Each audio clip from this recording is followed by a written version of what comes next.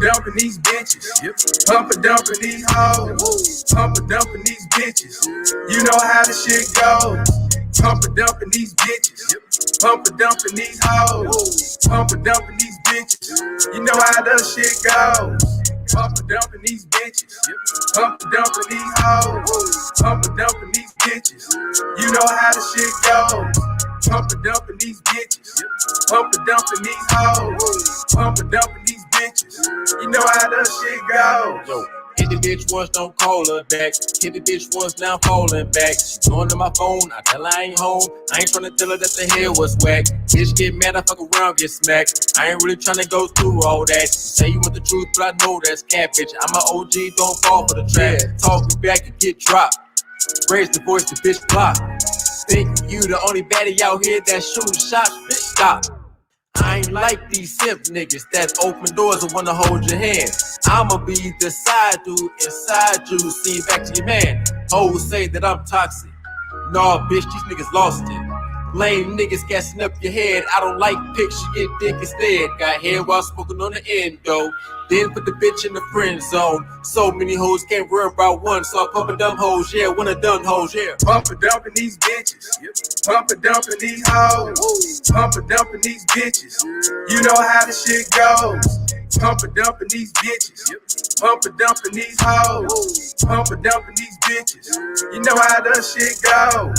Pump and dumping these bitches. Pump and dumping these hoes. Pump and dumping these bitches. You know how the shit goes. Pump and dumping these bitches. Pump and dumping these hoes. Pump and dumping these bitches. You know how the shit goes. Pump and dumping these bitches. Pump and dumping these hoes. I don't give a fuck about nan, bitch. These simps are the ones you can control.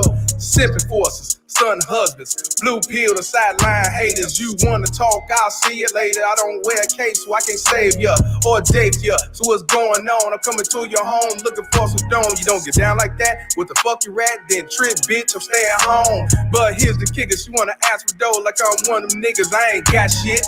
Walmart's always hiring hoes, so you better find your ass some business. I ain't got time for that fuckery. I don't play games, I stay sucker free. I'm Mr. Palmer, better recognize me. I know you get down, you belong to the streets. Stop playing games, holler celibate. Saying your body count is irrelevant. Man, you were just an embarrassment. Another pump and dump, baby mama terrorist. Pump and dumping these bitches. Pump and dumping these hoes. Pump and dumping these bitches. You know how the shit goes. Pump and dumping these bitches. Pump and dumping these hoes. Pump and dumping these bitches. You know how the shit goes. Pump and dumping these bitches. Pump and dumping these hoes. Pump and dumping these bitches. You know how the shit goes. Pump and dumping these bitches. Pump and dumping these hoes. Pump and dumping these bitches. You know how the shit goes.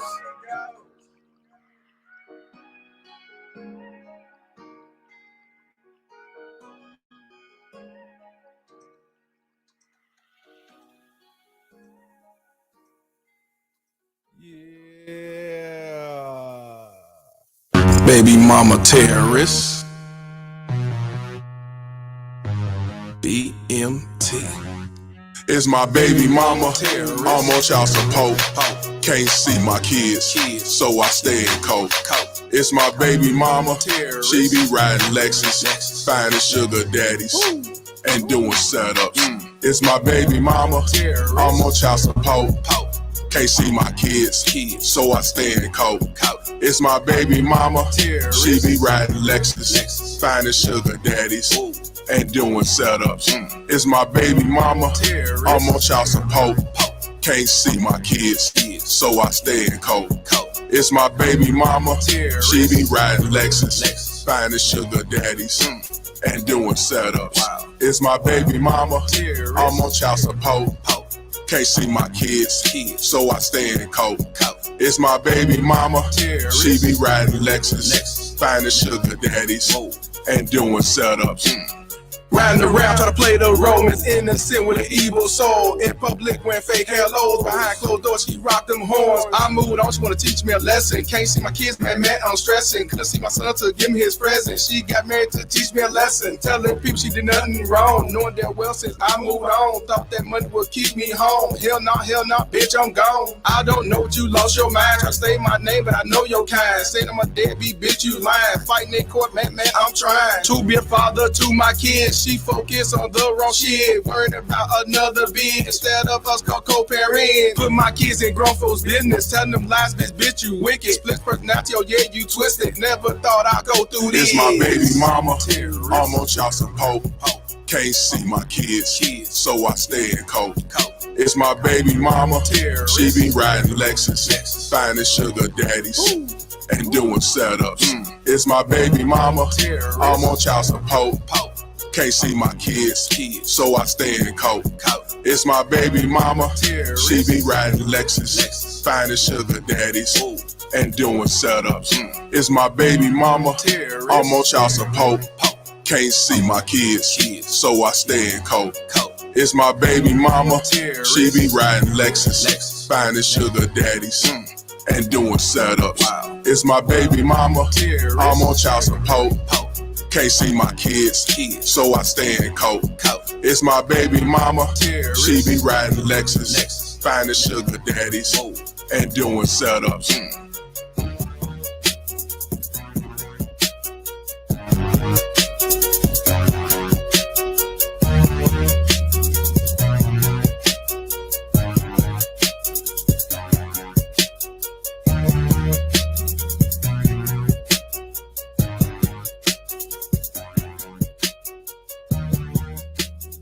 All stand, please. Oh yes, oh yes, oh yes. This honorable court now stands adjourned, sine die. God save the state and this honorable court. Yeah. Hey, y'all know what it is. You may be seated in this motherfucker. Man, shout out to the baby mama Terrence Bounty Hunters. I'm your host, Mr. Palmer. And what we're going to talk about today, we're going to talk about a sister. We're going to talk about a sister by the name of K.A. And for those who don't know who she is, she's on the Lafife show. The Lafife show, right?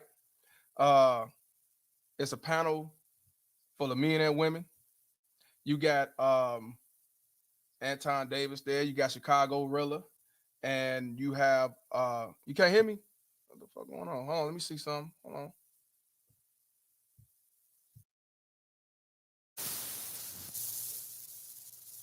Can y'all hear me now? Let me know if you hear me. Make sure y'all can hear. I'm gonna make sure y'all hear me so y'all can hear everything that's going on. Can y'all hear me? You good? All right, cool.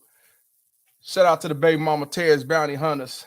I'm your host, Mr. Palmer. And what we're gonna talk about, K.A. For those who don't know who K.A. is, or AK, she's on the Lafife show. She's one of the people on the panel. She's on the show every day. You got Anton Davis, you got Lafife, of course. You have Chicago Rilla and a couple other young ladies on there, right? When it comes to her talking points, she reminds you of the Charlemagne of God type of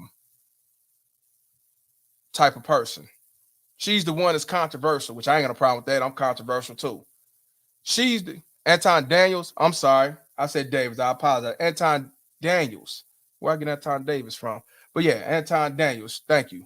And she's like she's really like a Charlemagne the God. She like the rough feathers. She like to get you triggered.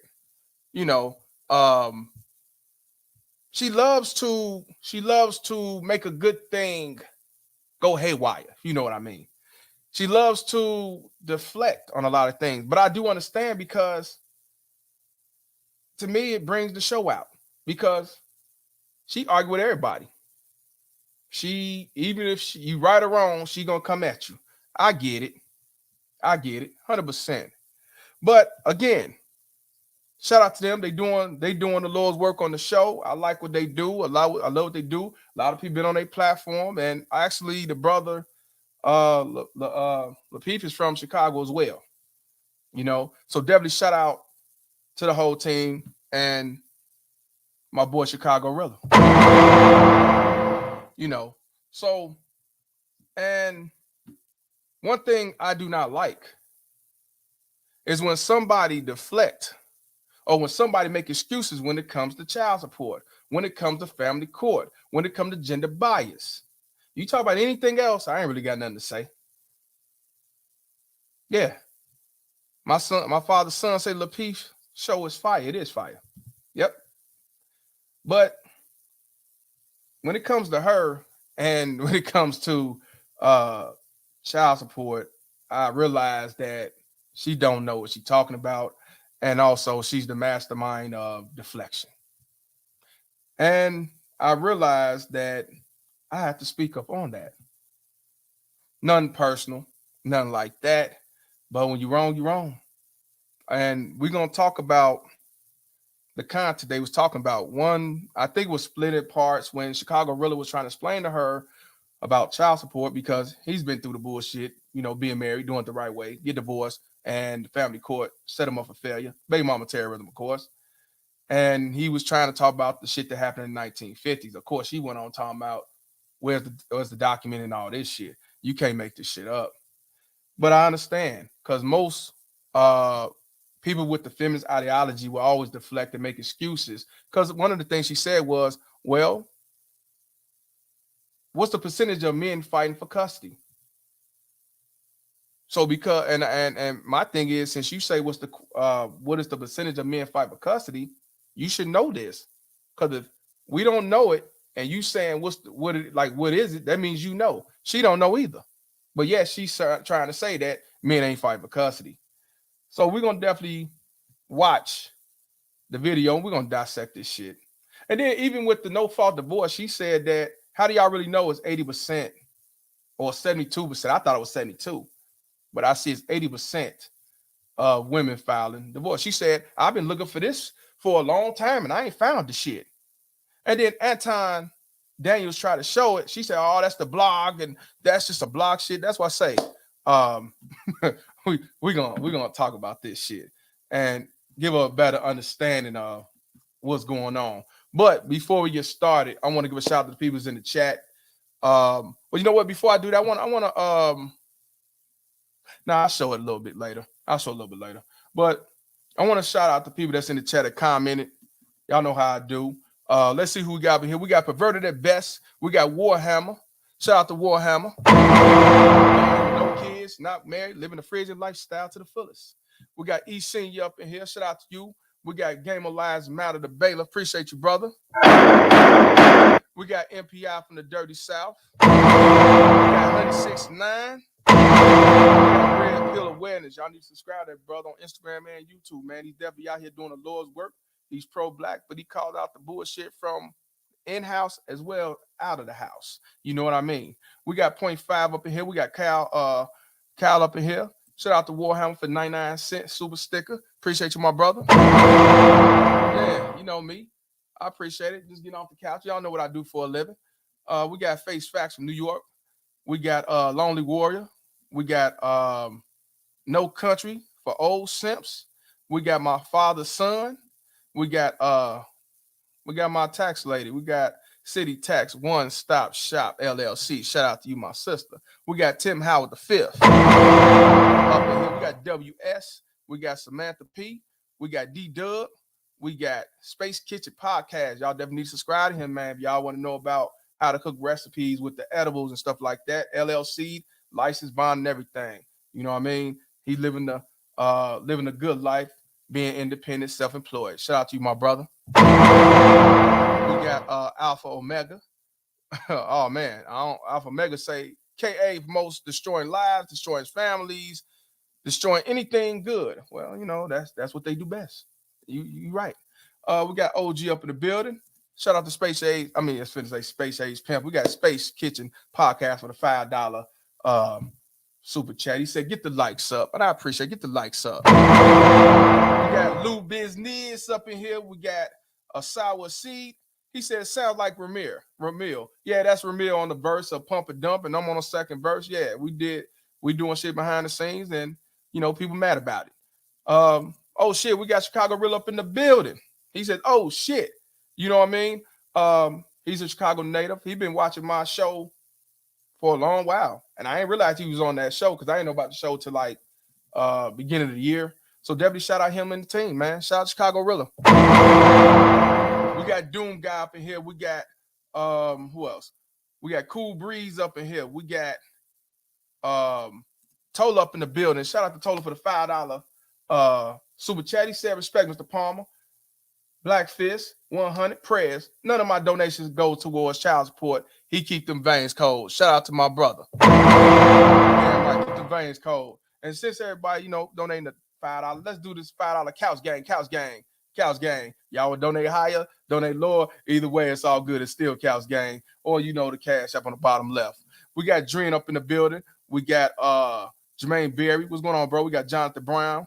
We got Royce J up in here, Perverted at Best up in here. We got my boy Lawrence all the way from Montana. We got Ricardo Cray. Shout out to you, brother. We got who else? We got Black Running. We got who else? We got, let me see. Who else? We got my boy A. Griggs from Ohio, man. He out here on the road doing this thing, man. You know me, running for child support. I ain't nowhere on your level. We got Mom's Daily Agenda. You know, appreciate you. Say she always watching the channel. Appreciate you. Appreciate you to the fullest.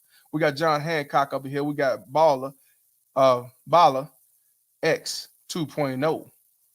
You know, that's what's up. Who else we got? We got Dad. We got Dad up in here. And shout out to everybody that tuned in. We got 132 people up in here. If y'all don't mind, if one thing you could do that's free is definitely hit the like button. And if you can, share it, because this shit is real. And that's what I want to do, is come out with the real.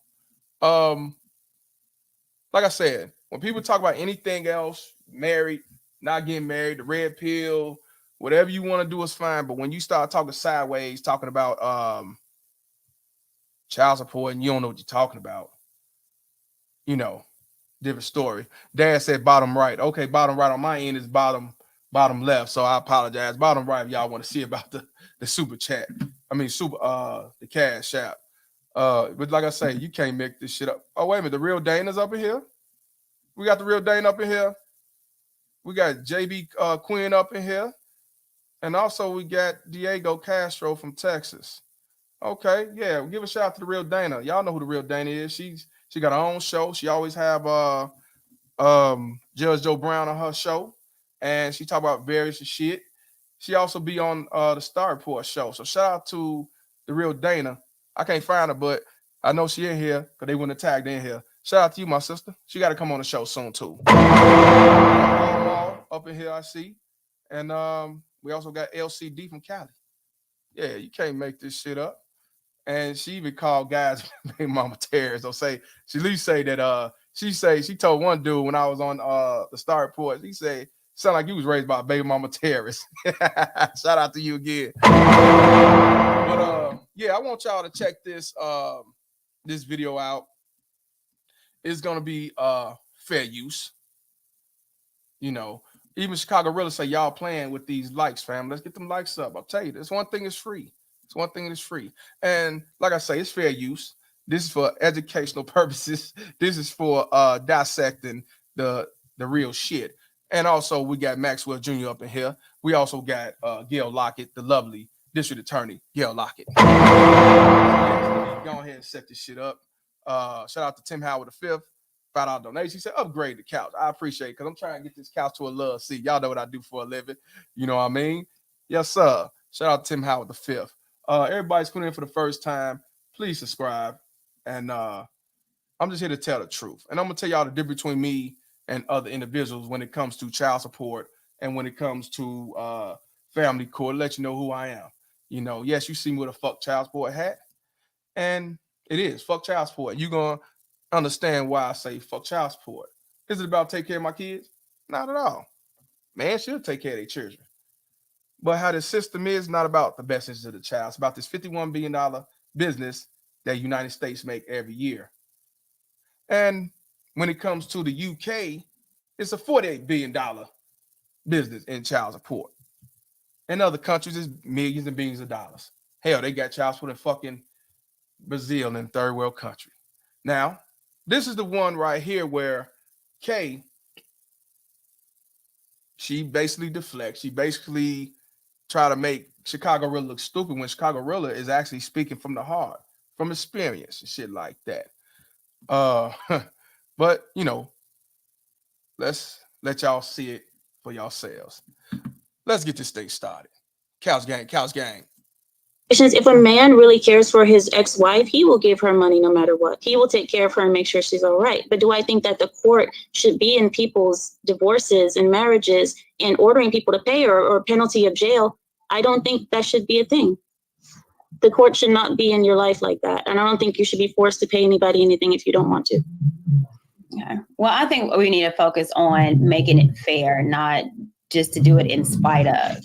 Well, in this world, in this America, everybody can get a job. Everybody can work. It's not like women, like before when women couldn't work. Yeah, I understand. You have to pay for her board, her room and board and all. But today we live in an equal world. It's equal, right? You can get a job. what's wrong with getting a job? If you want to be alone, then really be alone. And I agree with this young lady. Now, she's from the Middle East, I believe. She's not from America, but she's telling the truth. And y'all know what I feel about these baby mama tags trying to get handouts and money from the father out of spite of shit. Walmart is always hiring. It is equal opportunity. Amazon hiring, Walmart always hiring. I mean, what you need my money for? You divorced me, or we broke up for whatever reason. I've been taking care of my kids without child support. Why we need child support and this alimony shit? But I'm always talking about child support. But why should I have to pay you because you want a chunk of my money because you want to hurt my pockets and tear down my foundation? So yeah, I agree with her. Walmart is always hiring. But let's continue. Amira, are lots of your friends divorced? Do you know a lot of divorced people in your personal life? What? I don't know. I mean, I guess maybe at work. I'm not sure. I mean, I'm sure we encounter people. Oh, you work? that are divorced. Yeah, I work for my husband. Okay, so you don't know really in your personal life any people that are divorced. I want y'all to remember what she just said. Now, I'm gonna bring that back up. Remember what she asked Amira. Do you know people who are divorced? I want y'all to remember her, K.A. saying, she asked her, do you know people who are divorced? Now, you know what she's getting at, right? She said, I don't know nobody in my circle who's divorced. Because in the Middle Eastern countries, they divorce rates ain't like it is in the Western, you know, meaning European countries, American, stuff like that. But basically what she's trying to tell her is, well, how can you talk about it when you don't even know nobody who been through divorces? Just like she don't have no kids, but she talk about basically she take up for baby mama terrorists, but she don't have no kids. But yeah, she's talk about child support, family court, and everything else. But I want y'all to remember what she asked her. Do you know anybody who's divorced? So let's continue. Well, before we do, I want to give a shout out to my boy Tola for the $5 donation. Come up off the last of that stimulus. Support this gang, Tabernacle on the move. Shout out to my brother. Y'all remember that, what she said, okay? Let's continue. What does that have to do with anything? I was just asking. If you don't want to answer, I understand. What was your point? I mean, my point, I'm just wondering where you're getting all this information and these views about divorced people, because it sounds like propaganda. And I'm just trying to see if it's your personal experience or if it's something that you've read, or like, where is this information coming from? So in other words, she's saying that she trying to twist. She's saying, what is your information coming from? So because I never went through a divorce, I don't know about the divorce rates. I don't know about even in the Europe, the Western sector of the universe or the planet, that this percentage of divorce happened because of this.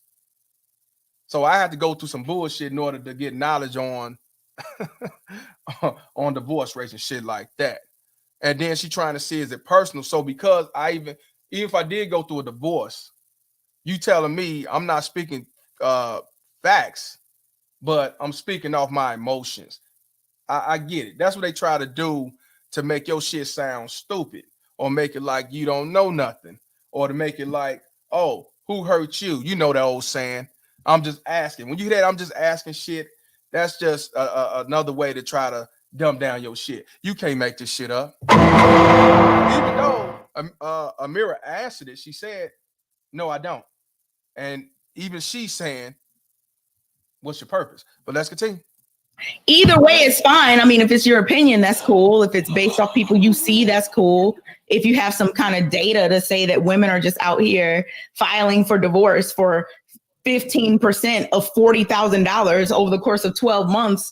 I mean, if you have some data or like something, I'm just trying to see where your mindset is coming from. Well, the data that I have is that marriage is not. So she's trying to say that basically she's a stupid motherfucker just talking off the side of her mouth.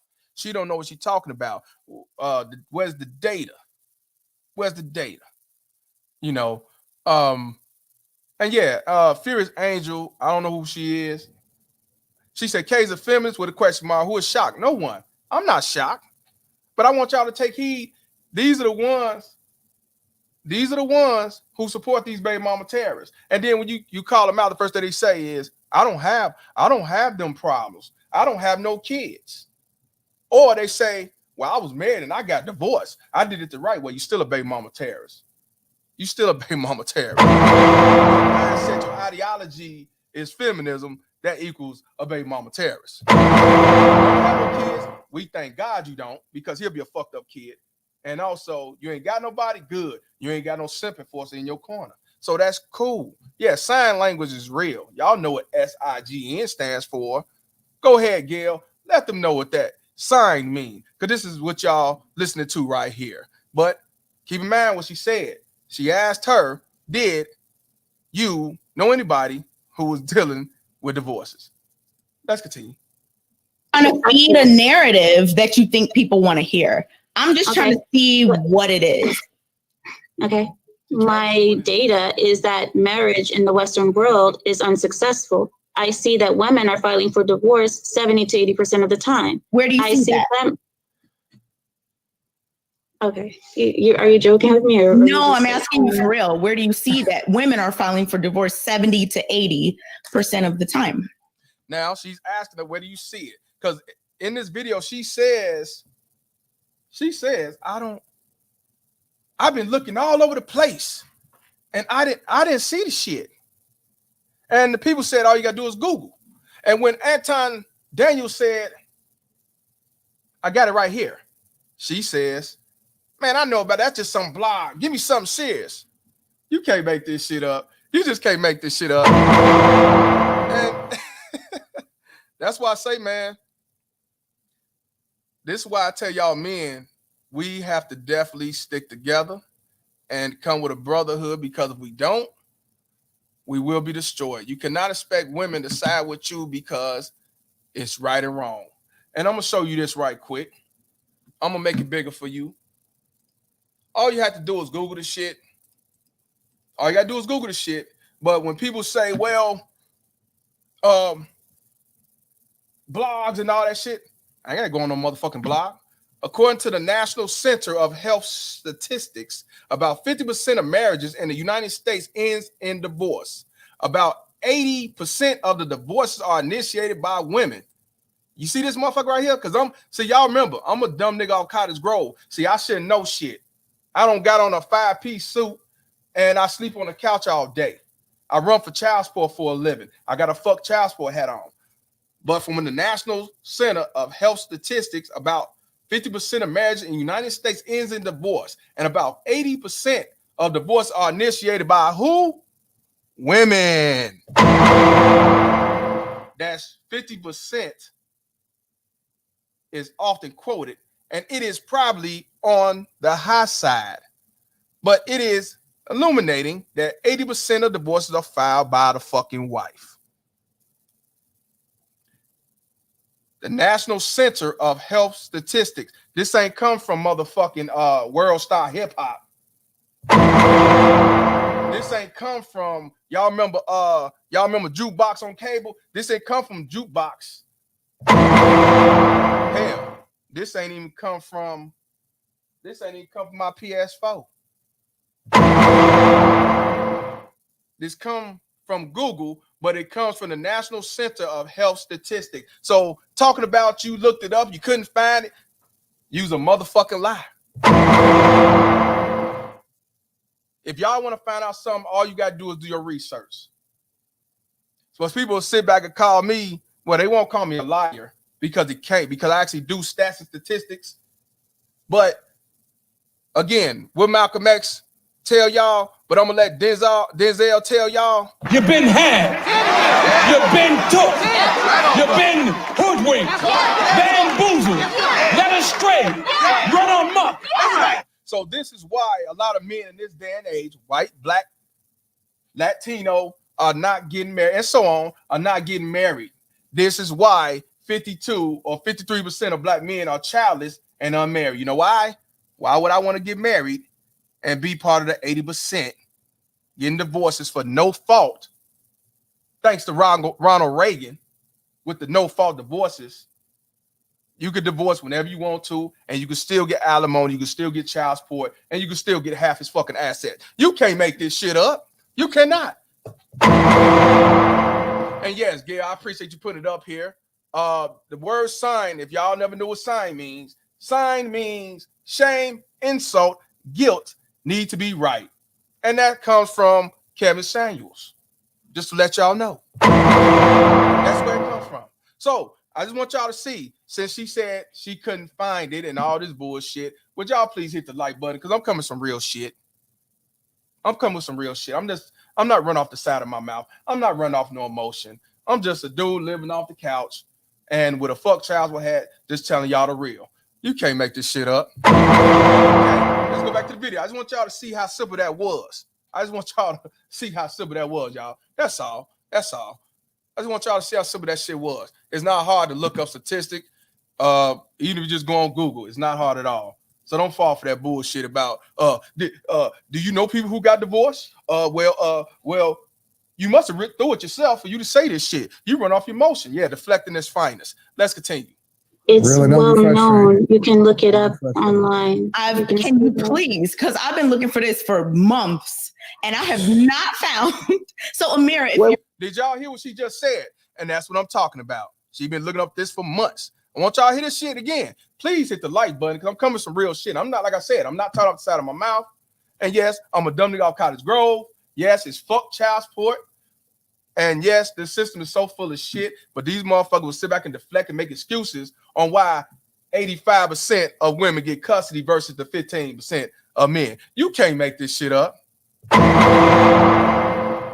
R. Kelly says that's a lie. I don't know what he means. Let me know what I'm lying about or what's the lie. You know, unless you're talking about, you might be talking about KA, but you might be talking about KA, but you know, I want y'all to hear that again, what she said. Yeah, she's a teacher. Bro, she's a teacher. I understand. Where you think the feminist ideology comes from who raised these kids in the public schools? Teachers. Then y'all hear Kwame Brown? What'd he say? He was trying to see his daughter. He got joint custody as far as medical education when it comes to religion and that curriculum activity. He went up to that school, and guess what? Them same teachers, black teachers, feminist ideology, called the police on him and try to accuse him of trying to kidnap, and he's not the father, looking out for the baby mama terrorists.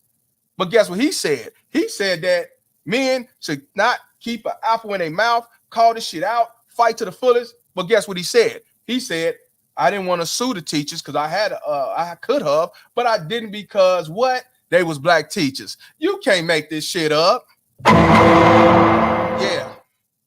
Yeah, bullshit. So like I said, a baby mama terror is coming all forms. I told y'all, baby mama terrors got money.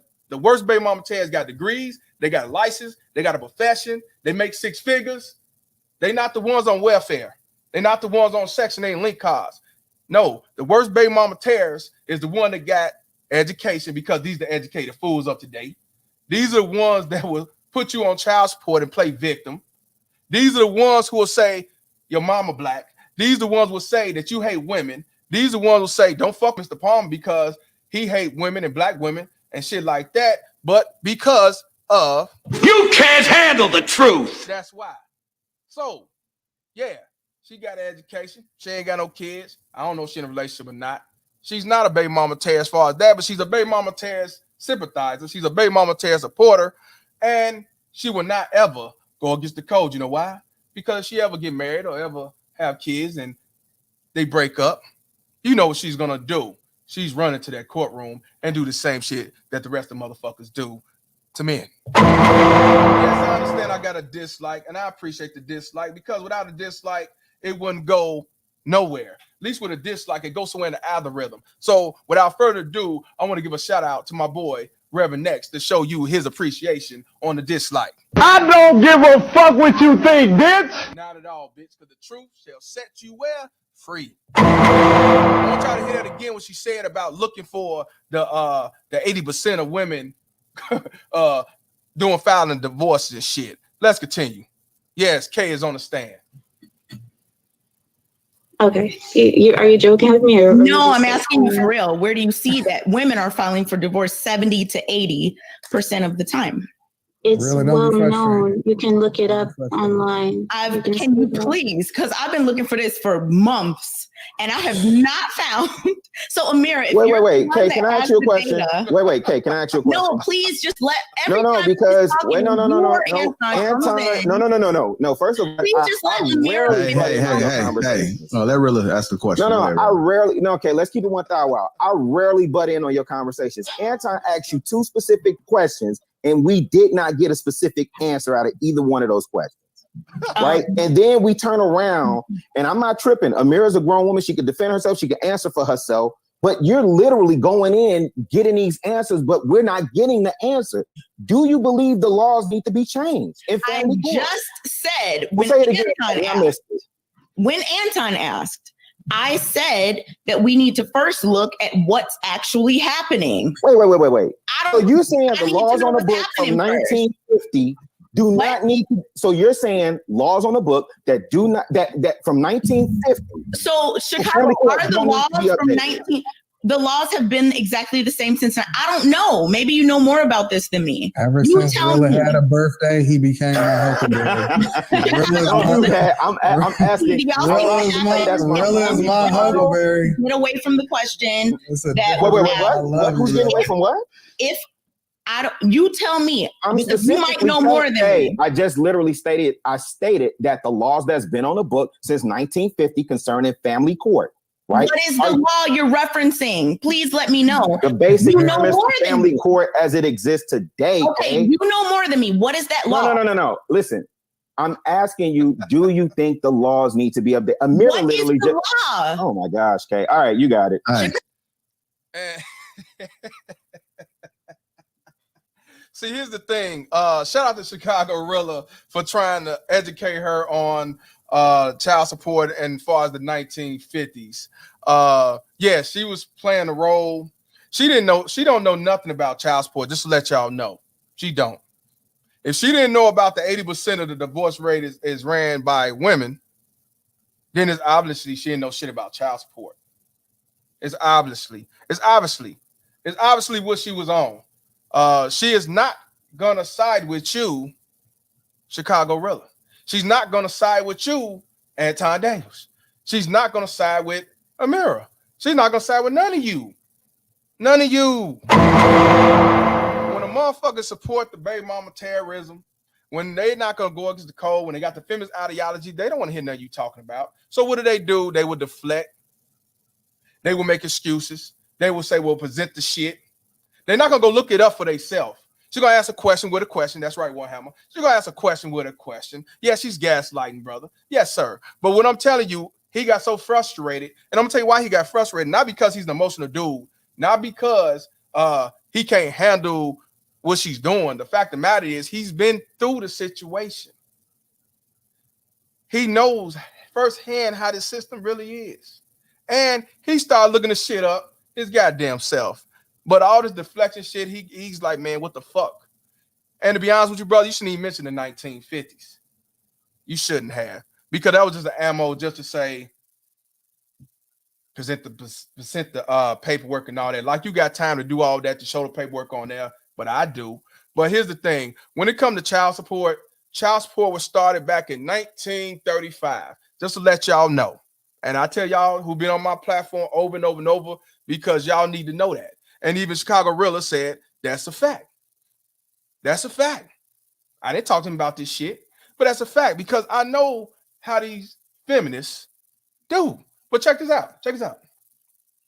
Child support started in 1935. I know a lot of y'all don't know. Y'all thought it started back in 1974 when the welfare system kicked off. No, that's when it started fucking with black families. It started back in 1935. Why it started in 1935? It was to help the married white woman. It was not to help the married black woman. It was not to help a single mother who was not married. Back then, if you had kids out of wedlock, you weren't getting no child support. Did y'all know that? Maybe you did, maybe you didn't. So check this out. Child support was created for white military men who ran overseas fighting the wars and shit. And he said, I ain't coming back. So he abandoned his family. She at home, being a housewife. Back then, they weren't allowed to work. They weren't allowed to vote, and so on. So now she's stuck in a house she can't afford to pay for, buy food, stuff like that. So when child support, and I believe alimony came out, don't quote me on that. I'm not too much on the alimony. But when child support was created, it was justified back then. It was justified. The reason why it was justified because they abandoned their family, they didn't come back. They left the woman with the child, wasn't able to do shit. And back then, they didn't have rights like that, right? So that was legit back in 1935. The true deadbeats that they want to quote deadbeats was the white man. The white man, not black men that you see on, they put on TV saying black men don't want to be fathers bullshit. That's why child support was created, and it's understandable. And then what he was talking about with the 1950s was they kept well, let me go back again. They didn't allow you to get child support if you wasn't married. And back then, black families was united. It was like 85 to 90% of family structure. It wasn't until the 1974 that the welfare, which is the Welfare Act, which is Lyndon B. Johnson, you know, when he came out with that welfare shit, that's when a lot of black families started to be destroyed. Now, was it just because a baby mama tears didn't want the father in the house? Nope. It was the father dumbass too, because they wanted to get the free ass handouts. So you had a lot of these baby boomer motherfuckers who will go hide in the attic, who will go leave out the house so that mother can get welfare. That's what we fucked up, taking the jewel and shit. Watch the movie Claudine. They'll tell you all about it with James Earl Jones and the other lady and all that shit. That's when black people start having the problems when it comes to family structure, when it comes to welfare. We wanted the shiny little things. That's what we got fucked up. Back then, it wasn't for us. We didn't have them problems. A few black dudes who was rich, like Sammy Davis Jr. and other big time actors back then, yeah, they was on child support because they was married and got divorced, stuff like that. It was what it was. But again, y'all motherfuckers actually thought that child support was for deadbeat dads, which it was back in 1935. But as time went on, this system realized that this child support is a lucrative business. Then they got to the point, they didn't care if the woman got married or didn't get married. They didn't care if she black, white, blue, or green. Didn't care if she purposely had a kid to set you up for failure or not, because it's the money. It's a lucrative business, a $51 billion business in the United States. So the Welfare Act fucked up the black homes. And I blame these baby boomer niggas and these baby mama terrorists. Because now the baby mama terrorists got the feminist ideology. I don't need no man, independence. All I need is government daddy's handouts, which is child support, alimony, welfare, link, cause voucher, and everything else. You can't make this shit up. So even when it comes to history of child support, I'm about to say what Denzel said from Malcolm X. You've been had. You've been took. You've been hoodwinked. Bamboozled. Led astray. Run amok. Yeah. So what it is today is not what it was originated from. Shout out to Face Facts for 499. He says she knows the law very well. All women do. Yes, I said all. Kiss my ass if you don't like it. Oh man, you just said, man, I got to do it for you, brother. I got to do it for you. What'd you say? Kiss my ass, you don't like it. Yeah, shout out to Face Facts for the 499. Yeah, and also I want to give a shout out to Snuggles. It's a female, y'all. Don't think Snuggles some nigga. It's a female. $5 donation. Mr. Palmer, do you mind putting up the information in the chat so people can be armed in conversations, or am I wrong for asking? No, you're not. But at the same time, if I go look up well, you know what? If I look up everything, I can look up certain things, and I can let y'all know on certain things. I got time. I'll do that. Since, I'm lying, dumb nigga off Cottage Grove, why not? Snuggles, appreciate you, my sister. Because a lot of people think child support started in 1965. A lot of people think it started back in 1974. A lot of people think that child support didn't happen a long time ago in 1935. It's been around for a long time. Y'all didn't know nothing about it because it didn't affect you. That's why you didn't care to know, which I understand. I ain't on child support. Well, I need to give a fuck about child support, but it's something that you men need to know, because this can't happen to you regardless your color, black, white, blue, or green. You wear a 3-piece suit or a suit with a shirt with a say deadbeat on it, a high value deadbeat daddy. It doesn't even matter. It don't matter, you know. So and this the unfortunate part. No matter how much you give the knowledge, show receipts, the black book, the law book, and everything, they still gonna sit back and say you lying. You know what you're talking about, because they don't want to go against the code. They are sympathizers for baby mama terrorists and the feminist lifestyle. When did child support start? Let me type it up. Child support start. Okay. So make this right quick. Child support started back in 1935. The federal government of the United States became involved in providing welfare assistance to impoverished children in 1935 through the Aid to Families with Dependent Children program. Like I said, white men were abandoning their families, going to war and not coming back. I guess they decided to give it to Asian. They didn't like, they were self-hating themselves, like y'all want to call the black man. And, you know, it was justified why child support was created then. I understand, because the government want to take care of that shit. So, yeah, I get it back then. But when you talk about the days of child support, they didn't change the law.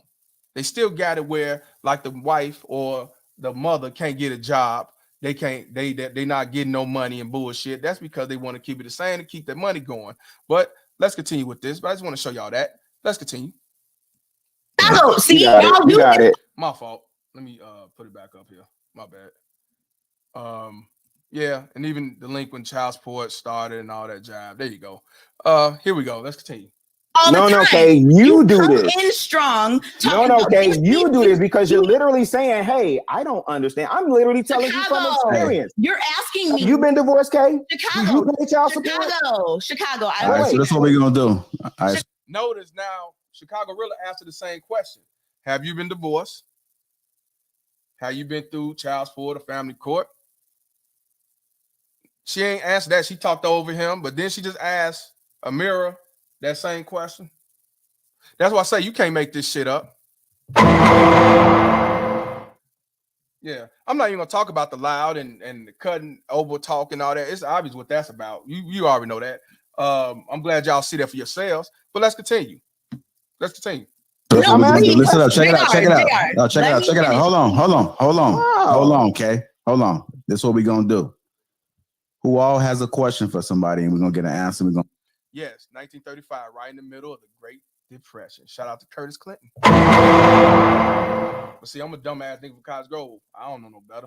Let's continue. Yes. I heard. Kay is the teacher of young children. So, you know, and that's all. I don't need to say nothing else. I don't have to say nothing else regarding that. Let's continue. I'll move on. Okay. Can I please everybody get one question? Who has a question for Rilla? Me. Okay, you got a question for Rilla? I didn't forget. Hold on. To ask Amira either. Okay. I just want to know who got a question for Rilla. Let's start there. Ask Rilla the question, and we get the answer. Okay, right? So Chicago, what is the law you're asking me about? Okay. What? I apologize, MPI. I appreciate you letting me know, because I'm so into this shit. I want to read all y'all messages and y'all super chats. Shout out to MPI for the $2 donation. James Earl Jones played a simp in Claudine. Yeah, that's what I'm saying. The baby boomers, man. They wanted to read. See, here's the thing. Shout out to you, my brother. Don't get it twisted, y'all. I can't sit back and say it's just the black women's fault when it comes to 1974, because it was men, even in the movie with Richard Pryor. I forgot that movie. I think it was called Blue Collar, something like that. He and even James Earl Jones ran out the house so they can get that welfare, because they come periodically to see ain't no father in the picture. You open up the door to enhance this baby mama terrorist bullshit. So like I said, I can't say it's just the black woman fault. No. It's these simping forces, you know, one of these. Here I come to save the day. Yeah, it's their fault. So it's the black baby boomers' fault as a whole, Real talk, no lie. Let's be real about this, y'all. Let's continue. And yeah, if y'all first time coming here, please subscribe, man. This is what I do. I talk about these baby mama tears. I do one-on-one interviews with fathers, all the way to the deep end. I don't just say child support is bullshit because I went through the bullshit. You can't make this shit up. Yeah, Claudine has 6 kids. Let's continue. Law, you got to tell me something. Just make sure that we'll respond. We just answer the question, okay? I'm all answering around the question. What's the law that you're asking about? The basic principle that all family court. I don't have the exact law in front of me. I'm telling you the basic. Okay, why are you making? You don't have to have the law. See, that's just another deflection to make it like without the paperwork, you don't know shit because she don't want to go against the code. When you say for y'all, how many of y'all went through child support and y'all was going through alienation and you fight for equal parenting or you fight for sole custody because she's not right or you want just as much parenting time as she do? You love your child. You can afford to have equal parenting time, right? You talk to your mother or you talk to your sister, you talk to your grandmother. Hell, you talk to your simp ass daddy. And when you tell them what she's been doing to sabotage your relationship and sabotage you getting equal parenting time with the lies, the stigma, and everything else, and they sit back and tell you what you doing ain't right. She had that child. She buried that child. The child should be with the mother. They don't get no fuck. What the fuck? That means they deflecting. They are deflecting from the truth. They not going against the code. A lot of your own mothers did this shit. And that's when you realize that your own mother was a baby mama tear to your dad. That's why your daddy wasn't around, or that's why he ran off. Because he couldn't deal with the bullshit. And now you on the same motherfucking trail behind him, and you hated that man for all them fucking years. You can't make this shit up. Let's continue. In his face. Because and it's what's crazy. Hold on. Questioning, you don't even know what you're asking. Hey, really, don't worry about our face. Just answer the question. You're talking to somebody. Listen, you're talking to somebody that's went through family court. You're talking to somebody. No, listen. You're talking to somebody that's been through divorce that pays child support. And you're like, well, what's the exact law? I'm telling you. Okay, hey, just please answer a question. And then if somebody got a question for Kay, Kay gonna answer the question. The principle, the basic premise that all family court is founded on is based on 1950 law, right? That advocates towards women. Let me find it for you, Kay. Let me find it for you. No. Let me find it for you. Please find it. Yeah, I'm gonna find it for you. And then I'm not leaving off this because I want you to answer the question. I will once you tell me what the law. She is not going to answer your question. Even if you show the 1950, all you gotta do is Google to put 1950 child. It's a long ass motherfucker list. I ain't gonna post that. So it's obvious what she on. Y'all know this, you know what I mean? But we could continue. Chicago Rilla is really trying to tell her this what it is. And you don't have to be on child support to know this. These lawyers know this shit. The lawyers know this, the judges know this, the whole fucking government know this shit. They're not gonna tell you.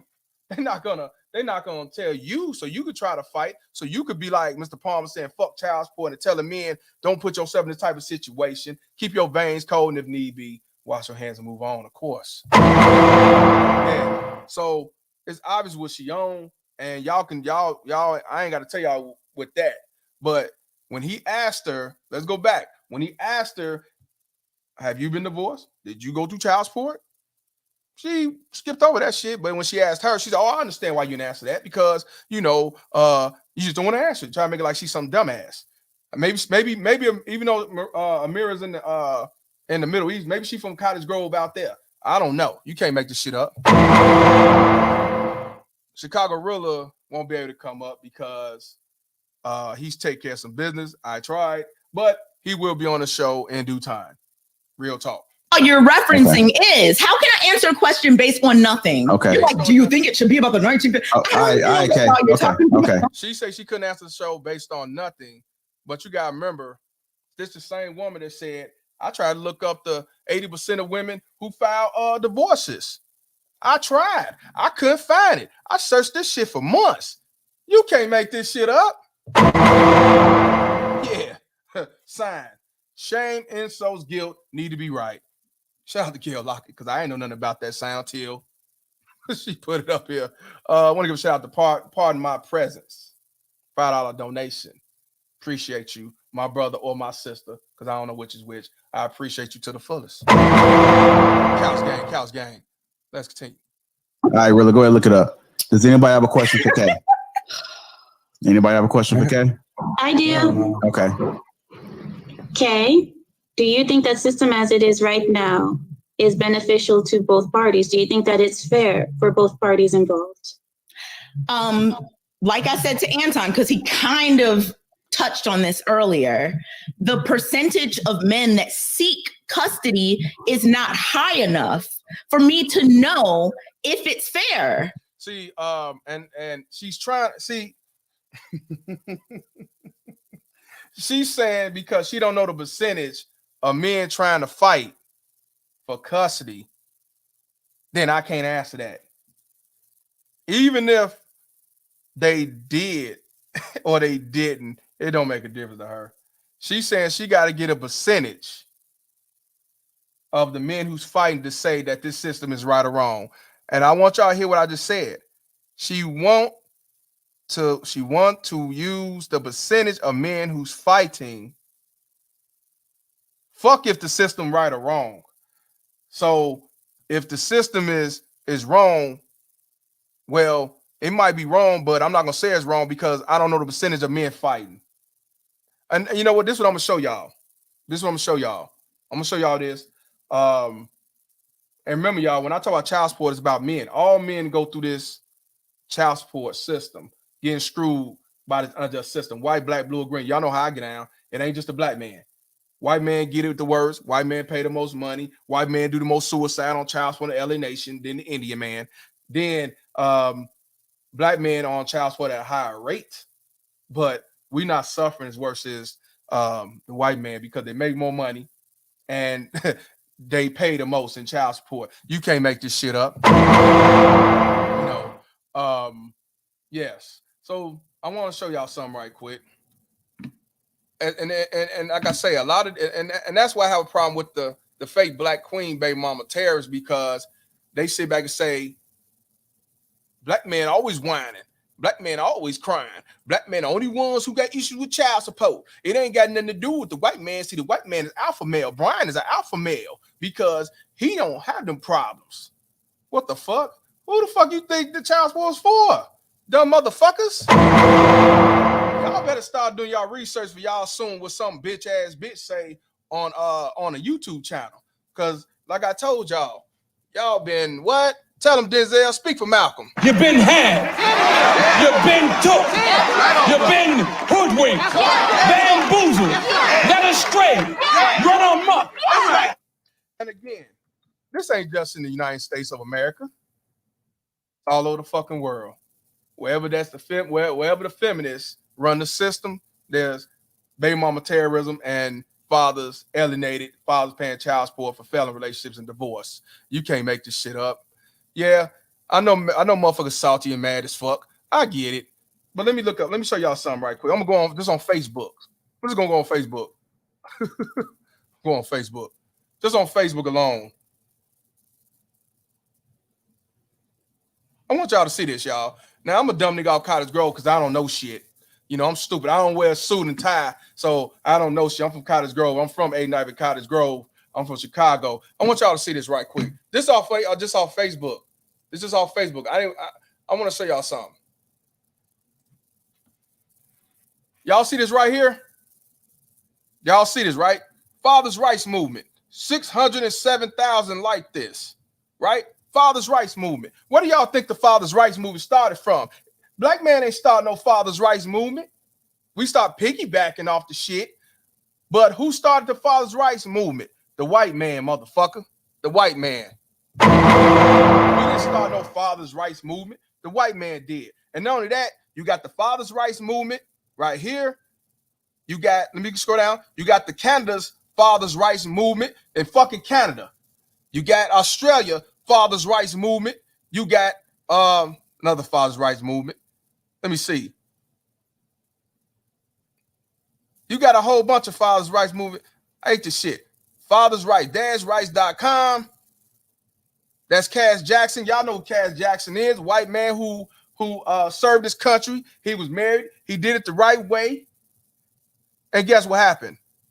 He got separated. He was still paying a fucking mortgage to a wife, Al Karen, the worst baby mama tears on the planet. And she was making $100,000 a year, but yet he still paid a fucking mortgage. Then finally, he filed for divorce. And guess what? He ain't seen his kids in over 1,000 fucking days to this day. You can't make this shit up. This the white man. Because y'all sit back and say that only black men have issues when it comes to child support and alienation, shit like that. You just can't make this shit up. But y'all sit back and talk about this some other shit. But y'all sit back and talk about, oh, it's just black men complaining about child support. It ain't about paying child support, bitch. It's about being treated like a so-called deadbeat that gave us that stigma of trying to be fathers. And all we trying to do is fight to be fathers. All you gotta do is Google the shit. The fathers' rights movement out here for a long time, and even the big ass fathers' rights movement, they still don't get their fucking rights. A select few get it. A select few get custody. How many? What's the percentage? 17.4% of men who actually get custody. You know what I'm saying? It's way more fathers' rights movement and shit like that. And y'all wonder why men are not getting married in this day and age. And I'm gonna tell y'all, I gotta say it again for y'all who listen to these K teachers and shit, and these Al Karen feminists, these Al Quishers, and these fake ass black pros that sit back and say we support our kangs, but then they got the same kangs over there on child support from white supremacy that they say we fight against. You can't make this shit up. How does that go, Denzel? Say it one more time. You've been had. You've been took. You've been hoodwinked. Bamboozled. Led astray. Run amok. You can't make this shit up. But let's continue. 1 minute. The percentage of men that seek custody is not that seek sole custody, to my knowledge. Now, if anybody has anything to share it. But to my knowledge, the percentage of men that seek custody is not high enough for me to make that for me to say that. You know what she basically saying, y'all? This what she's saying. Now, I never been arrested before. Yeah, this dumb nigga off College Grove never been to jail before. I'm 42 years old, never been to jail, never been arrested.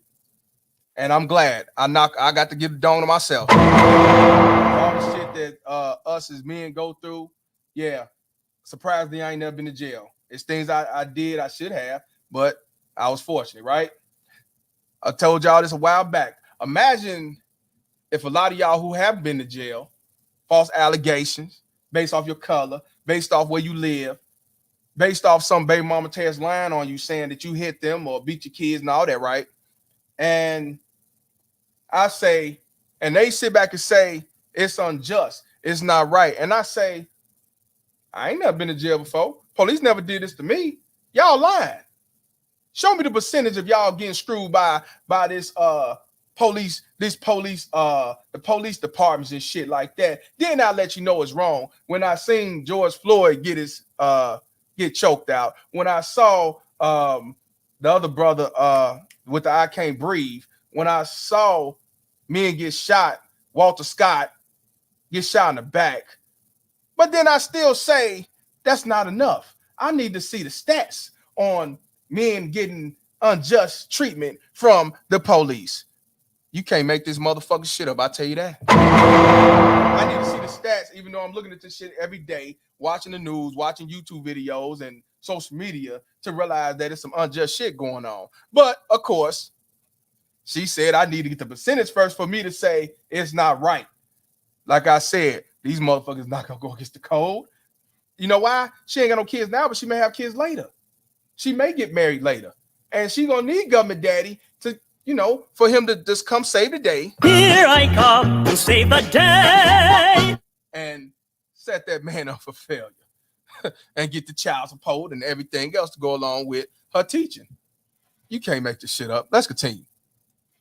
Of the men that seek custody, only 14% of those men are awarded custody. How many men think that's custody? I'm sorry? What percentage of men seek custody?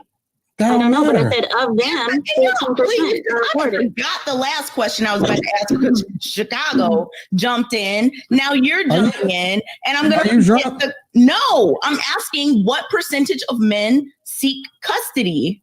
I don't know, but of that percentage, only 14% get it. Conversation.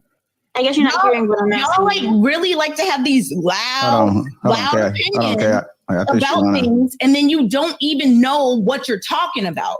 And she knows what the fuck she talking about. She talking about everybody else getting loud and all that, but she doing the same shit, and she don't know what the fuck she talking about. She don't. I'm just telling y'all, she don't know what the fuck she talking about. These your educated people that's teaching your motherfucking kids. That's all I gotta say. But let's continue. I need the full information in order to answer. First, Chicago talking about you. I already know it's wrong. You know it's wrong. Now, that was the first clip I took out. Here's the second one.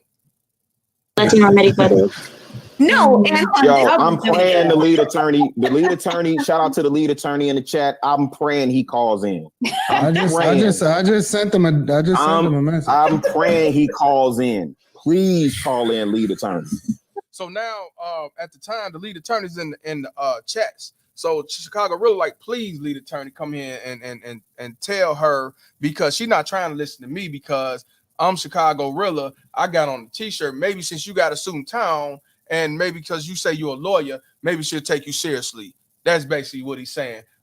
Yeah, let's see if the lead attorney will come out. And yeah, shout out to the lead attorney. Let's see if he come out. I want to give a shout out to Face Facts for 499. Mr. Palm, I can't wait to do my 101 with you. We will put all this to bed. Keep laying the groundwork so they can't say it was just me. Shout out to you, my brother. Yeah, these are teachers, though. Let's continue. Oh, I have no problem with people having, information, fine. But how is it even possible to expect someone to answer a question based on your emotional response versus an actual thing that happened? So she's saying that everybody that's telling her this is based off emotions. Now, I don't know how Amira is run off her emotion because she's married still. She's never been divorced. So ain't no child support involved, no alimony.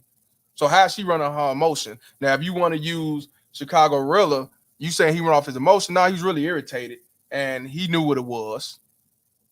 But if you want to use that, that's a fine analogy. But that's the same person that's still looking for the 80% of women who do divorces.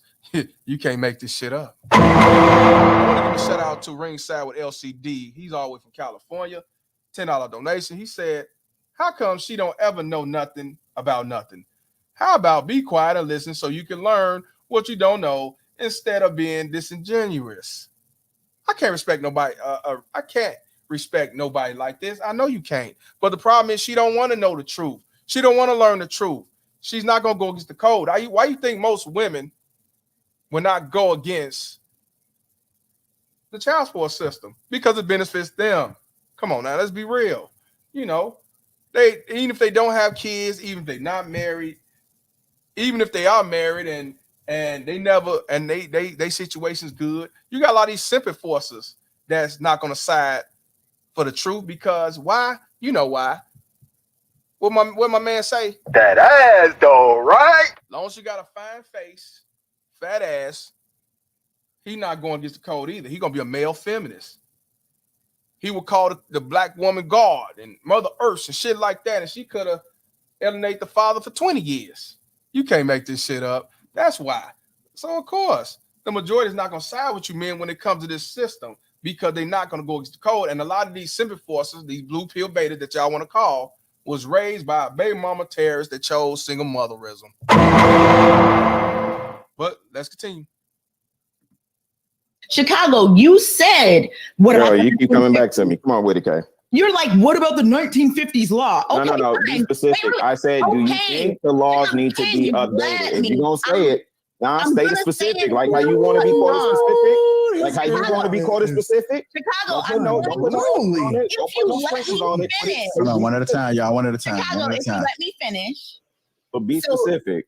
I'm gonna be. Just don't cut me off, please. And I know I've been cutting people off, but this is what yo. This is what she said. I know I be cutting people off, but don't cut me off, please. Let's continue.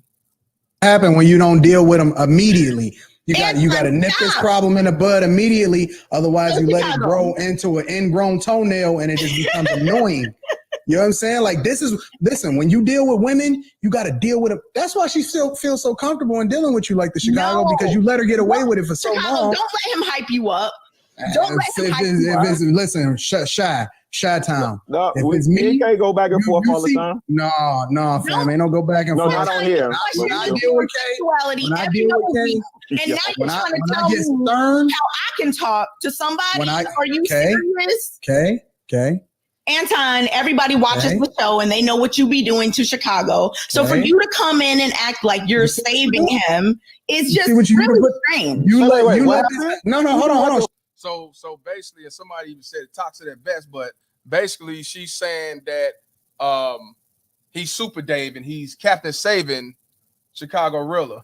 And basically to me, that's like saying, you know, they're quick to call you gay, or they're quick to call you you know, an alphabet. So that's basically what she's saying in so many words. You know, like my man's name, perverted at best. You know, that's basically what she's saying. You know, you can't make this shit up. Let's continue. Chicago, you let this happen. You put this battery in her back by letting her get away with this for so long, and now she's feeling, you know what I'm saying? Like, okay, we can't. Don't think I forgot my question because I'm still gonna say it. So if you want to try to deflect or whatever, change the topic, make it a joke, talk about some other stuff, that's fine. But I still remember the question I was going to ask Chicago or talk to him about. This is why men are choosing not to get married. Okay, so Chicago, when you said... You heard what he said, right? Now, Anton Daniels is married. He's married. And he's saying that's why men are not getting married. And yes, that's why the childbirth is at an all-time low. One is because of abortion. And two, because men are not getting married. They're not having kids at all. And I do know with the black male is 54 or 53% of black men who are unmarried and childless. And let you know about these fake black feminists, baby mama terrorist queens. They sit back and say, yeah, but that's between the ages of 18 to 45. But when they 45, they have a bunch of kids all over the place. Get the fuck out of here. That's your response from men who 18 to 45. You telling me when they get 45 and 50, they're having 20 fucking kids out of wedlock and shit like that. That's their motherfucking defense when men are not having kids. That's from the age of 18 to 45 or some shit, or 25 to 45, one of this shit. You can't make this shit up. That's why I say, man, they so dumb, but they say they the smartest motherfuckers, the most educated on the planet, and ain't worth shit but $5 fucking. Walmart is always hiring. Let's continue. Please get the likes up. Please subscribe, man. I'm coming with some real shit. Shit, let's go. That crazy, when you ask me about the 50s law, fine, I can answer that question, but I need to know which law. There were a lot of laws in the 50s. He should never even mention nothing about the 50s because she don't know nothing about the 50s. Don't give a fuck about the 50s. She don't know the history of no goddamn child support. She don't have no kids. I can't knock her for not knowing. But as you see, she's very naive purposely because she ain't trying to hear what the fuck you talking about and trying to tell her. So when you're dealing in a situation like this, all you can do is try to show stats, statistics, and everything else. Let that speak for itself because you telling her she's not trying to hear it. And even if you do show her, she's going to still sit back and deflect. Some things is a lost cause, but at the same time, it's good to keep talking to her because all she do is make herself like a fool. Yes, she's a teacher. Yes, but let's continue. There were a lot of laws concerning family court in the 50s. Which law are you talking about? Okay, let me ask That's you. all I want to know. Can you answer one question, Kay? No, she cannot. Were there a lot of laws concerning family court? I don't know. And I already said that you know more about this than me. I want to give a shout out to Game of Lives Matter. He says, and yeah, I want y'all to know this. For y'all baby mama tears that be complaining about you only getting $200 in child support, $35, even though you was fucking with the nigga who was only worth $35 and $200, or he wasn't there working a job. He was selling drugs on the street, or he was a self-employed dude, and he was giving you $800, but you decided because your mama said, or because your friend said, or because you was mad at him to go to child support, and you only get $200, and now you want to holler deadbeat because that's all he paying. Walmart is always hiring. This is the application right here, y'all. Careers.walmart.com. If y'all want to know what you can do about that deadbeat nigga that you want to talk about, Walmart is always hiring. Yeah, let's continue. Just want y'all to know. Pull yourself up by your bootstraps and go to Walmart. Can you answer one question, Kay? Were there a lot of laws concerning family court? I don't know. And I already said that you know more about this than me. Please enlighten. So if he know more about it than you, why do you make it sound like he don't know what the fuck you talking about? Didn't she just say she's running off her emotions? I mean, he was running off her emotions. Matter of fact, she said everybody was running off their emotion that was talking about how child support really is. So make up your mind. Either he don't know, or he and you just want to deflect the bullshit, or he really don't know. Make up your mind. It's one or the other. These your school teachers. These are school teachers, though. I told y'all, let me tell y'all this, and I'm going to tell y'all again. The worst baby mama terrorists is not the ones who get welfare, link cards, vouchers. They not the one who's the worst, because they can only go so far with fucking a man or fucking a father up. It's the ones that got degrees, licenses, that make six figures, that got money. You know why? Because when they go in that courtroom, they will play victim and say, I'm not alienating his son from him. I'm a teacher. I'm a principal. I'm a nurse practitioner. I'm a lawyer. I'm a doctor. Why would I do something like this? Here's my credentials, sir. Here's my credentials. That judge is gonna believe what the fuck she said, because she's a professional. And guess what? Since she got that and that shit to hide behind, and a punk ass colleagues and shit is gonna vouch for a feminist. This is why you men gonna be looked at as a deadbeat regardless. They got a shield to hide behind. That's the fucking difference. And if you notice, the teachers back in the day is not the teachers of today, because the teachers of today fucks their students, but they only get what they get probation. But if a male teacher fucks a student, he's getting life in prison. And don't tell me that ain't no such thing as gender bias. Let's continue. Me. Which law would you like me to talk about? Did he leave? I don't know. He should have left. Was it an internet connection? Lauren, stay in your feminine energy. Amira, stay in your feminine energy. Courtney. Yeah, we're gonna get now, and he's actually telling them three right here. He's telling them the truth. Stay in your feminine energy, because this one right here got masculinity. These are the ones I be talking about. these the ones I'm talking about, man. These the ones who will take you on child support. She's not ugly. She look good. She's fine, as far as I'm concerned. Them the ones who will put you on child support, set you up for failure, not the big fat ugly motherfucker. I told you. And I tell y'all, these baby mama terrorists come in all forms: white, black, blue, or green. These Alcans are the worst baby mama terrorists. The worst baby mama terrorists on the planet. Then comes these feminist black queens that you want to save and call guards and earths and all that shit. You know, you can't make this shit up. But let's continue. Rilla back on. Stay. So Anton, yourself. Anton, you think it's okay? I'm not participating in this. Oh, Chicago's back. Look, see how comfortable she feel. Like? So she really thought she ran him off, but actually he probably got knocked off. See, she thought she won. She thought she got the ups on him. She thought that she ran him off because she thought that was a victory. You can't make this shit up. I want to give a shout out to MPI for the $5 donation. He said she's not fine. The attitude and masculine energy makes her ugly. And that's what I'm trying to say. What I'm saying is, you go meet her, she's not going to talk like this. She's not going to act like this. And then you saying she ain't got no kids? Oh, hell yeah. She ain't got no kids? Oh, hell yeah. I got me the good one. She got a career. She got 100,000. She got a license. Oh, she ain't about that. But the attitude, the response, when she's mad, that's when the true ugliness come out. That's what I'm trying to tell y'all. When you meet up with a woman in this day and age, stop talking about I'm going to hit it because that ass though, right? Because she look good, because she got money, because she got degrees, because she don't have kids, because she looks good.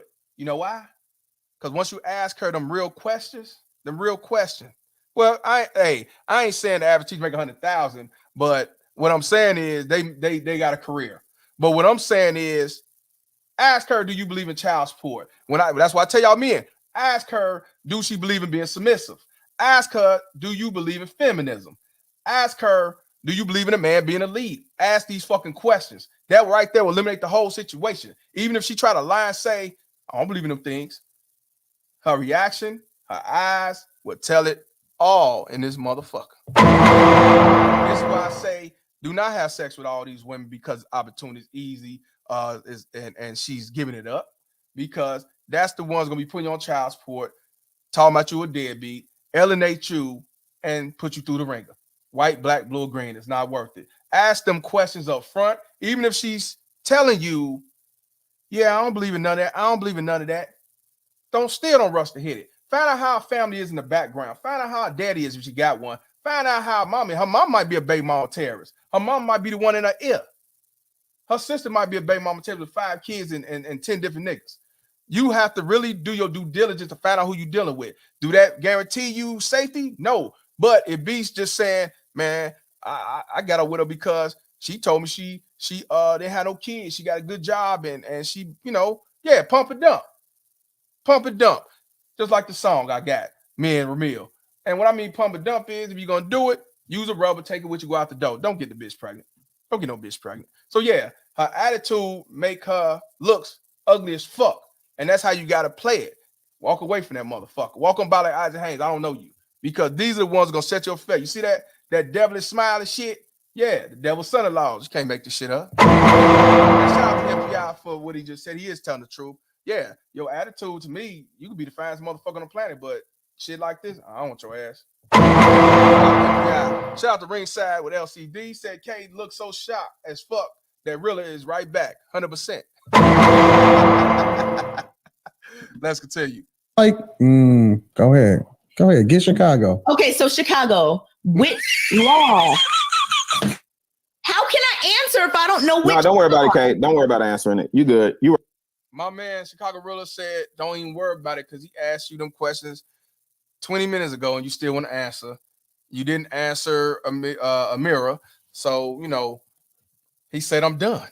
He's done with it because it's obvious what you own. So, he's done. I don't blame him, but let's continue. Right, you don't know the law that you're even referencing. You got to be trolling me tonight. You absolutely got to be trolling me tonight. That would be like me saying, "Did you like this?" Okay, you have got to be trolling me. You don't know. Like how? I got you. I got you, Kay. I got you, Kay. She drunk. No, I'm not. I'm asking you, how can you ask a question about something you never specified? See, she's just making up some shit. She's just making up some shit, y'all. I'm just letting you know. And you know what? For a lot of y'all women, and I want y'all to know, if y'all first time tuning in, a baby mama terrorist and a woman, or a baby mama terrorist and a mother, two different individuals. So when I say baby mama terrorist, don't mean all black women, all white women. Is a baby mama terrorist not even human? A baby mama terrorist is one who terrorized fathers for being their children's lives. A baby mama terrorist is one who put kids in grown-up situation, who run to the course of family relationship and divorces. There's a lot of different facts of what a baby mama terrorist is. She don't have no kids, but she's a baby mama terrorist supporter. And also she got the feminist ideology, is obvious. And anybody's with the new wave of feminists is a baby mama terrorist. So let's continue. Okay, is water wet? Hold on, y'all. Hold on. Agree with this law. Is water wet? And you don't hold on. Bring on the lead attorney. Welcome to the show, lead attorney. Hey, thank you guys. I really appreciate it. What's going on, my friend? How are y'all doing, man? Y'all got some interesting stuff going on today. Yeah. Hello. Hey, Lee, you got your cross-examination cut out for you tonight, my friend. What are we talking about? What's the question? Oh, maybe you know. Law. The whole lawyer. Well, maybe you know. He is called a lead attorney. He's a lawyer. He does got on a suit and tie. Maybe she'll take him seriously. You can't make this shit up. But since Chicago Rilla, fuck him going through it. Fuck him learn the laws on his own. He don't know shit. He don't have the right to tie on. He's judged by the cover and not inside of the book. Just like majority of you dumb motherfuckers. Y'all go off with the fuck y'all see on the outside and don't even know the motherfucker. But you assume it jump to assumptions, but let's continue. Let's see how this shit go. Yeah. See, yeah, how he's sopping up. That's why I'm finna school you on that too. Watch this. He might be able to help Chicago out. Maybe I do though. Who knows, right? Chicago, because I want to be able to answer Chicago's questions. Well, actually, I got the information from his asking about a program. law. Hold on, okay. The lead attorney. Okay. See how she softened up to the lead attorney? You see how she softened up? Hey, he came with a suit, came with a tie. Title said lead attorney. Yeah, you can say flirting or whatever. You know, she's happy. Maybe she get that high value man and shit. So, you know, so she look, she's sparkly eyed in this month. Look at her. She's sparkly eyed in this shit. You can't make this shit up. But, you know, dumb nigga off College Grove like me with a fuck child support shirt on, a hat on. What the fuck do you know? Yes, wow, right? Wow. Can I get a wow, y'all? See, now she's doing the role of a simp enforcer. Keep on using me until you use me up. See, now the roles reversed. You can use me up now. See, that's why I say, man, y'all gonna learn today. Y'all gonna learn today. Tell them, Denzel. You've been had. You've been took. You've been hoodwinked. Bamboozled. Led astray. Run amok. Yeah, let's get this started. Goddammit. Keeps asking about Chicago keeps asking if I would agree with the 1950s law on you know, custody, marriage, child support, whatever. I don't know what the law is. So That's not what he said. What he said was, do you think the laws need to be changed from 1950? You know, in other words, change it because they're going off the old law. That's what he said. She already lied, but whatever. Let's continue. if you can enlighten me, then I can answer his question. No, let me. Unable to tell me No, which Kay. law Don't, Kay. Please don't do that. Please don't do that, Kay. If you don't quote me, no. Yeah, literally run the thing. Hold on, Rilla. She's fronting. I'm just letting y'all know she's fronting. She's fronting. Go ahead, Rilla. Literally run the tape back, because the same way you like to be quoted specifically, I'm gonna tell you right now, Kay, I don't appreciate this laissez-faire attitude, like repeating my question in the way that you're doing it. Yeah, the laissez-faire. So, lead attorney, this. And as you see, he's pissed. He's pissed. He's heated. He's trying to keep cool. He trying not to cuss nobody out. I could tell he's pissed, because a lot of men take this shit seriously when it comes to getting screwed by this system, not being able to see their children, getting there every other weekend, being visitors.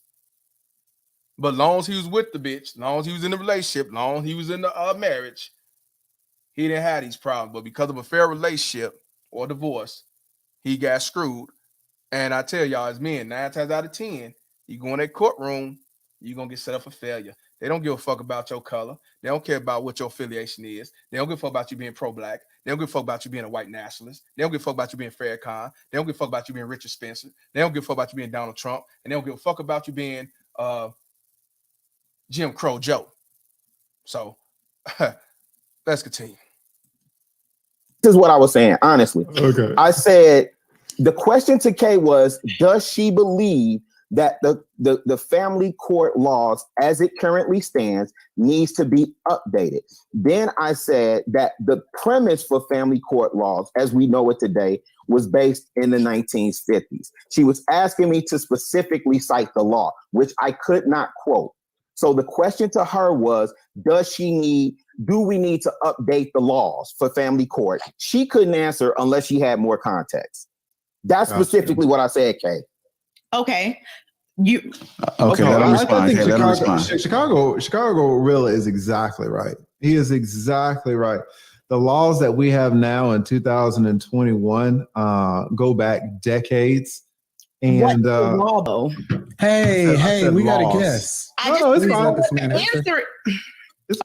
She's saying what laws? She's saying what laws? She had the right to ask about what laws. She do. I will say she has the right to ask what laws, but that don't have nothing to do with if the laws is bullshit or not. But she do have the right to say, well, where's the law so I can know? But she's not gonna go look it up herself.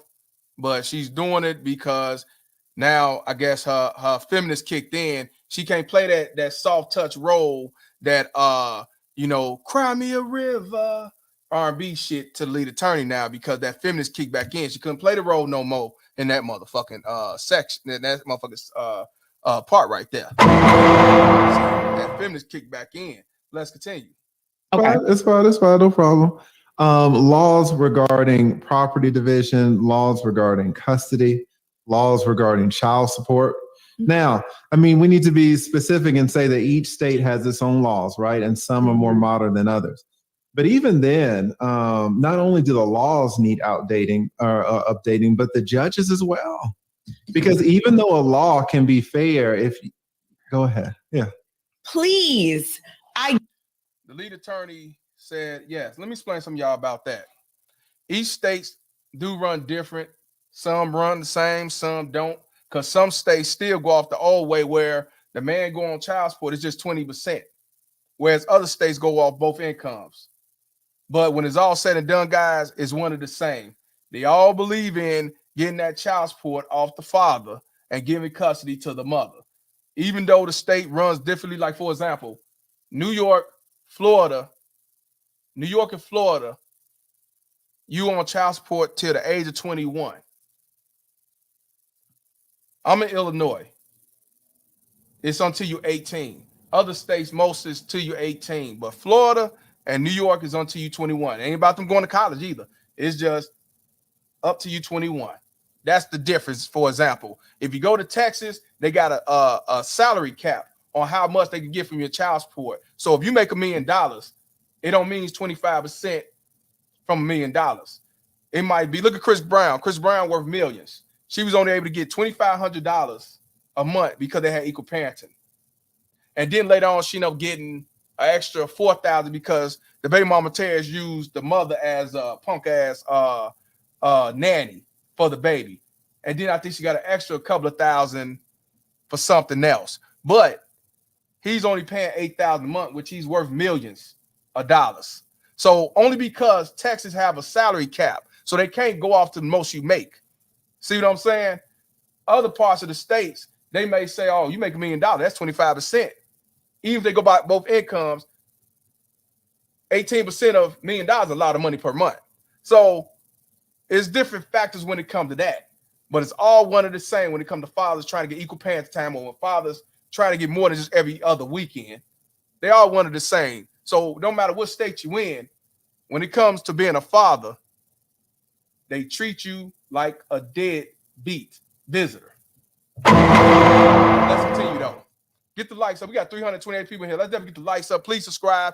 This is some real shit. Y'all gonna get some knowledge today. Get what you're saying, but can you please? How can you get what I'm saying when I'm talking for 20 seconds? Yeah, I'm just asking you, can you give me an example of the law that needs updating so that I can answer Chicago's question? He just said that the laws vary by state. So I don't know if you want him to run an example of any law from any state. Hey, Kay, can you let him finish? Chicago's question. Okay, can you mute for a second and let him finish? Why are you so hyped up about this? Because when people want me to answer, because she doesn't like to be wrong. No, that's why. I didn't. That's one of the reasons why she don't like to be wrong, but also she like to deflect, and also she don't want to go against the code. She tried to be all bubbly-eyed and shit when she saw the lead attorney with the suit and tie, looking high value and shit. But then I told you that feminist ideology kicked in. That's why I tell y'all, men, don't rush to have sex with no woman. And women, don't rush to have sex with a man. Because what happens is when you trying to fuck him because, you know, he look good, he bust them dope moves and all that shit. But then all of a sudden, he start beating your ass. And they come to find out he was getting abused all his life. Well, he came from broken homes and shit. But it's too late. You already let him fuck and y'all let him move in and all that shit. You know, and now you regret the shit. So I'm telling you as men, if you're going to have sex with a woman, make sure they earn that peen. Because you turn around and hit it, and then she start doing shit like this, now you can't get away from you because now she's stalking, she know where you live, she know your mama, well, your daddy, and your mama black and everything else. You set up a failure, and hopefully you ain't knock her ass up. That's why I say sometimes it ain't worth even hitting it. That's why I say you make sure you do your due diligence to find out who the fuck you dealing with. Real talk. Yeah. So let's continue. I like to be wrong. It's not about that. I'm fine with being wrong. No, you're not. But when Chicago asked me a question about the 1950s laws, and he can't tell me which law he's asking about, he hasn't finished saying what he's gonna say yet. Okay, let him finish.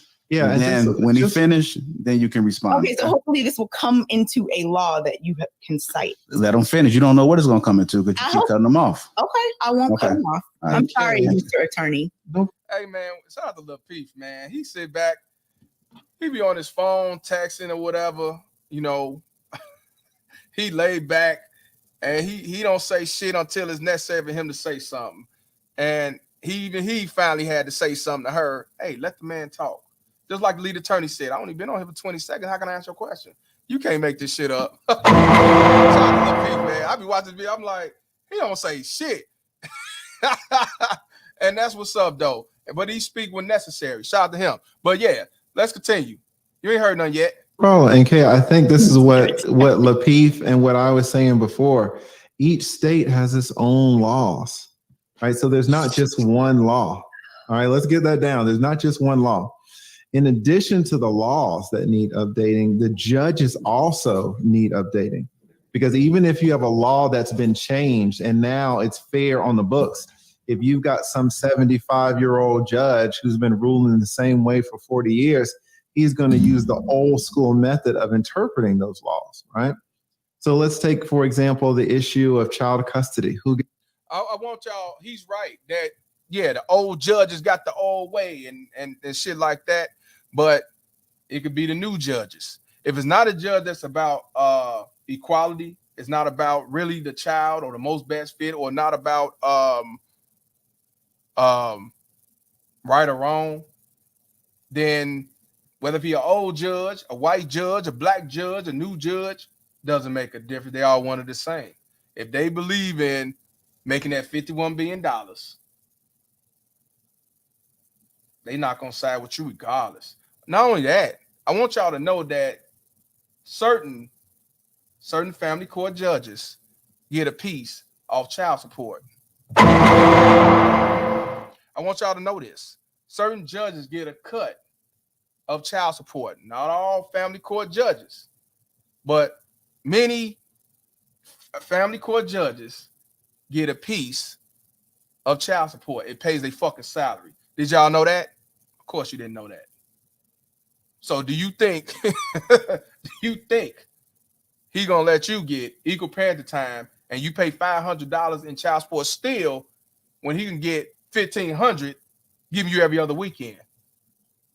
But y'all motherfuckers sit back and say it's about the best interest of the child. No, it's a money grab. That's in all states. It don't make a difference what state you in. It don't make a difference. Yeah. So that's what I'm saying. Some judges get paid off child support.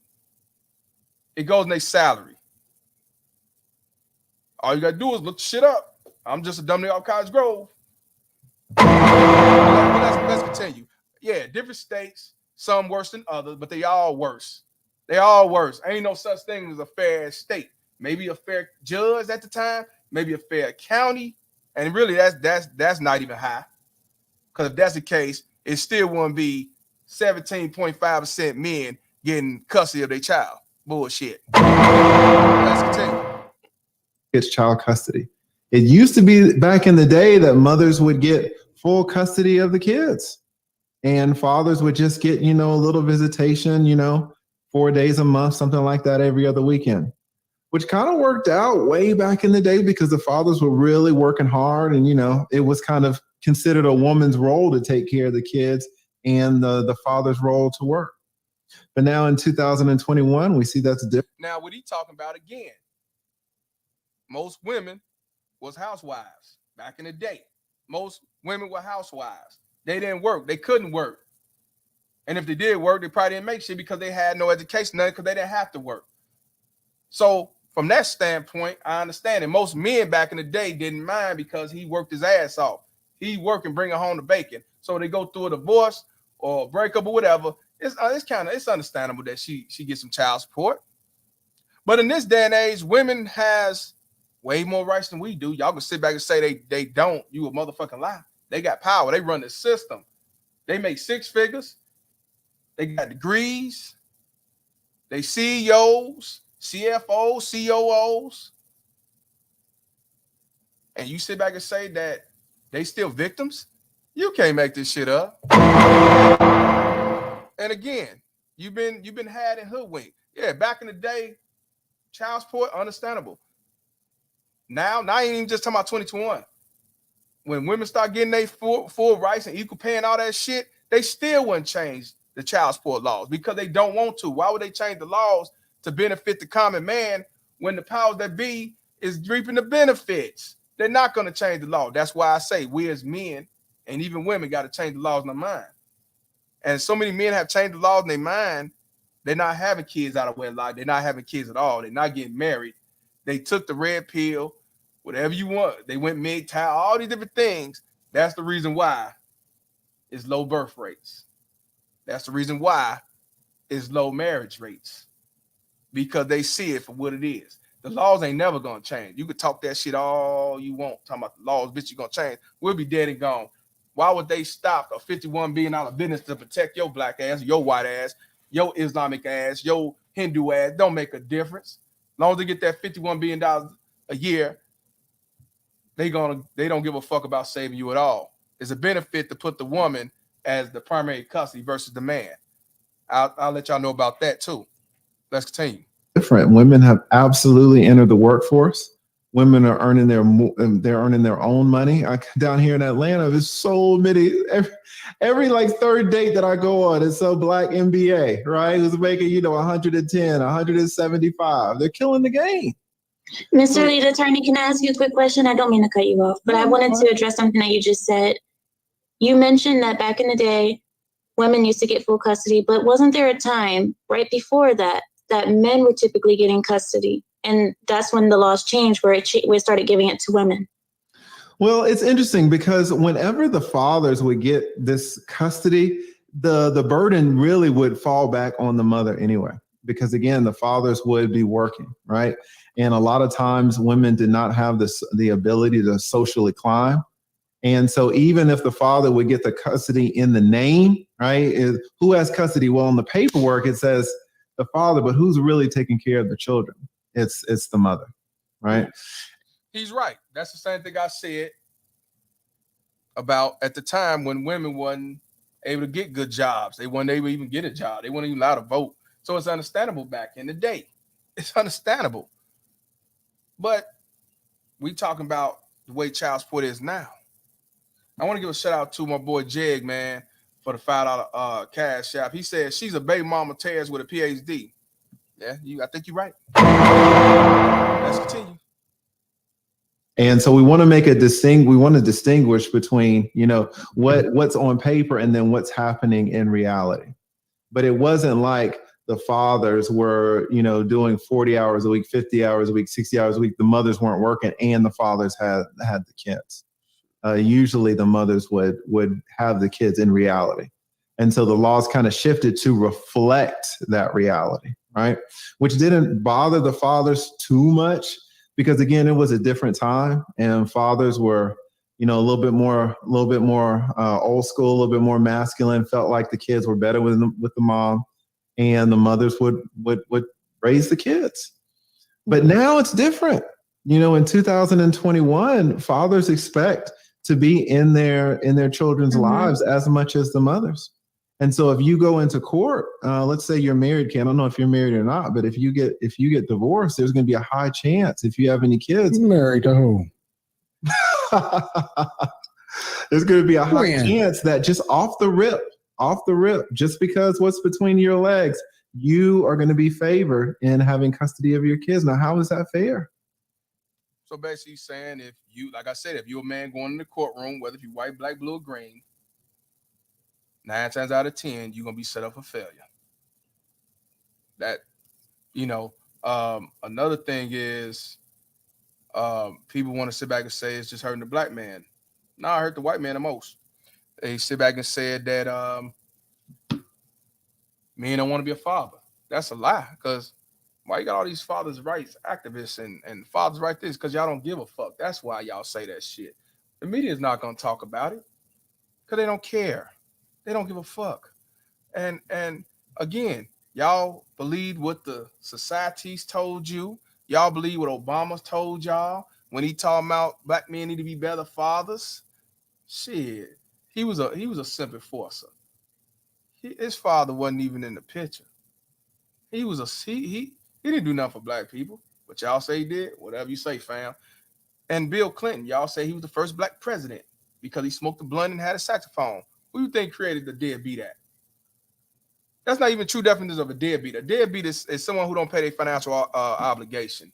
You know, like the bills. You know, like the ones who living in people's apartments and supposed to be paying the rent of the house, but they still live there because Jim Crow Joe said they need to stay there free while the landlords suffer, go for broke, sleep in cars and shit. Them are the ones you consider deadbeats. A person don't pay their financial obligation, that's a deadbeat. And for y'all who say, well, paying child support is like paying a bill. It's like paying a bill. That's a financial obligation. Okay, y'all want to use it as a business arrangement because that's how the states use it. That's how the courts use it. I tell you what, look at the statistics between the 85% of men who are on child support versus the 15% of women who are on child support. Out of the 85% of men who pay child support, 17% do not pay child support. But if you go look over at the 15% of women who are on child support, 57% of women do not pay their child support. Look the motherfucker up. So out of the 15% of the women, 57%, that's over half that do not pay their child support. When you go over to the 85% of men who are on child support, only 17% do not pay their child support. So who is the true deadbeat? The man or the woman? But I know I'm a dumbass nigga off Cottage Grove. I don't know no better. And also, y'all might say, why they don't talk about the women who don't pay the child support? Because it ain't a hot topic. That's why they say men are the deadbeats. Because that's what the media, politicians, society, the courtroom, the baby mama tears, the feminists have told y'all. So again, from Denzel Washington to Malcolm X. You've been had. You've been took. You've been hoodwinked. Bamboozled. Led astray. Run amok. Matter of fact, you know what? I'm going to do y'all a favor. I know. You lying. You lying. No. Niggas don't pay their child support. Niggas don't pay their child support. Niggas don't want to be fathers. Yeah, okay. Mm-hmm. Niggas don't know shit. Niggas don't want to be fathers. They just whining because they on child support.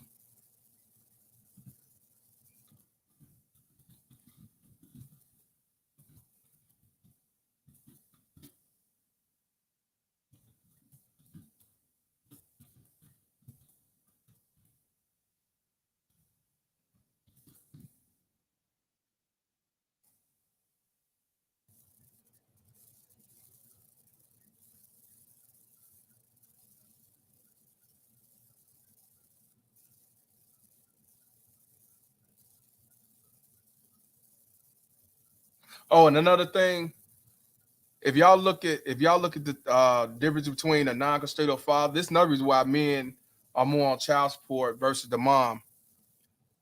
The 15% of women who are on child support, 15% of those women only makes $15,000 a year.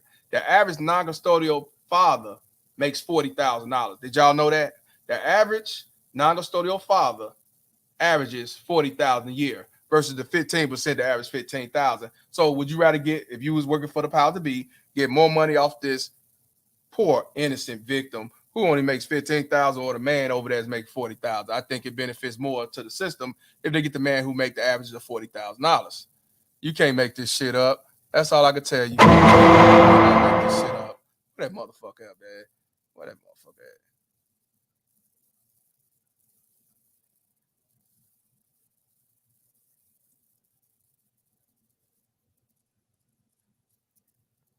And actually, you know what? The tripped out part, if you Google moms could be deadbeats too, or moms don't pay their child support, it's a whole list of shit you can you'll see about how women don't pay their child support versus the 85% of men. I can't find the one I'm looking for, the one I used.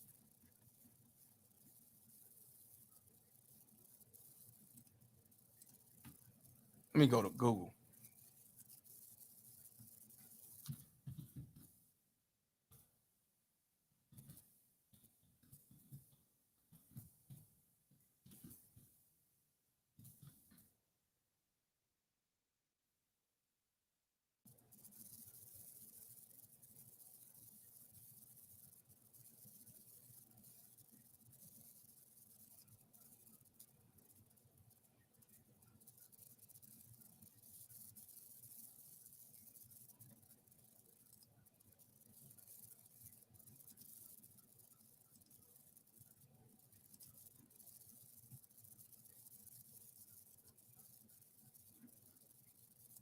What I'm gonna do, I'm gonna press play so I can find out. I don't want to hold y'all. Yeah. It's not fair at all. Let me But- find to the it. men. But so can I ask the question? Hold on. Can I ask a question first? I'm sorry. You've reached your question limit for the night.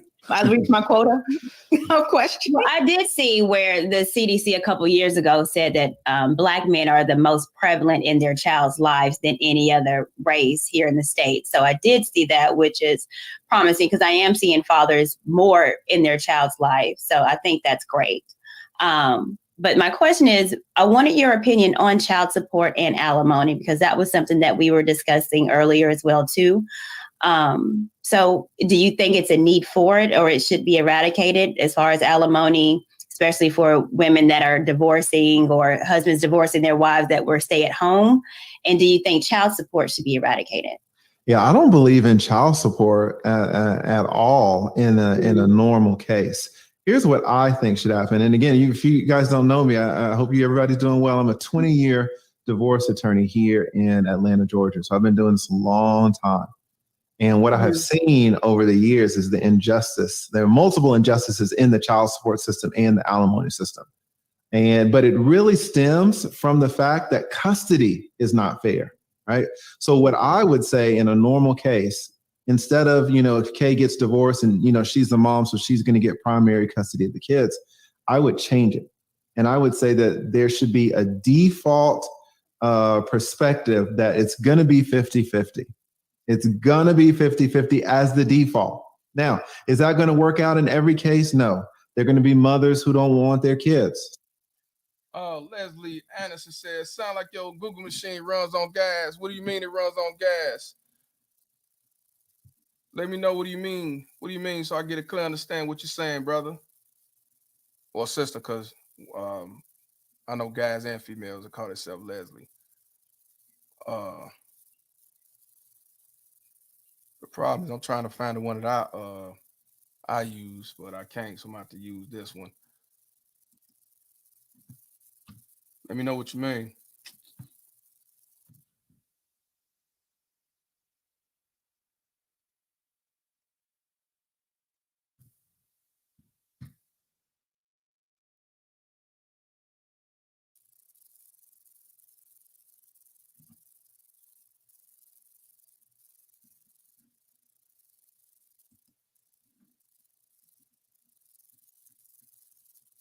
What I'm trying to look for, maybe this one that. Let's see.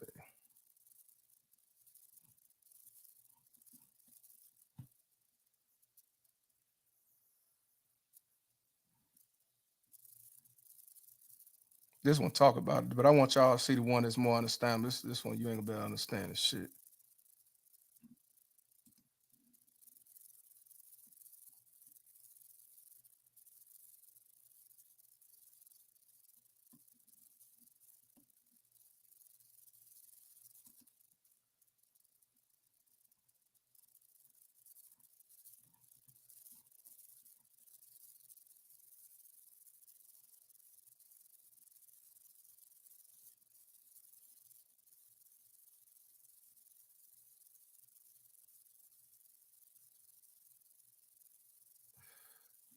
Well, this is what I can show you right here till I find it actually what I'm looking for.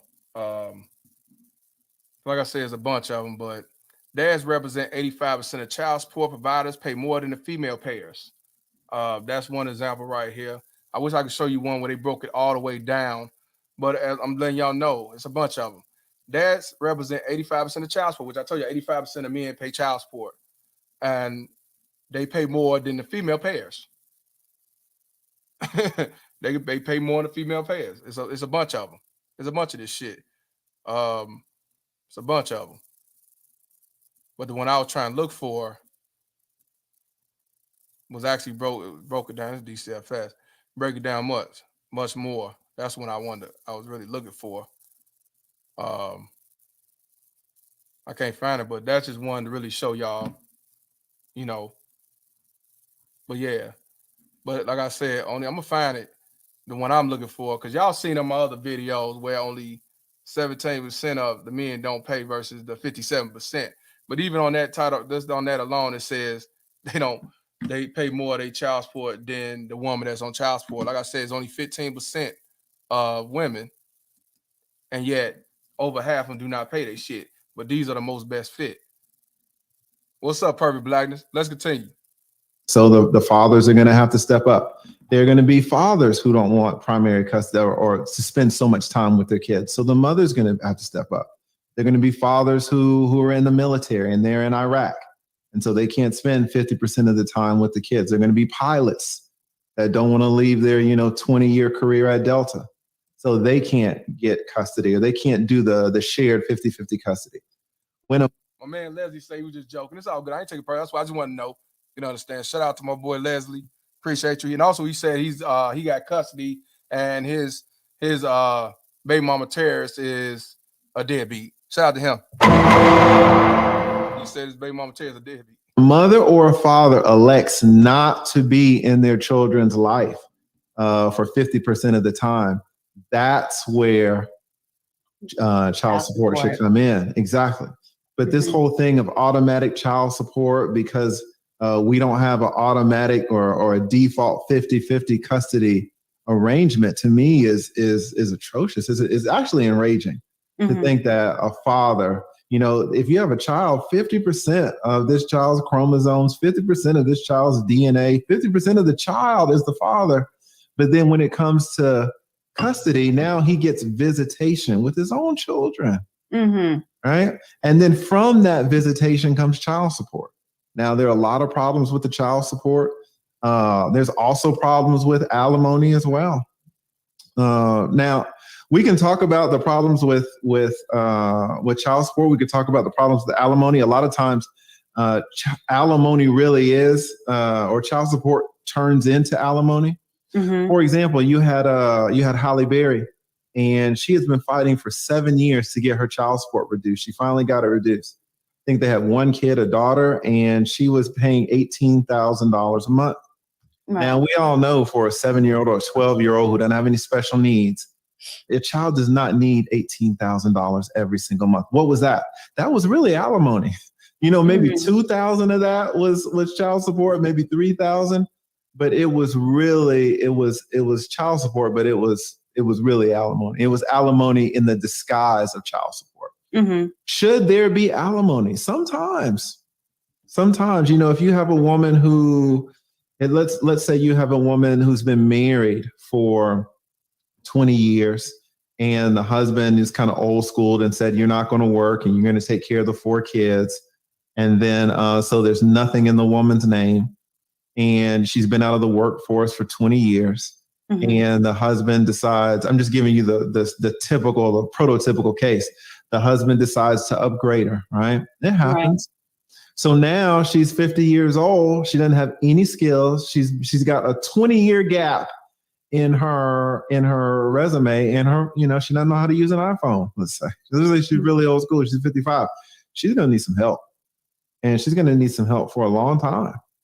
But that's typically not what you're seeing these days, where the woman hasn't been in the workforce for 20 years. I mean, what you're really saying is, you got a couple, you got a married couple, they got a couple kids, they both work, and they're both rocking and rolling.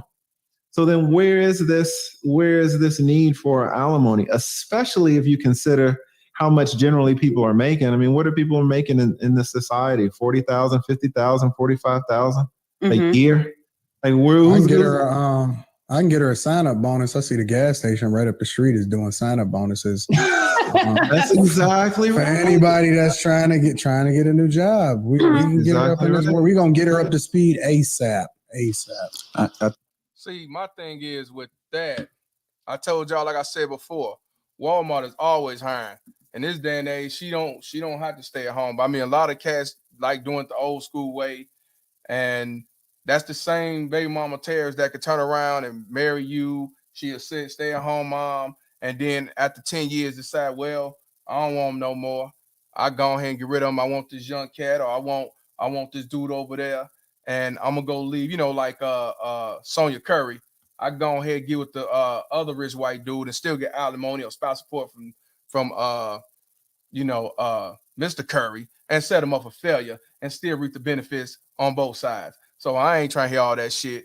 My thing is Walmart is always hiring. You don't deserve my alimony. You don't deserve a goddamn thing. And for men who's married, because I'm married too, but make sure you have contracts, paperwork, post-nup, prenups. Even if they say in the court when they try to say it don't mean shit, because the judge could try to dismiss it because she'll say, oh, I didn't know nothing about that. I went in my right frame of mind bullshit. Record that shit, have 2 lawyers, and make sure that you record that shit and have that shit on contract, do a post-nup, prenup, so you don't get set up for failure. And if you decide to get married, because a lot of y'all not even saying get married, they say y'all ain't going. I understand.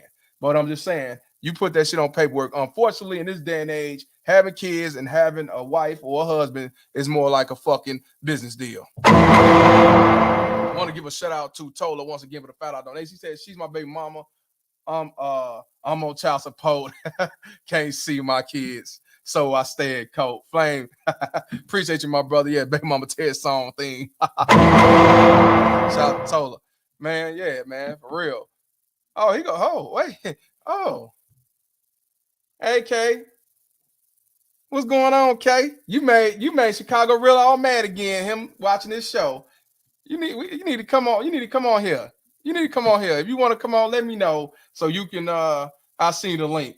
Let me know if you're gonna come on here. Shout out to KA. I guess they told her. She said, let's continue though. You want to come on? Let me know. I'll let you come on. I'll send you the link, and only she could come in. So let me know if you want to come in or if you just want to watch. That's fine. Either way, it's cool with me. They Chicago really got a question. Lead, I got a question for you. So, and I've heard you talk about this on your channel. This came up earlier. What percentage of men actually fight for custody of their children? And how much do they typically spend with you when they fight in those cases? I heard you talk about that before too. Man, you're asking a real question. And this question is multi-layered. And let me just. How you doing, Kay? We talking about how you deflected. We talking about how you said you needed to get the blueprint of the 1950s, even though I do agree that Chicago Rilla shouldn't even brought all that, with the 1950, because you ain't gonna know about it. A lot of people don't know about it. But the problem is that you didn't answer the question when they were saying should the laws be changed. Is it fair? You said that, hey, I need to know the stats of men who try to fight. You don't need no stats about the men who fight. When you got all these fathers' rights movement and all this stuff out here and stats of alienation and stats of suicide rates based off alienation and child support, there's so many other stuff that you can use besides a blueprint of the 1950s. So that's what we're talking about. The deflection and use a baby mama Ted supporter or a baby mama Ted sympathizer. So that's what we're talking about. Like I said, you come in if you want to do the link or if you just want to watch and see what I'm gonna say, because I ain't changed the damn thing. You're more than welcome. And shout out to you for even tuning in and getting some knowledge over here. I wish you'd have been on here in the beginning. You could have got it all, but shout out to you again. Also give a shout out to my boy PD for the $4.99. He said, I just want the truth. I just want to truth is what it is, soundbite. No problem, my brother. I got you. Truth is what it is. I got you, bro. Appreciate you to the fullest, man. Let's definitely continue. Give you the answer. Not a lot of men fight for custody of their children. So maybe I don't know if you saw Kay's face, right? Right? Yeah, that's what she was saying they didn't. Now, the reason Kay's face is funny to me is because it's clear she doesn't understand why. Right? She doesn't understand why. Help me understand, Mr. Lead Attorney. That's why I'm here, Kay. Oh, she ain't talking feminist no more. She back with the cheesy smile, the glaring lights. Now she back to seeing that high value man. She said I answered after the lead attorney clarify. I'll see if you're still on when I get home. Okay, for sure. If not, we could do another segment. Ain't no big deal. But we're gonna see what you say afterwards. We're gonna see what you say afterwards as far as after the lead attorney say what he say, and we'll go from there. So yeah, that's what's up. But yeah, let's continue. Thank you. Let's say you live in a place like Atlanta, right? If you live in a place like Atlanta and you come in and you say, okay, Chicago Rilla comes in and he says he wants to fight for his kids. And I look back at how all these judges are and how they've always been for the last 20 years. I mean, his wife needs to be, on meth. She needs to be in prison. She needs to have touch those kids in a sexual nature. I mean, she needs to be such a terrible mom. You know, it's not even enough that she was a terrible wife. She could have been cheating on Chicago with 5 other dudes. A judge is going to say, listen, her being a wife and her being a mother are 2 different things. Now, that's the surprising thing that y'all need to realize. Everything he said in that part is true. She could go dip off with 10 other niggas and she still get custody. And the judge will say they don't have nothing to do with her cheating. Why you think I tell y'all, if a woman cheat on you or if the man cheat on you, that ain't got nothing to do with parenting time. He was a bad husband. She was a bad wife. You get divorced. That's the reason why. So I had no problem with that. But it's funny when the woman go to court and say, or the baby mama tears, go to court and say, he cheated. He a piece of shit. He this, and that. The judge believe it. No proof, no blueprint, no nothing. But if he say she cheated and dipped off with a married nigga, they say separate. They don't have nothing to do with the parenting. You can't make this shit up. You say it's not gender bias. Okay, but let's continue. And even though she's in these streets, even though she's doing all this stuff with all these other men, doesn't mean that she's not a good mom. The judge is going to try to save her and is going to want to put those kids with her. So I have to tell him this. And divorce attorneys really have to give this speech probably at least once a day to somebody. Man, say, listen, if you... You know what? I want to give a shout out to the lead attorney because the lead attorney been on my platform in the past. And he even said the same thing as he said today, that this system is not for you men. Men, black, white, blue, or green, is not for you. Your wife had to be an abuser. She had to be a molester. She had to be, even if these baby mama tears in a broken home, they will not give custody to that man. Because they'll say, well, you know, it's a tent, but it's still got a roof over their head. You can't make this shit up. That's one. Check this out. He's been an attorney for over 20 years. So I'm assuming that the lead attorney is at the end of his road. In other words, he'll be retiring in due time, right? And this is what I got to keep it real with y'all when it comes to lawyers. Yes, he's telling the truth. But let me ask y'all this, and I got to ask this. No disrespect, but were you saying this shit when you first started the first 5 years? Was you saying this in the first 10 years? Hell, was you saying this in the first 15 years? Or is you saying it now since you want to tell in, you've been there, done that, you make your money, you did a lot, you did your thing, and then now you could tell it all. Just like Kwame Brown. As long as he been in the basketball, as long as he been playing basketball, he ain't mentioned nothing about what the fuck was going on behind the scene with his baby mama tears or what was going on in his situation. Anything you found out was cut to the media. But now that he's turned around and he got his own platform, now he talk about the baby mama tears. Now he talk about how he got screwed. Now he talk about all these things. You know why? Because I cannot go against the code. Police officers, they've been seeing all this bullshit for many years. But they couldn't go against the code because they work for the same code to take care of their family. So then when they retire, now they could tell all. So let's keep it real right here. See, me, I'm just a dumb nigga off Cottage Grove. I ain't never did law. But what I did do is do my due diligence after I went through the bullshit of baby mama tears and the court system. I decided to get more knowledge, get more history, get more blueprint, get more CDCs, get more info and why shit is going on the way it do. So, like I said, he's telling it now. But I'm sure he wasn't telling that shit years ago because he's a lawyer. He got to do his job. He got to get paid. Hey, truth is what it is. So, yeah, it's good that you get towards your end and you go ahead and call out the truth, and that's good. That's good. Nothing wrong with that. Because if I work for the court system and that pays my bills, that pays my my livelihood and shit like that, I can't say nothing either, unfortunately. The most I could tell you is it's not going to be easy. I could tell you that it's going to cost a lot of money. I could tell you that, hell, it's not fair.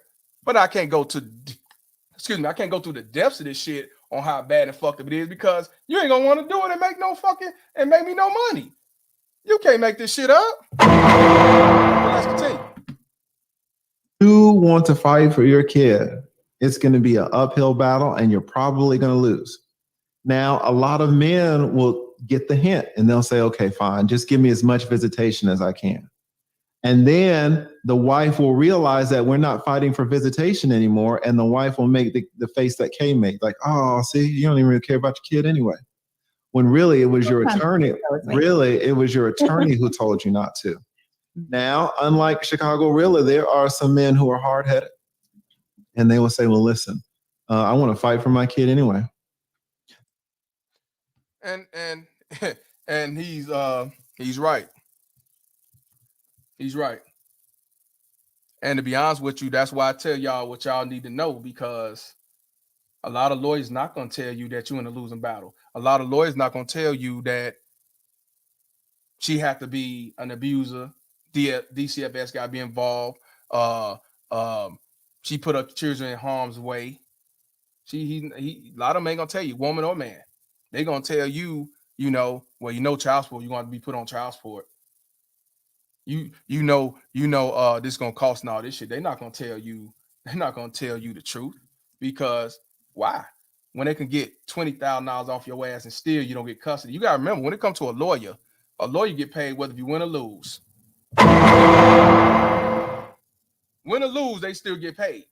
That's the lead attorney's YouTube. Definitely subscribe to him. He definitely do the Lord's work over there. You know what I'm saying? And he knows a lot about this system. But at the same time, like I tell y'all, a lot of these lawyers, the majority of these lawyers ain't gonna tell you shit because they work for the system. They know what it is. They know it's a lose-lose. They don't give a fuck if you get to custody or not. If y'all who live in Chicago or in Illinois, you'll see the fact that what is called Dad's rights lawyer, Jeffrey Livingston, in the beginning when he started, it was about father's rights. Now it went from father's rights to money rights. He charge you up the ass now if you want custody or if you want to fight.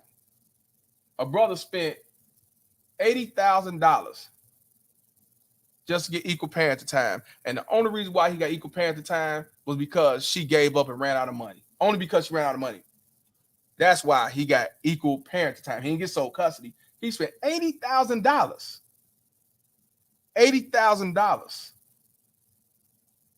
for equal parenting time with Jeffrey Livingston.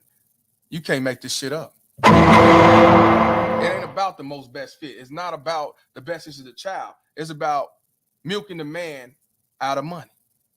A man got to pay for his lawyer. A woman, they'll designate a lawyer for her. Shit, you can't make this shit up, but let's continue. And I say, okay, give me $7,500 to start, and I'll bill you out at $400, $450 an hour, and we'll go from there. What they're going to find is once they get up to $15,000, $30,000, they're going to come to me and they're like, lead attorney, I don't have any more money. Right? And I was like, well, I told you this is going to be extremely expensive. And they're going to say, yeah, well, listen, I can't pay you anymore. Can you keep working for free? I cannot work for free. Well, then I guess we're going to need to settle. And I'm just try to get me as much visitation as you can get. Well, fair enough. But I feel bad because Chicago, this is what I told you 6 months ago. Right? Some guys get the hint early. Some guys get it late. Some guys will raid their 401k and put my fees on their credit card. And now they're looking at 50 grand, 75 grand. We'll fight for 2 years. You'll pay me 75 grand. You'll pay a guardian ad litem 30 grand. You'll pay a psychiatrist 20 grand. And guess what? You lose. When you lose, and now you're 150,000 in the hole, and then on top of that, you have to pay child support every month. Oh, no. Yes, the rage you feel as a man. And why did you lose? Because you're a man. And you know what? Anton Daniels, y'all know who he is. A lot of y'all know about him. He's from I believe he's from Detroit, Michigan. He is a millionaire. He's married. I believe he had kids, or he have a child. Let him go through a motherfucking divorce. Even if she work a job, even if she's a partner to his establishment or whatever he do, or she's a stay-at-home mom, I guarantee you, he will get every other weekend. He will pay alimony. He will pay child support. And all she had to do was a no-fault divorce. She ain't got to say he cheated, he did anything wrong. Nothing. He'll get set up for failure. Hopefully, he did a prenup. And if he didn't do a prenup, he could do a post-nup. You could do a post-nup after you married. She got the power in her hand. Now, hopefully she love him for who he is, and she's not a feminist. She know her role. She's submissive. She know he's the lead and everything else, then he won't have them problem. But unfortunately, in this day and age, most of these feminist baby mama terrorists don't give a fuck about none of that. And because of that, that's why you got a lot of men who are not getting married and having kids. They wash their hands and move the fuck on. Yeah, let's continue.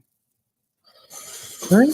When you say Chicago Rilla, you know, or Kay, whichever one, I think of Chicago Rilla. When you ask me, do men fight for custody, and then you see the face that Kay makes, you're asking a really sophisticated question that not a lot of people understand the answer to. I mean, it's a very deep answer. You have attorneys in this state. It's all, in fact, attorneys that'll say, yeah, let's fight for custody. Those are really the bad ones because they know what's going to happen in the end. Now, are there cases where men can fight for custody and win? Yes, probably about 1 out of 10, 2 out of 10. And I will tell you that some men come into the office already up on game. They don't even ask me for custody. They already know it might be their second divorce, or they might have went through some type of custody issue with the baby mama. So they say, lead attorney, just give me as much visitation as you can get me. 1 out of every 6 men get custody of their children. 1 out of every 6. Also, for y'all to say, well, you should have did the right way and got married and all that shit. Actually, a married man to get divorced, it gets it the worst. And I'm gonna tell you why again. Because not only do we have to pay child support, he also got to pay alimony. Ask Caleb, who was just on my show yesterday, who white man, since y'all say that white men's are alphas and white men don't go through it because they lead. This man was married. He had kids, did it the right way, and he got divorced from her twice. When he got divorced from the second time, he ended up paying her $2,000 in alimony and $2,000 in child support. You can't make this shit up. Not only that, he was alienated. His son was going through abuse through the step Sympathizer, Jason. The mom was abusive, and he went to jail 2 times on false allegations. He ended up being an alcoholic at one point, and even though in Texas at age 12 you could decide to be with the mother or the father, the son told the judge he wanted to be with his father. Guess what happened? The judge said, nah, it's the best interest that you stay with your mom. You can't make this shit up. You don't believe me? Go look at the video from yesterday. He interviewed and told his own story. And he ended up getting custody of his second boy who ran away, did the same shit.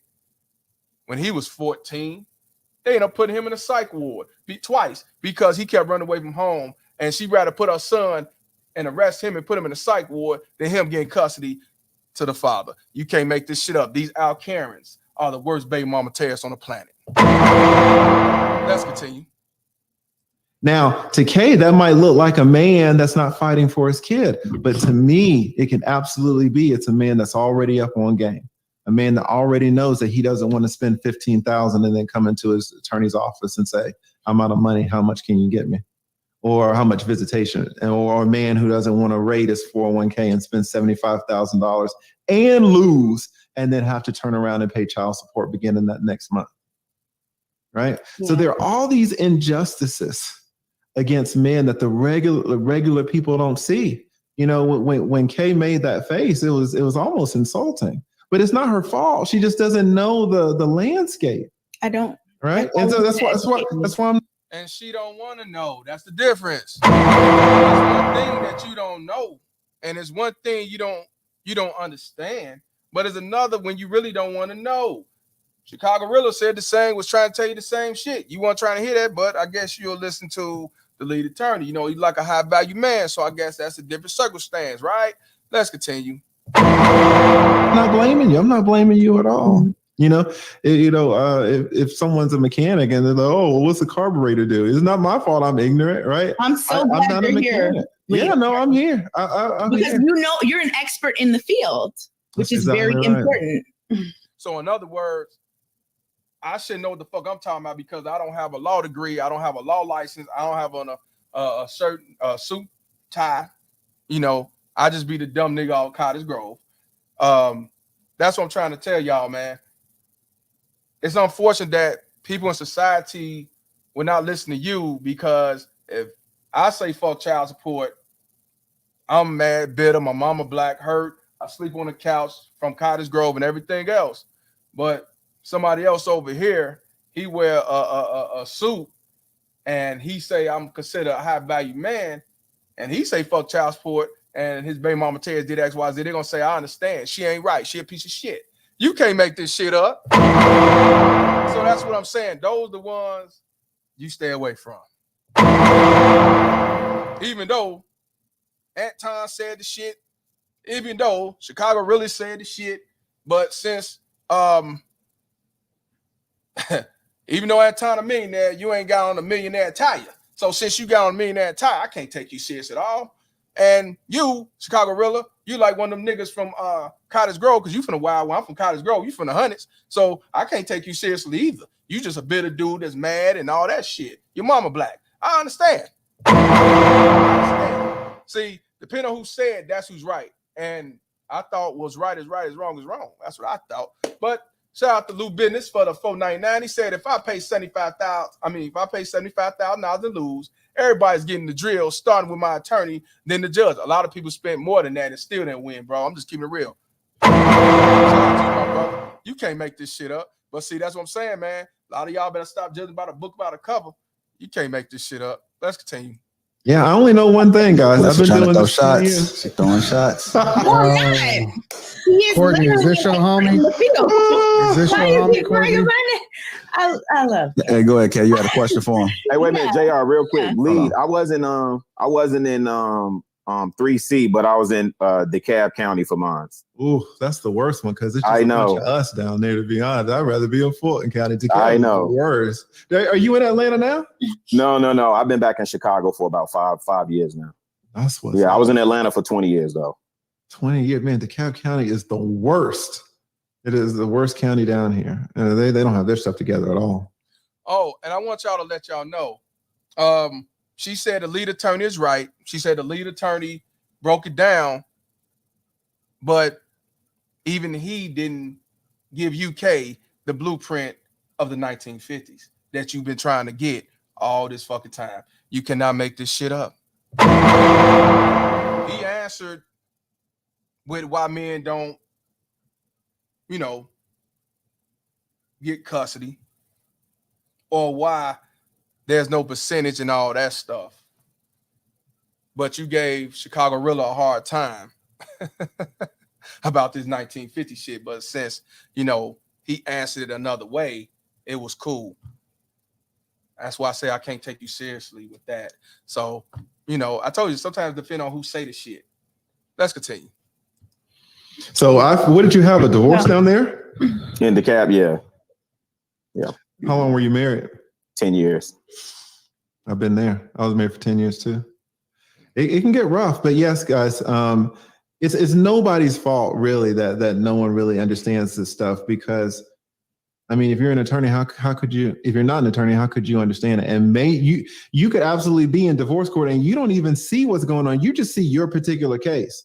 And maybe you know how your friend's case turned out. Maybe you know how the guy at the gym's case turned out, or your girlfriend's case, but you haven't seen case after case, month after month, year after year for 2 decades. When you get to my level, you just start to see whole patterns and you're like, oh my God, this whole system is terrible. Yeah. And he's telling you from behind the scenes that the system is terrible, and a lot of these lawyers who y'all hire to be a lawyer know it's fucked up and it's bad, but they're not going to tell you how bad it really is. So I give shout out to lead attorney for telling you now how it is. And the same shit he's saying is the same shit I've been saying.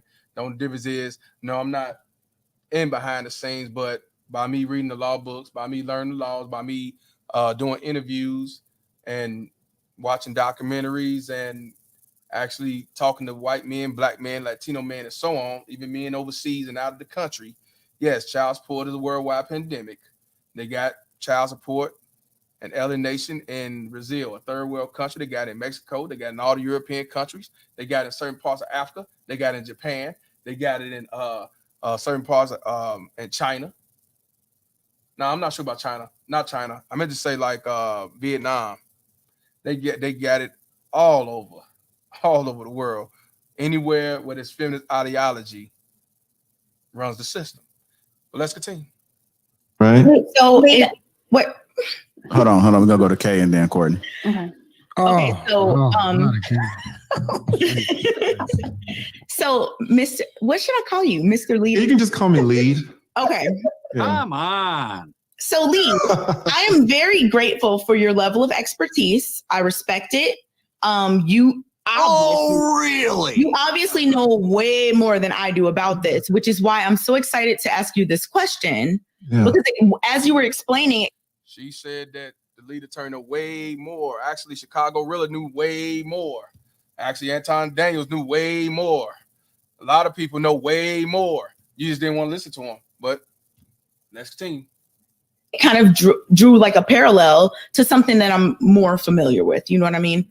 So my question for you is, do you think that it's more so like judges being biased versus actual written law? Because I can understand that, because if you think of racism, right? Judges might be like very racist, but there's no specific law that says Black people do this, right? Would you draw that parallel and say it's kind of the same thing in terms of men fighting for or looking to, seek equality or equity in a divorce or custody situation? Is it more so the judges than it is the written law? Because I do not discredit that, because I know that in terms of racism, that is also the case. It's not like a specific law. It's more so systemic. So would you say that that is the case? I mean, that's a brilliant observation. I think superficially, you're absolutely right. Please, Lee, before you answer this, do not validate this. long after you get off this platform. Anton be doing. She's gonna be like, the lead attorney agreed with me, right? Mr. Lead, because the lead is a journey. Lead is a gentleman, and Lead is a nice guy. He can speak for himself. You don't have to jump in. I hate to He's get a grown man. He's an expert in the field, and he can answer this question fully. You said she was highlighting the expert in the field. Listen, your point is well taken, and you're absolutely right in one sense, Kay. Sato says it's just surface talk. The lead attorney doesn't explain what the Title 4D really is. He doesn't tell you your judge is not a real judge, but lawyer like him pretending. He doesn't tell you all the due process violation. Yes, if y'all want to know how piece of shit this family court is, the family court is not a real court. The judges there are not real judges. Not in family court, just so you know. And the Title 4D is the reason why we go through the bullshit of today. Don't get it twisted. Don't think that they do it because they love women. Don't do it because they hate men and just support women. They do it because it's more of a benefit to the system, which is the Title 4D, more benefit of that $51 billion business. I want you to understand that. Yes, gender bias. Yes, they got about what's between your legs. Only because it's the most benefit that the woman get custody, because they get more benefit from getting the man's money. The average man makes more money than women. And I hope y'all know, if you look up the laws, if you look at some of my previous videos, women who pay child support, who actually do pay their child support, actually can opt out of child support. In the law books, it's designed for men to be on child support, not women. That's why women who do not pay their child support don't go to jail. They don't lose their license. They don't lose their gun card. They don't lose no hunting license. They don't go through the same penalty as a man would. They be 80,000 in the hole. They will not lose at all. But let a man be behind $2,000, he's going to jail, and he's going to lose his license, his gun card. He's going to lose his hunting license, his fishing license. He's going to also lose his livelihood. So you trying to get on the show? All right. But yeah, when it comes to this system, this courtroom that you call family court is not a real court. And they know this. It's a business.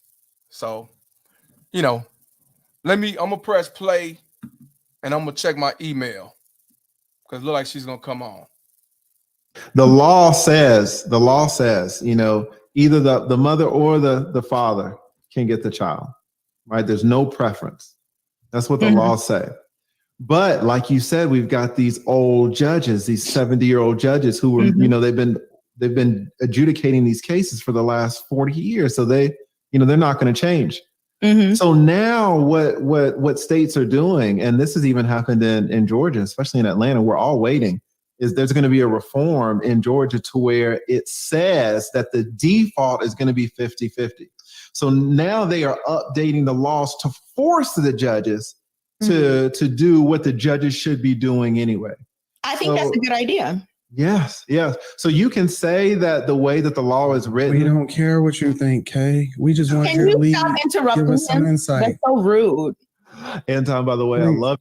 If you look at what let me take this down right. I want y'all to see some look like Kevin Samuel said something. Damn, hold on. Let me take my Mr. Palmer thing off right. I want y'all to see what he says. Kevin Samuel says, he said, if you are ignorant on a subject, you should not be bold, nor should you have such firm opinions. I'm gonna read it again. Kevin Samuel says, if you are ignorant on a subject, you should not be bold, nor should have such firm opinions. I wonder who is he talking about?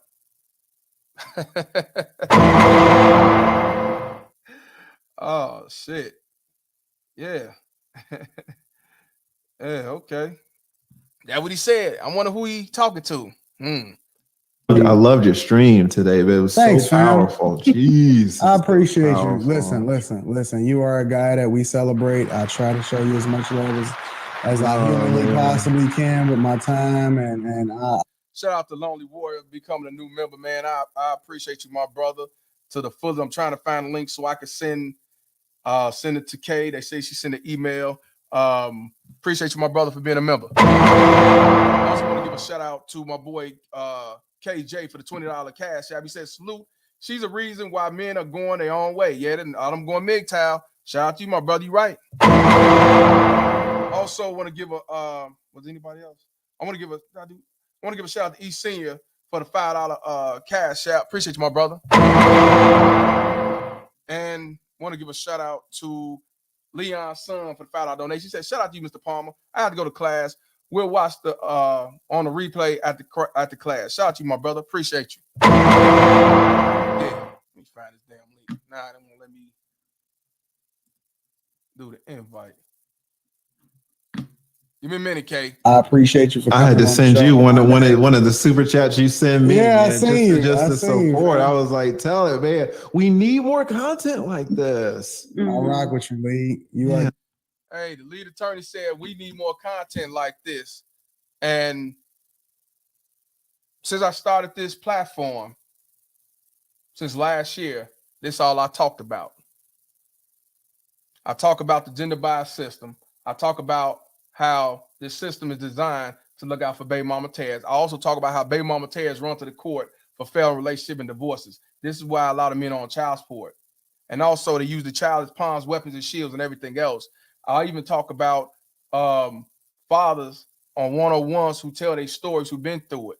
I talk about even mothers behind the scenes who was alienated from being around their father or their sons, their grandsons, their nephews. I also talk about the depths of what happened in this court system when these baby mama tears have full control of the kids, where the child be so manipulated that they end up hating the father. See, a lot of people talk about child support. It says, and shout out to Auntie T. She says, "I'm done. Goodbye." You ain't got to tell me that you leaving. Just leave. I don't know you. I understand. See, a lot of these baby mama tears getting their feelings because the truth hurt. So this ain't the page, the petty cake, and say, yeah, men and women go through this bullshit they call child support alienation. It's not the case. See, fathers are the most alienated. Then the grandparents are the most alienated, not the woman. So yeah, bye. Have a good one. Matter of fact, let me give you Shout out to Reverend X. Kiss my ass, you don't like it. So I don't give a fuck about you leaving. Cause see, when it's all said and done, it's all about telling the truth. And I'm not apologetic. I don't have to wear certain designers and shit like that or toss money in the air to show you that this is what it is. All I'm gonna do is keep it real with you all across the board. And I'm gonna tell you this is what it is. If you want to know, just look it up. I post a bunch of videos. I don't just talk about child support and alienation when a certain ball player go through it, PJ Washington, or a football player that get alienated. I talk about the man that's across the street that you never heard of. So I also talk about judges that do this shit. Remember the judge, and matter of fact, they don't talk about the judge that's in Detroit. That what he say to that baby mama Tess he was supporting? Keep on using me until you use me up. Where he was messing around with the baby mama terrorist, and he was gonna set the father up for failure because he was fucking her. Do y'all know about that? Yeah. See, that's what I talk about. I talk about depths of this shit. I don't just talk about some talking and talking about, oh well, it ain't fair, it ain't right. That's how the laws is. No, I'm gonna show you why it ain't right through depths, even when a person, a baby mama terrorist, X out their own children for some sympathy for some man. See, they're not gonna go through that length. They do that shit, whatever sounds good, and get their shine notoriety. I've been doing this for over 5 years. I started off on Facebook with Fuck Child Support. I got over 134,000 likes and subscribers over there. And you know what I'm saying? And on my Instagram, I got over 13,700 subscribers, followers over there. And over here, I've been here about a year because of O'Shea Duke Jackson, the Minister Jack told me to come over here, and I've been on here ever since. I ain't just start this shit. Been doing this for over 6 years. I'm just new over here. And this shit gonna grow just like the rest of it did. So I ain't worried about what these niggas talk about. They don't want you talking to me because, I got a fuck child support hat on. Oh, he's mad and bitter. And I don't know how the fuck that is. I had a mother and a father. I was raised by both parents. I never been to jail. I am from Cottage Grove, and they say I'm a dumb nigga. But at the same time, you can't prove me wrong, this motherfucker. So that's the difference. See, that's the difference. That's the difference between me and others. You know what I'm saying? So whatever you say, fam. Let me definitely one of the stars, and we appreciate you and your expertise and you coming on. I just have one simple request. Yeah. Listen, and I got that Versace robe on deck for you. I know you want that number very, very, very soon. I gave my word I was gonna buy this Versace robe. Please, just one thing. As much of a gentleman as you are, take into consideration who you talking to down. Break. That's all I ask. I never asked for anything from you, Lee. Just take in consideration what we dealing with. And when you leave, me and JR, Rilla, we got to deal with this. We got to deal with the fallout. He's an expert. Oh my gosh. No, he's an expert in the field. He knows what he's talking about. I believe him. I think what he said is right, that it should be a default where there's 50-50 to begin with instead of like no preference, we'll see, right? I definitely agree with that. How can you disagree with that, Anton? I think she's speaking facts. Oh, you're going to hate me.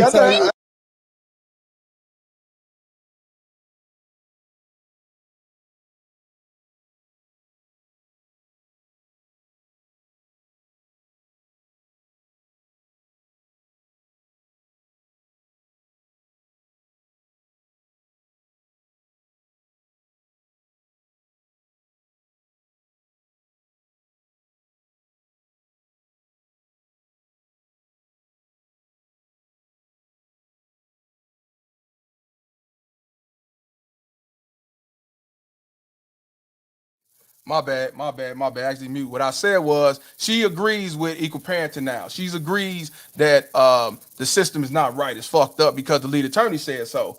And like I said before, she didn't give a fuck about what Chicago Rilla said. Fuck him. She didn't give a fuck about Anton Daniels. He caping for him. She didn't give a shit about what she said because she never been divorced or none of that shit. You can't make this shit up. But you agree with the lead attorney because he's an attorney. Want to give a shout out to Asawa C's for the $10 donation. He said, shout out to you, Mr. Palmer, for the heavy streams lately and the fact that you actually know what the hell you talking about. Yeah, 100% facts. Forget me about I had cut it down and shit. But yeah. Let me tell you why. You don't hate me for giving. Let me tell you why it's difficult. Let me tell you why. Let me tell you why it's so difficult, Lee. It's because Kay is coming into this with bad faith, right? As educated as Kay is as much insight as she has, as much as she prides herself on reading and staying up to date and participating, and she got a whole bunch of earthy friends, right? What does as much mean? as much as she prides herself on it, she tries to come into it with a level of ignorance. It's almost like willful ignorance in order to try to justify her behavior and try to make a point, which serves no purpose and adds no value to the conversation. So ultimately what you'll find her doing is asking really detailed questions that we all have a base foundation of understanding how society works, right? We understand that the feminist movement largely, as much as they advocate for equal everything for women, they have largely ignored and almost advocated against updating these family court laws. I literally just agreed with what the lead attorney just said. Why would a feminist who's all about taking over the system and about running the man out the runway, why would she want to help us men, make it equal rights when it benefits them? They know that shit. That's why a lot of them won't go against the code. Even if they know it's wrong, they're not gonna go against the code.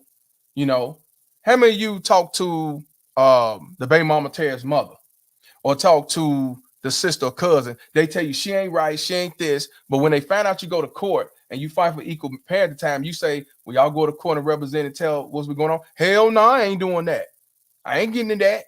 Or they'll say, well, that's my daughter, and yeah, but I'm not going against her. Yeah, because they're not about what's right. They don't love these kids. Any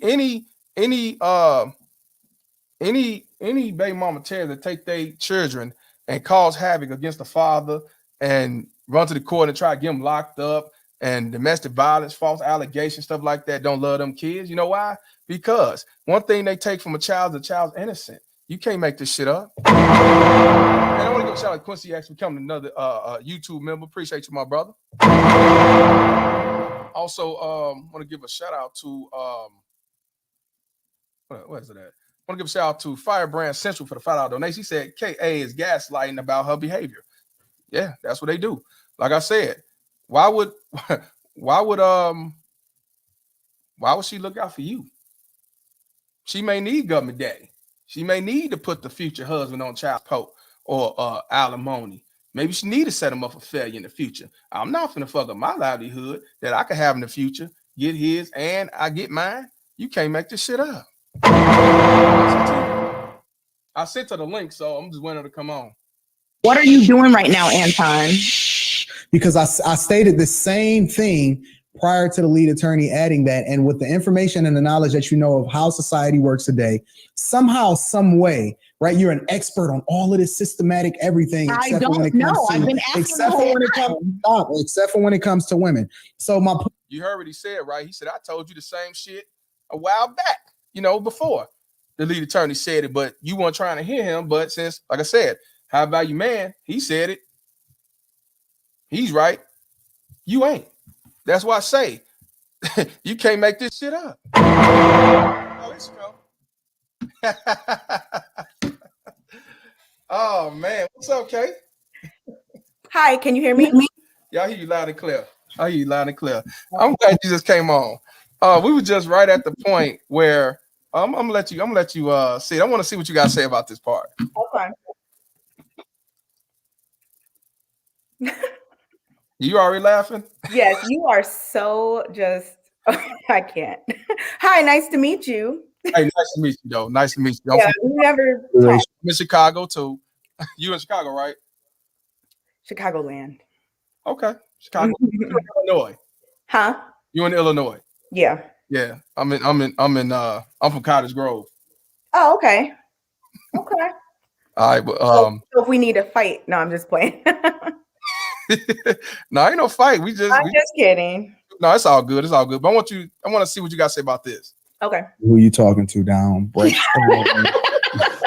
That's all I asked. I never asked for anything from you, Lee. Just take in consideration what we dealing with. And when you leave, me and JR, Rilla, We got to deal with this. We got to deal with the respect his fallout. opinion. He's an expert. Oh my gosh. No, He's an expert in the field. He knows what he's talking about. I believe him. I think what he said is right, that it should be a default where this 50-50 to begin with, instead of like no preference, we'll see, right? I definitely agree with that. How can you disagree with that, Anton? You I think she's speaking facts. Oh, you're gonna hate me. Let me tell you why. You're gonna hate me for giving Let me tell you why it's difficult. Let me tell you why. Let me tell you why it's so difficult, Lead. Is because Kay is coming into this with bad faith, right? As educated as Kay is as much insight as she has, as much as she prides herself on reading and staying up to date and participating, and she got a whole bunch of earthy friends, right? What does as much mean? as much as she prides herself on it, she tries to come into it with a level of ignorance. It's almost like willful ignorance in order to try to justify her behavior and try to make a point, which serves no purpose and adds no value to the conversation. So ultimately what you'll find her doing is asking really, really, really, really detailed questions that we all have a base foundation of understanding how society works, right? We understand that the feminist movement largely, as much as they advocate for equal everything for women, they have largely ignored and almost advocated against updating these family court laws. I literally just agreed with what the... You're on mute. I apologize. Put the mic down so you don't hear no background. But Anton just said that he said the exact same thing before the lead attorney came on and said what he said, but you didn't believe him. Why is that? Why it take for lead attorney to tell you the same thing that Anton have said and told you? Anton said, what did he say? Basically that the system is basically is gender biased, and that feminist is one of the reasons why the court system is unfair when it comes to men fighting for custody or equal parenting. So go ahead. No, go ahead. And like he said, well, I told you this before, earlier, but you weren't trying to hear him. But why'd you basically you believe what the lead attorney said? Okay, so the lead attorney provided clarity for the statement and the question the statement that Chicago made and the question that he asked me. He asked me, do I think the laws need to be updated? And I asked him which law was he talking about. And you saw it. I asked him which law he was talking about so that I could answer the question, because there are some laws that may not need to be updated. Some might need to be, amended or whatever. Some might need to be kept as they are or changed. So I needed to know which law he was talking about, because I can't just say, yes, all the laws should be changed, because some of them shouldn't. Yeah. So, for example, a law that shouldn't change is that the non-custodial parent, outside of like extenuating circumstances of like abuse or, whatever, gets rights to see their child. That's a law that should continue to live on. So I can't say that all of the laws should change. So I was asking him which law, and then the lead attorney told me which law, and then I agreed with him that law should be updated. But the thing is, you was asking about, well, when Chicago Rilla mentioned about the 1950s law, the lead attorney didn't answer really about the 1950s law. He never answered that question. He just told, go ahead. He said which law. He was agreeing with Chicago, and he clarified the law, I guess, that he thought Chicago was talking about, which was the one about men and women. Currently, it's like equal rights to custody, we'll see type of thing. Like, we'll figure it out based on this and that, versus 50-50 from jump. I appreciate you answering that, but I want to say something right quick. Laura says, because he's an attorney of guardian AD litem. Here's the thing I want you to realize, Leora, hopefully I'm saying it right. Many lawyers would tell you that this system is not gender biased. Many lawyers would tell you that it is what it is. So you talking about what the lead attorney says, and you try and make it like I'm salty. That's kind of silly. Because if you talk to men who's been there, done that, they would tell you that the same attorneys would tell either one, it is what it is, or they're gonna tell you that this court system is fair. Just like the judges tell you that this system is fair. So don't come by who's salty, man. I don't know you, but you was one of the people that I always talk about. So I ain't entertain you, especially when you got your face showing. But yeah, and then he said, I appreciate Kate listening to professionals. So that's what I'm saying. See, this is what I'm telling y'all men, and even some of you women out here that they go off, somebody's professional, but you got a lot of attorneys that tell you that this shit is not fair, and it's not just the lead attorney, but you're not even gonna bother look. Even it's been shown in the media, it's been shown in stats and CDCs and everything else, but then you still say you got to talk to a professional. That don't make no sense. But I do want to give a shout out to Anton Daniels, and I appreciate him coming to check it out. He sent a $99.99 donation. I appreciate you, my brother. What's up, Mr. Palmer? Hope we can talk soon. Appreciate you to the fullest, my brother. Shout out to Anton Daniels. I love that sound. Oh, well, yeah, that's how I get out. But, let me ask you this. So the reason why you didn't, I'm gonna ask, since the young lady said I'm salty, is that the reason why you took the lead attorney seriously versus Anton Daniels or Chicago Rilla, because he's a lawyer? So it's not that I didn't take Chicago seriously. I don't remember what Anton even said, so I'm not going to speak on that particularly. But it's not that I didn't take Chicago seriously. I mean, I could tell that he had a lot of, he said that he had been through, the system in a certain type of way. So that was his personal experience, and it's valid. I'm not saying that he didn't experience things that were unfair.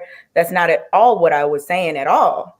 I was just asking because he asked me if I think that the laws should change. And in order for me to answer that, I would need to know which law he was referring to, because as I said earlier, some laws may not need to change. So when, if TLA would have just said, hey, Kay, do you think the 1950s laws should change? I would have said, which law? I would have asked him. And the fact that he was able to tell me which law that he was talking about, I was able to see eye to eye with him. Okay, I understand. So also want to ask you, well, let me give a shout out to Cal for the $1.49 super sticker. Appreciate you, my brother. What is your take on child support? Do you think it's fair? Do you think family court is fair? Do you think what a lot of guys say is lies? They just mad and bitter. What's your take on it personally? What do you think? My personal take on child support is that the mother and father of the children should work something out amongst themselves that works for the best interest of the child, as well as leaving them with enough to be able to take care of themselves as well. Okay, so what about when one party do not want to be civil versus the other?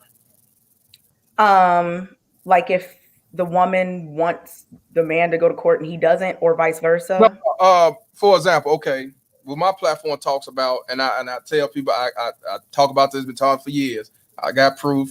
You can look at previous videos. Most men who are on child support, white, black, blue, or green, is not because he didn't want to be a father.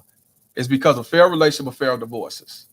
And they know if they go in a courtroom, 9 out of 10, the one will get sole custody, primary custody, and he'll be a visitor every other weekend. He won't get equal parenting time. So do you believe that's just something that men are just whining about? Do you believe that they run the child support because, hey, he don't want to do his part? What's your take on it from what you know? Because you don't have kids, so you don't know.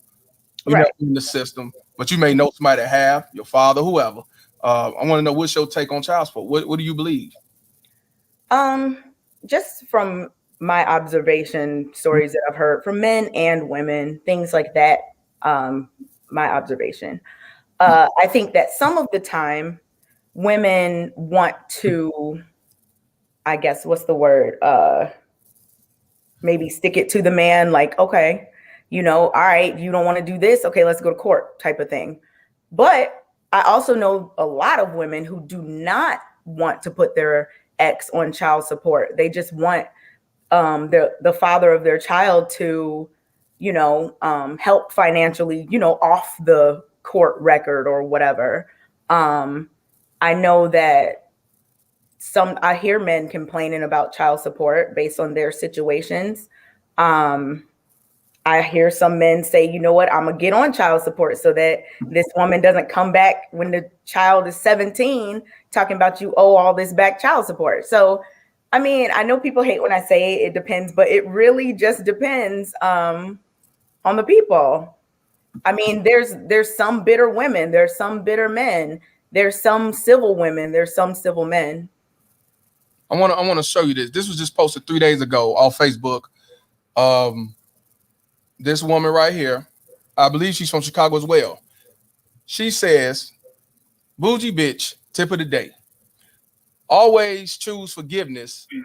After 8 years of fighting and arguing with my ex-husband and not seeing and him not seeing Kingston for almost 8 years, I prayed and told God I was tired of hurting and hold a grudge when it came to him. God told me it was time to let that pain and hurt go. So I did, and this what happens. I'm so happy that Kingston is reunited with his father.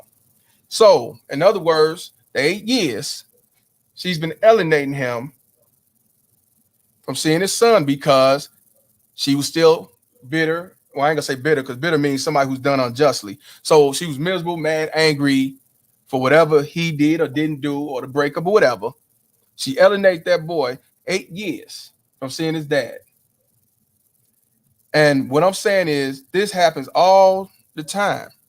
But when you go to court and try to show the proof, you can have text message and everything else. The judge don't care. The first thing he asks, did you pay that child support? Or are you caught up with your child support? And if you say, well, sir, I am behind, oh, well, then you can't talk about this until you pay up your child support. Now, what you got to say about this? I think that I don't think any woman should ever keep their child away from their father unless the father is abusive or dangerous or something, extreme.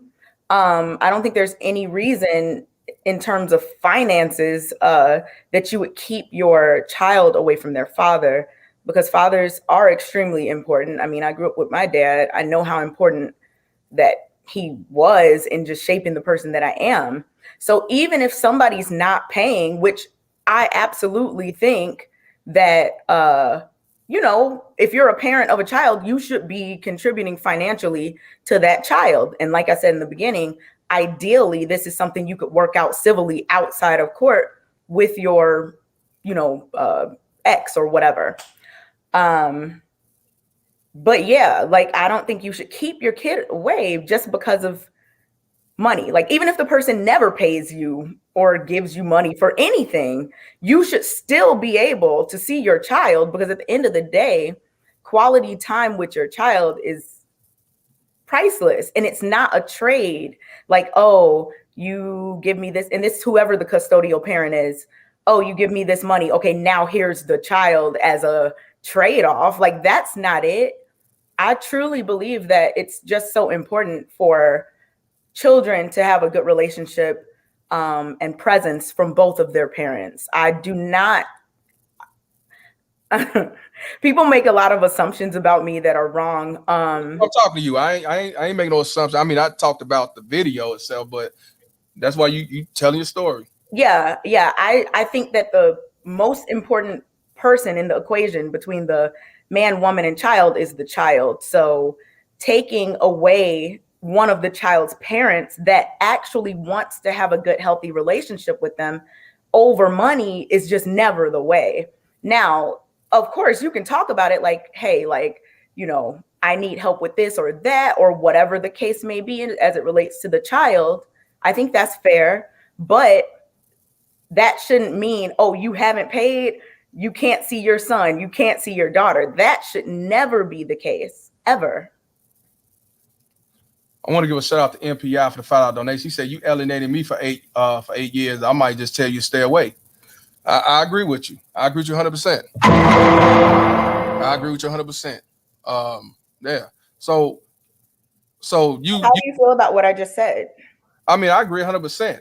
But what you're saying now is not. It don't seem the way you talking on the video with the lead attorney and Anton and. What did I say on the video? Well, for example, when you was talking to the young lady from the Middle East, I believe she lived in the Middle East, and you said that you didn't know that 80% of women file divorces. Oh man, this And is a hot topic. Let me clarify. yeah, let me clarify that because you said. Let me clarify. Okay. I didn't say I don't know. I said, can she please give me the source? And it's kind of a running joke because people often say 80%, right? I've never seen a source that says 80%. Now, I have seen plenty of sources that say things between 62 and 69, nearly 70. I've seen that. And I know based on those sources that I've seen, at least what I've seen, and I'm open to any new information, but based on everything I've seen, it's between 62 to 69, or it's around, or not around, nearly 70. So if somebody says 80, I always ask, because that is just an inflated statistic that can't be found anywhere online from a reputable source. Now, that does not negate the fact that I know that, according to these statistics that I've even seen, that women are most often the ones who file for divorce. So whenever I ask about it, it's just like a running joke. Okay, I get it. You were just joking, and you know what I told people? I said, no, I wasn't joking. I'm not joking. Okay. Well, here's the thing I want you to see. Because I don't want you to make it like I'm backtracking. It wasn't a joke. I seriously wanted the information, but the reason I ask is just because people throw 80 around so much. I've seen this before, Mr. Palmer, and I can explain to you exactly what happened in terms of this. Mm-hmm. So you brought this up, you highlighted it. Many people have brought this to me multiple times. It says, according to the National Center for Health Statistics, about 50% of marriages in the United States end in divorce, and about 80% of the divorces are initiated by women. Now, I've seen this many, many times, Mr. Palmer. Are you listening? Yeah. Oh.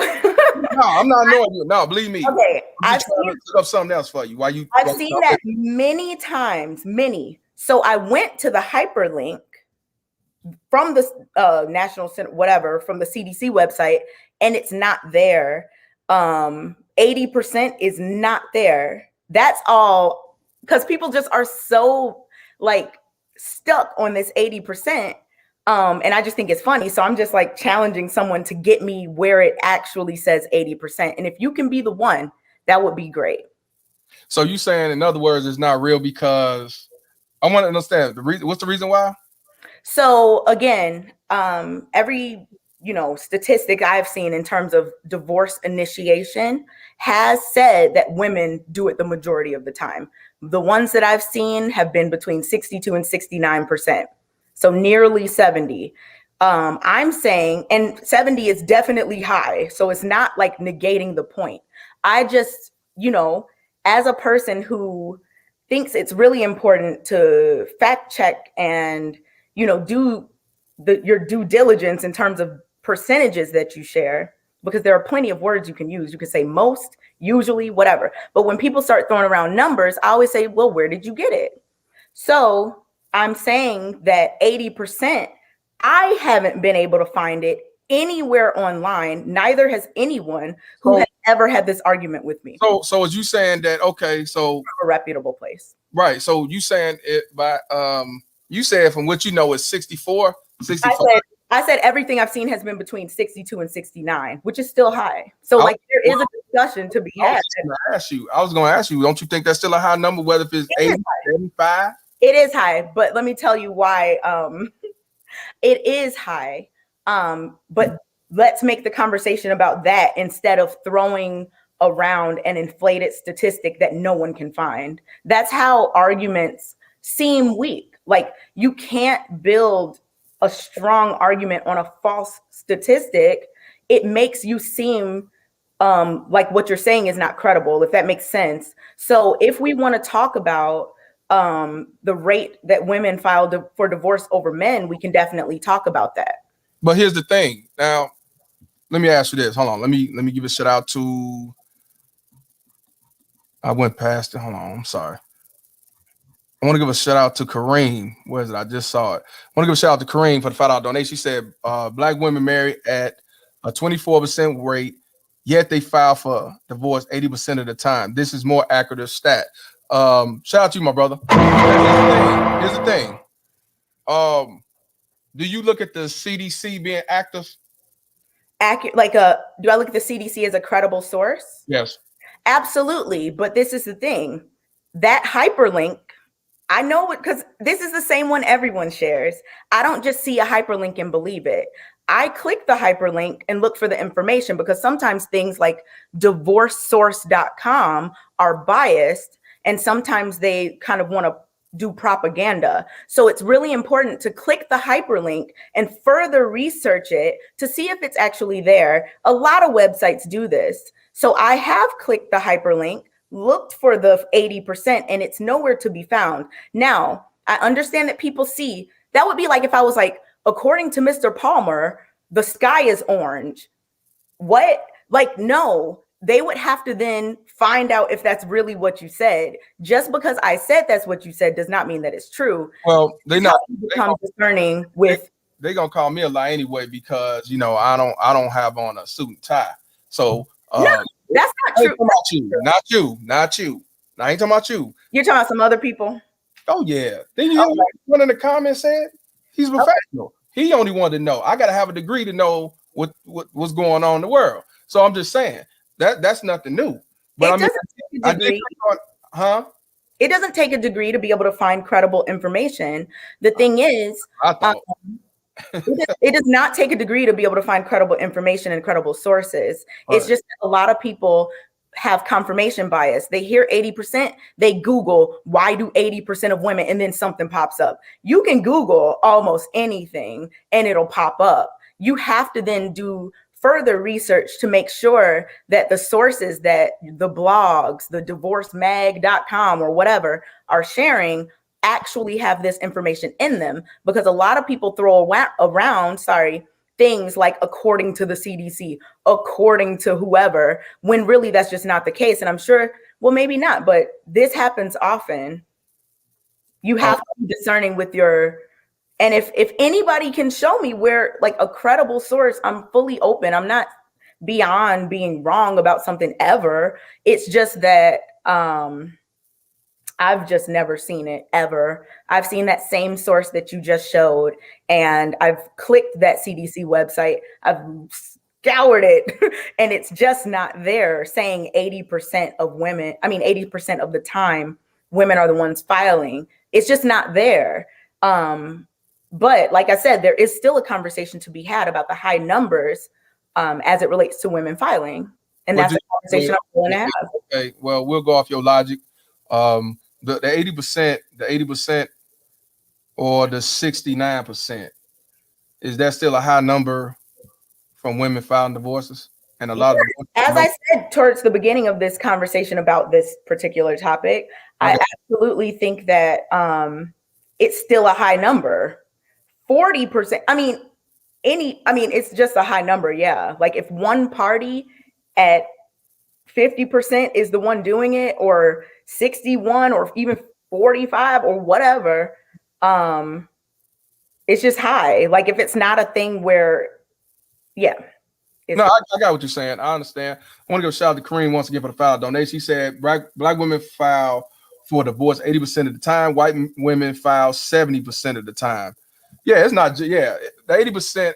I don't know. It's women as a whole. I didn't know white women file 70%, but I know it's all a high number when it comes to women and men. Because see, what I talk about on my platform, I don't just talk about black men and black women when it comes to child support and family court. I talk about men of all diverse. So it's not just about the black men.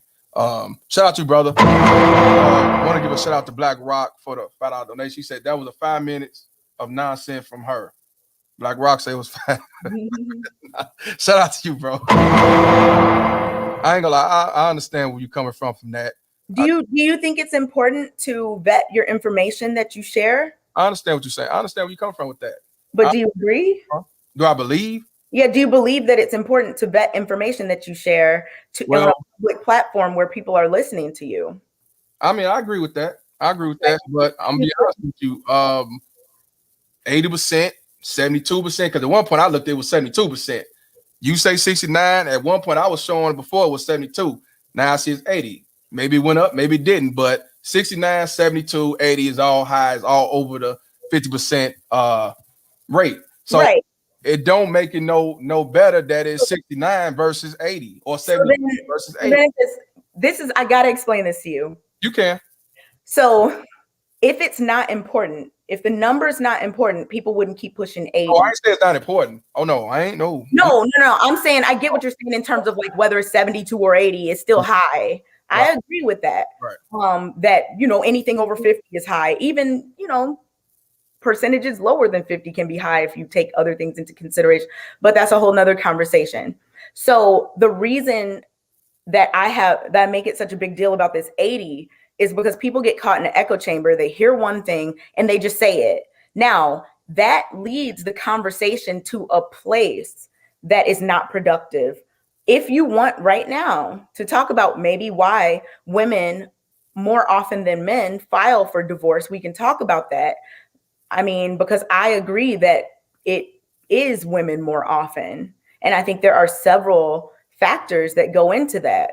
I just don't like when people throw around statistics that they cannot substantiate, because I like to substantiate and find multiple reliable sources about statistics that I'll share. That's why often you don't hear me saying 10%, 48%.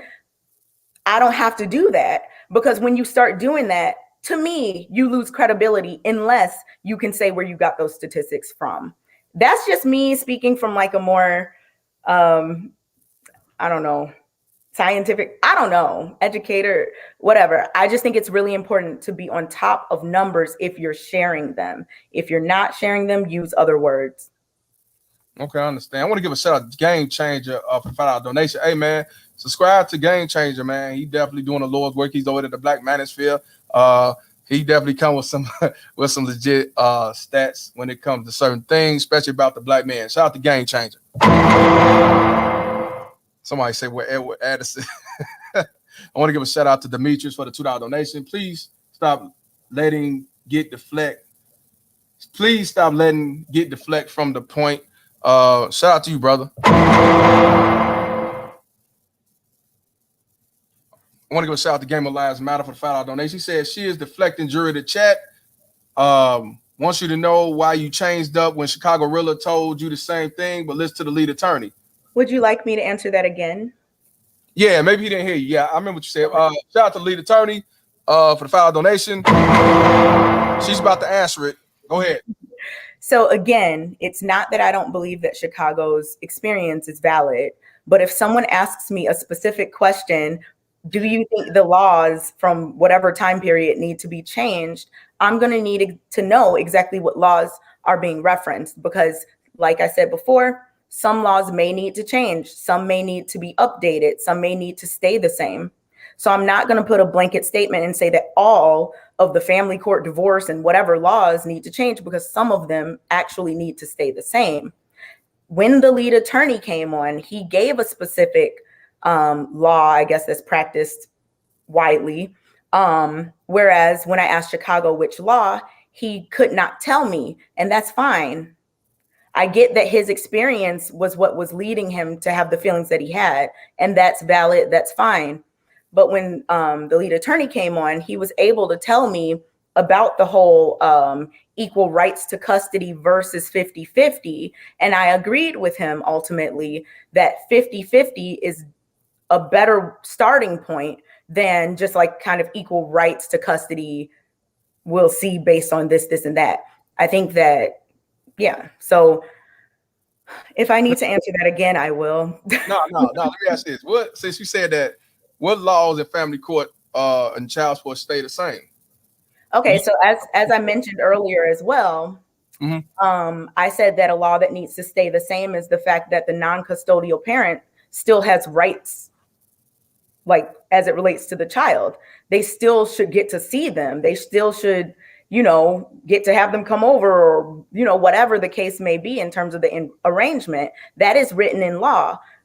In terms of the law, a mother cannot just say, you can never see your kid. That's illegal because there is that law that says that the non-custodial parent, barring all extenuating circumstances, has the right to see their child. That should not be changed. The non-custodial parent absolutely should have the right to see their child. Also, there are laws about in terms of custody. If a person has sexually abused or has been like abusive towards a child, they may not get custody or shouldn't get custody of that child. That's in the law. So those things don't need to change. It doesn't need to be, oh, any parent, no matter what, can get custody, because some parents, it's not safe for the child to be around. So I wouldn't say that needed to change. Well, that's the thing that you need to realize. A lot of men who got the 85% of the men who non-custodial parents, they didn't want no every other weekend. They wanted equal parenting, but unfortunate in his court system, he was denied, not because he was an abuser, not because he was doing something sexually, not because he's not a good fit. The fact of the matter is, the less time you see your children is the more money that they get in child support. And again, child support, this whole nation, they make $51 billion. Child support is not free. They get a piece of child support. People will tell you that, oh, they don't get nothing out of child support only if you're on welfare. That's the biggest lie ever. Oh, PLA clarified that too, which I didn't know. He did talk about that during that stream, and I was like, oh, what? Because I didn't know that. Right. So what I'm saying is, you saying that they should be able to see their kids every other weekend, but the actuality, a lot of these men didn't fight for every other weekend. Well, I didn't say that. Not you. I didn't say you did. I'm just telling you. You meant general, okay. I mean, okay, yeah, in general, people believe that he got every other weekend because that's what he wanted. No, 9 out of 10 is not what he wanted. He fought for either primary parent or he fought for equal parenting. And the way this court system is in design, he got every other weekend. Even though he got a better foundation, even though he's more better fit, even though his living condition is different, but they side with the woman because they get more benefits from the woman, which is the money. So when you say that the law should stay the same as far as, he can see his child every other weekend, I have to disagree with you, because men don't want to see their children every other weekend. Well, I didn't say, you're still talking about general you? I'm just talking about general. Okay. General. Okay. Okay, let me clarify. So I don't think every other weekend is enough personally. I mean, in my personal opinion, it should be more than that. I think that both parents should see their children as much as possible, especially the younger the children are. In terms of every other weekend, I think that's case by case in terms of the law. But like TLA said, it's not always just the law. It sometimes is the bias that judges have in terms of these things. So while the law itself may not be biased, or may not come off as biased, I completely understand that judges, that decide these things may not be as fair as they could be. And I think that this is why the best situation, in my opinion, like I said before, is for men and women that have a child together to really sit down and come up with something that works best for the best interest of the child. Did you know that some judges get a percentage of child support going in it? They get paid from child support? No, can you explain that more? Some family court judges actually get a percentage of child support. It goes into their pension. They actually get paid a check of child support. You have judges that works, I think, and the real Dana who be on the Star report can vouch for that.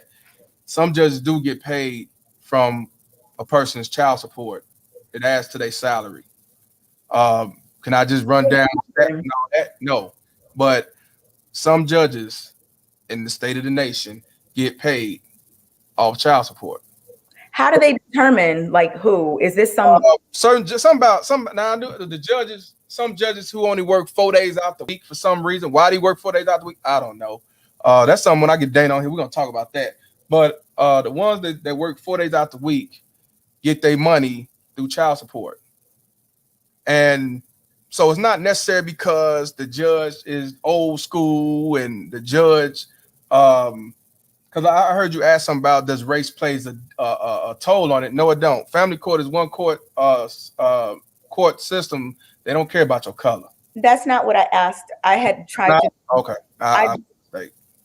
It's okay. It's a long show. It's okay. What I brought up was the parallel, just so that I could further understand, because basically I understand that there's racism at the judicial level.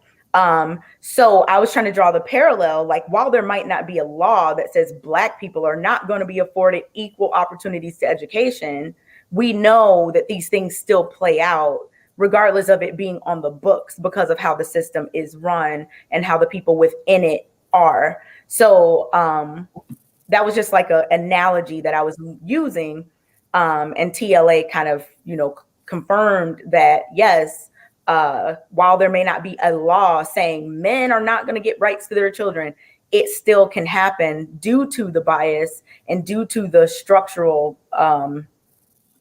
situation as it relates to custody and how people see that. Yeah, when it comes to the structure, it's really a man and woman situation. It's not necessarily he's a Black dude, because you got Black judges, man or woman. You got white judges. They all one of the same. Mm-hmm. They all work for the same system. The judge that I was when I fought for equal parenting, the judge told me at the end of the day, which I didn't get it, and it wasn't because I have a record, it wasn't because I was a quote unquote deadbeat that they say. He told me at the end, he said, it's my job to make this system money. So you feel, I'm not saying it like that. So from what you know, because you definitely know more about this than me. Oh, well, I started Fuck Child Support on Facebook before I went through the system. I did it before I went through the situation. It furthered me to do more research, datas, interviews with men and even women about this situation. So what did for me and a lot of other people talk about this, I go depth into this could happen if you fight for your rights, or this could happen if you are alienated, this could happen if you're in a failed relationship or divorce, this could happen to you. So I'm teaching men all colors, whether you got custody or don't have custody, whether if you got kids, don't have kids, change the laws of your mind, because this court system is not going to change. It's a $51 billion industry in America, and in the UK it's $48 billion. It's a money game worldwide that has family court law and feminist ideology.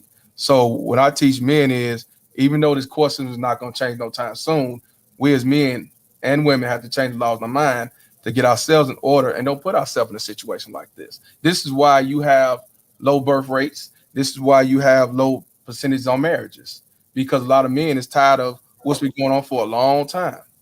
So I let people know this could happen to you. Just yesterday I had a white brother on here who was married, and he did it the right way, because they say get married and have kids.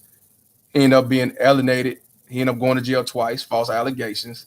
He ended up paying $4,000 a month, $2,000 alimony, $2,000 for his kids. The son ran away from home because he was going through abuse and stuff. He went back to court and fought. The young man said he don't want to be there. He want to be the father. The judge still sided with the mother. And go ahead. I have a question for you. Mm-hmm. Because I'm listening to what you're saying, and I've heard other people say the same thing. Like, I don't think everybody's just out here just making things up. You know what I'm saying? So the question that I have, just to have a more, I guess, meaningful conversation around this, is why do you think that is? Why do you think that it is? Because I have some thoughts.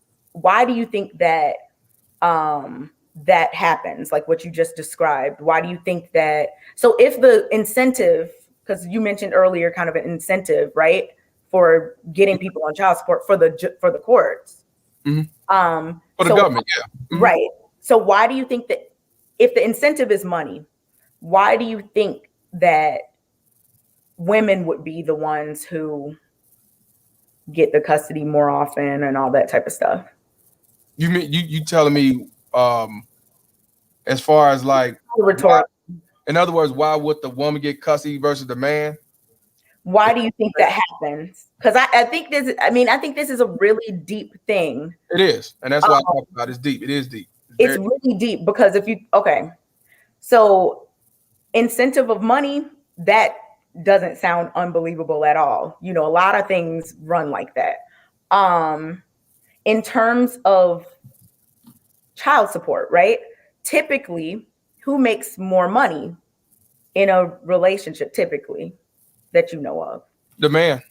The man. So if the man is the one making more money, it's not necessarily a feminist thing. And I'm not a feminist. People be saying, but I'm just not. I don't identify like it for your video. I'm not. Now, stay with me here. I know people be like, where is he going with this argument or whatever? Stay with me. Okay. So according, I just asked you, you said men generally make more money most of the time, right? Mm-hmm. So if the incentive is about money, they're going to try to stick it to whoever makes the most money most of the time, which would be the man. So it's not a feminist thing. It's a money hungry thing. I think that if women made on average, let's say just throwing any number out there, if women on average made 200K and men on average made 30K, I think the tables would be completely turned if the argument is that it has to do with money, which would mean that it has nothing to do with the person being a woman or not. It has to do with the fact that more often than not, men make more money than women. Okay. I want to give a shout out to Perfect Blackness for the $5 donation. He said this is a high level. Don't shout him out. No, I'm just playing. He's from Chicago too. I'm just kidding. Yeah, I know you is. This he said this is a high level deflection. Shout out to you, my brother. Honey69, shout out to you for the $5 donation. He said, can you share where you got your data because you're sharing numbers without dating your resources? Shout out to you, Honey69. I believe she's talking about, you said that the stats are 69%. She's saying, can you? Oh, I think his name is Michael J. Rosenthal or Feld or something from the American Sociological Association. They can look it up. That's what I saw. So you got Miguel, was he on YouTube? No, I read it online. If anybody, thinks that's wrong, I'm all down for people vetting information. Just let me know. So what let me ask this. What made him, because I don't know who he is, what made him more believable versus, I guess, like you say, Divorce Mag? Yeah. Because I looked him up and he's an actual researcher in the field of sociology. And, I think that's more trustworthy than just a random site that is citing a statistic and then providing a hyperlink where that statistic cannot be found. Okay.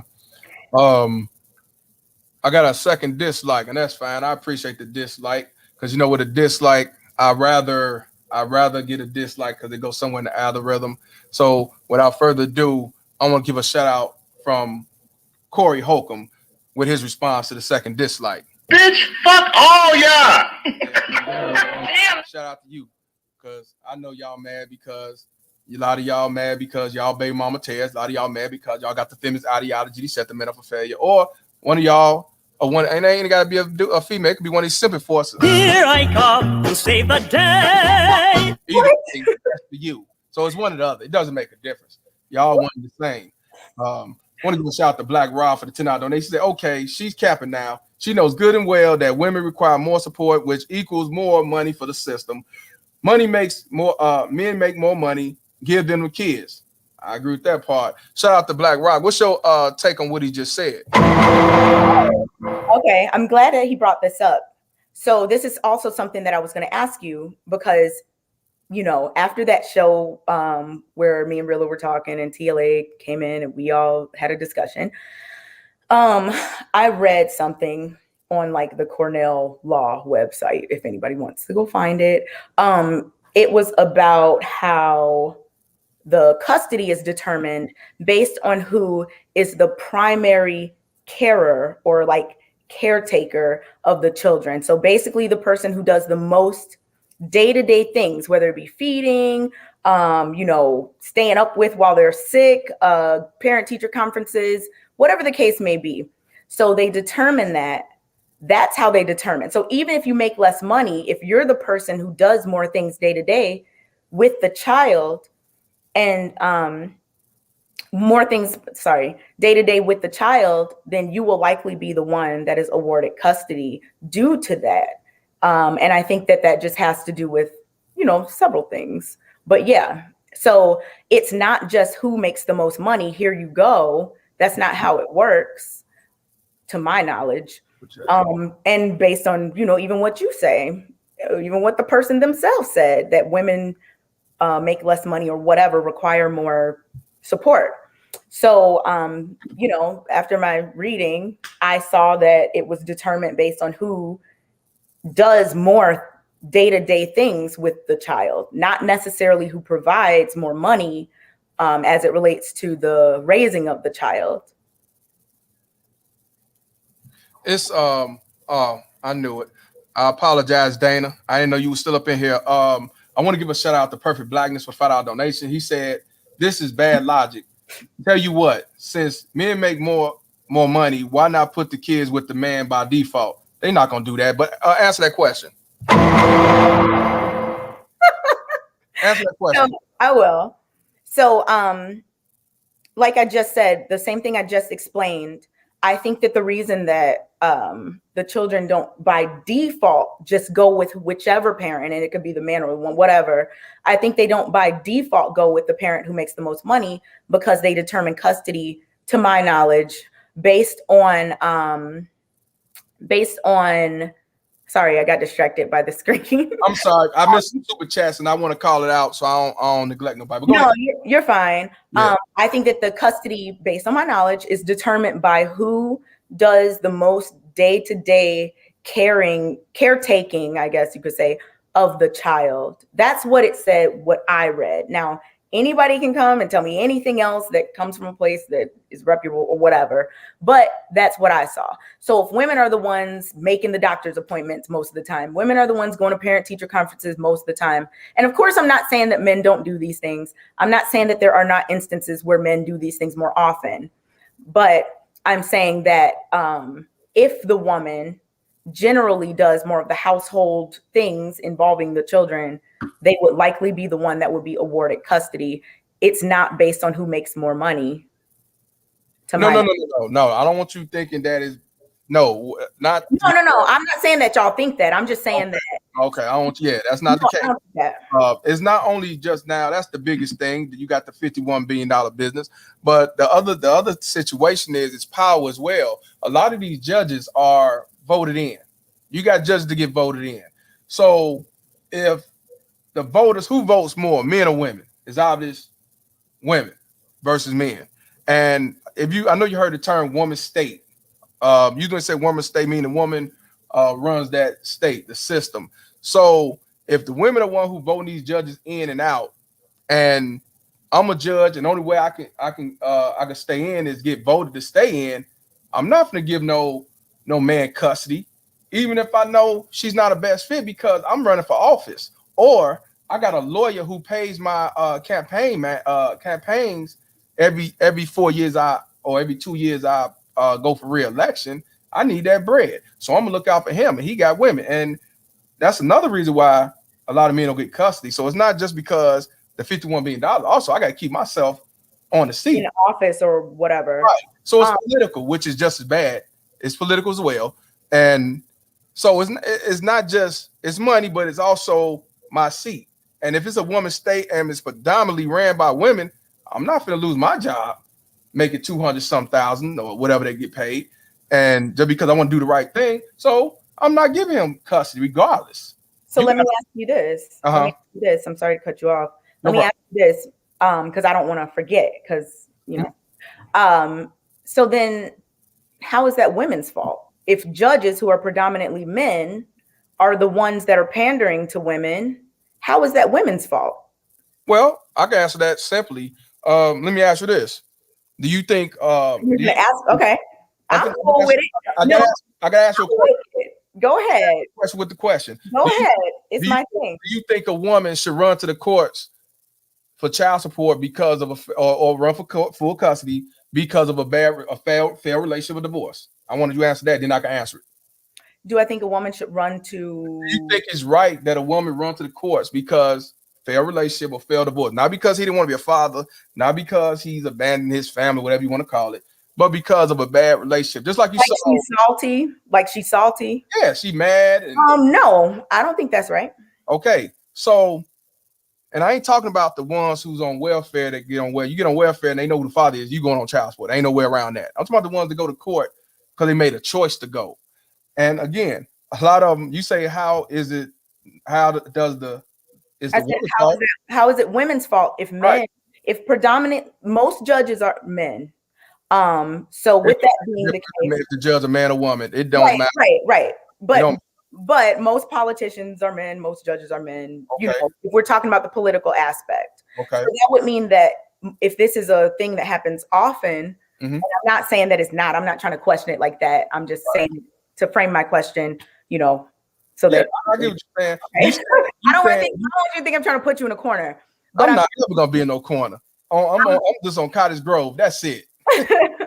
No, you just basically asking how can you blame the women if the men are pandering, the men judge or the judge are making that decision? Okay. If they're trying to win the favor of women, you do get what I'm saying? Here's the thing. When it comes to women running to the courtroom, nobody putting a gun to their head to go to court. It's a choice. And what I'm telling you is, why is the woman fault? Because she chooses to go to the courtroom. She chooses to go in that courtroom. No one put a gun to her head. She didn't apply for welfare, but she chose to go in that courtroom because she know 9 times out of 10 she gonna get what she want.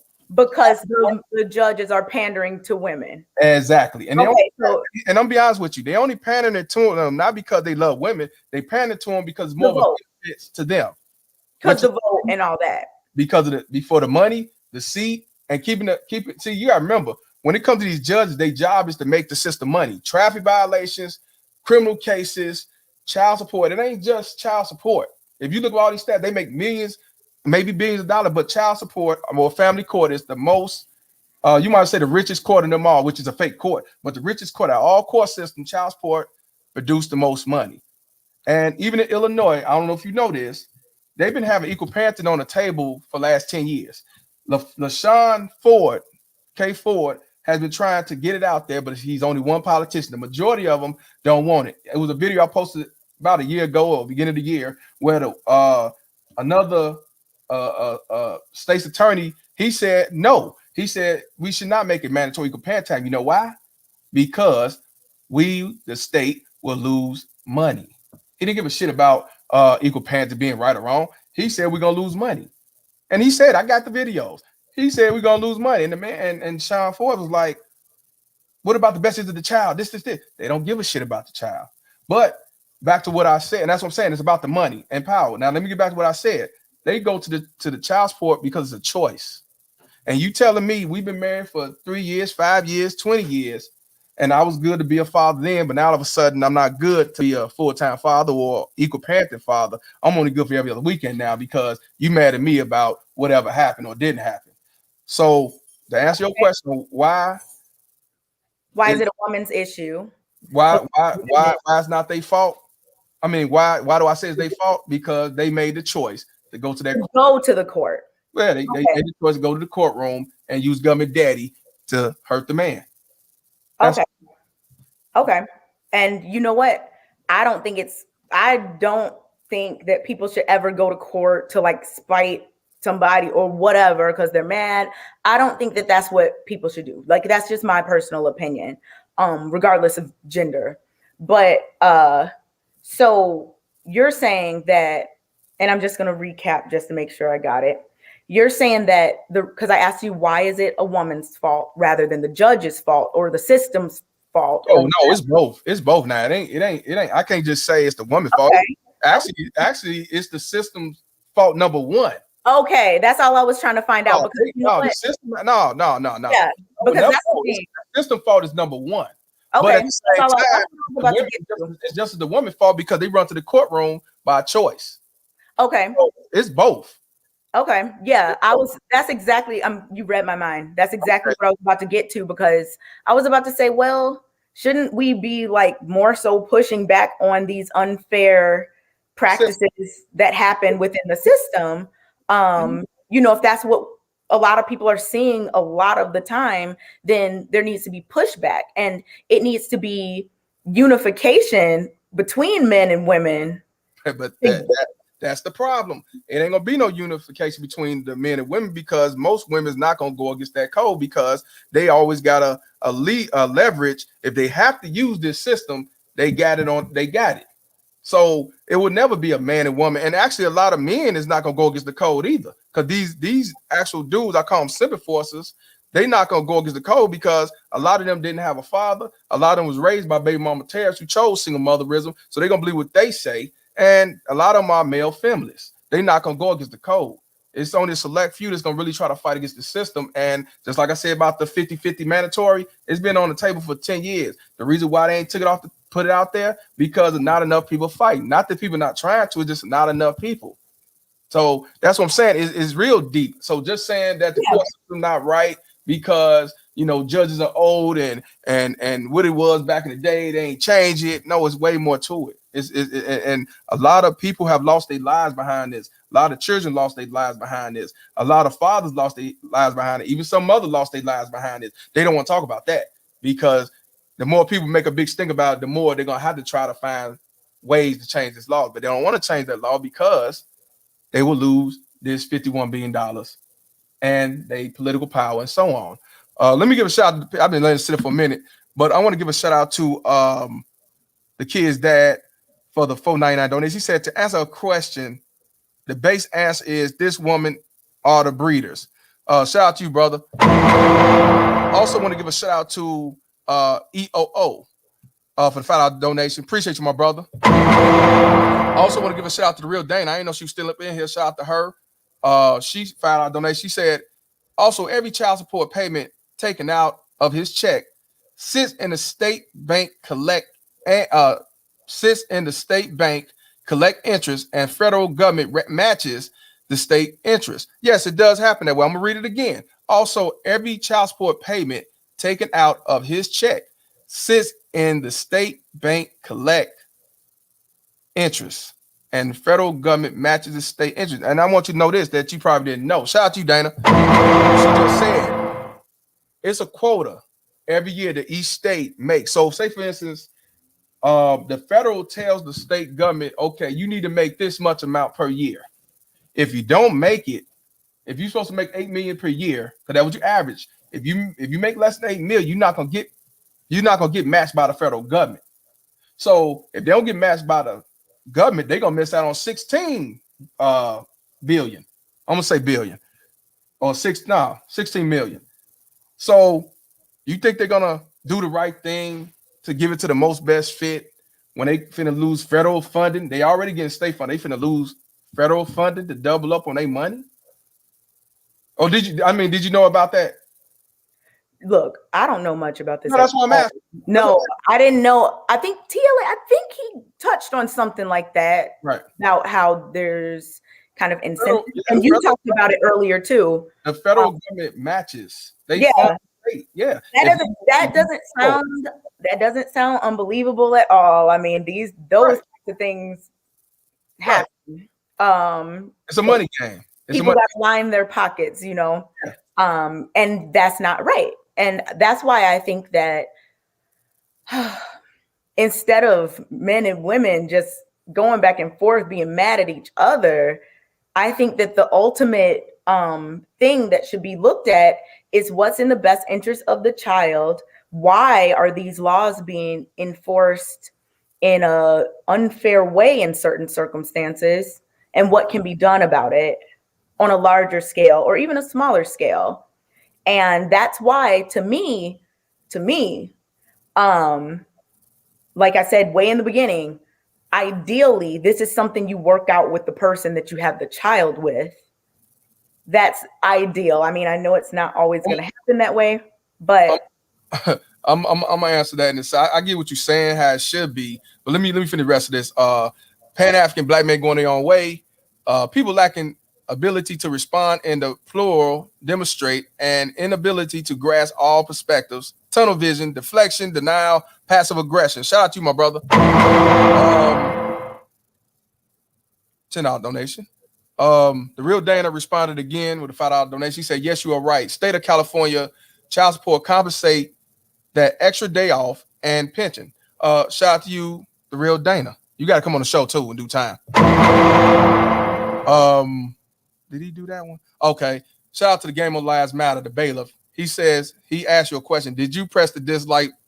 No. Did you press the dislike on this video? We got 2 dislikes. LOL. We appreciate you coming on the show on the show or on to coming on to state your case. Shout out to the Couch Gang. Yeah, shout out to you. I appreciate you coming on here. I appreciate you coming to the podcast. No problem. I was like, who is this man calling me a? I didn't even know what a you. I was like, I don't even know what a BMT is. So I had to text somebody and ask. I'm like, what does that mean?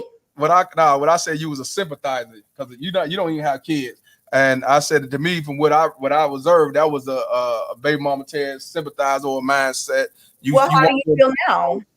I'm gonna tell you when I'm done with this because I didn't realize I missed all these damn chats.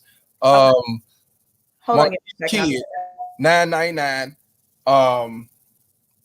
He said it's okay to vet information, but it's not okay to attack straw arguments to find an instance in which you are correct, then turn around to agree just so you don't have to say you were wrong.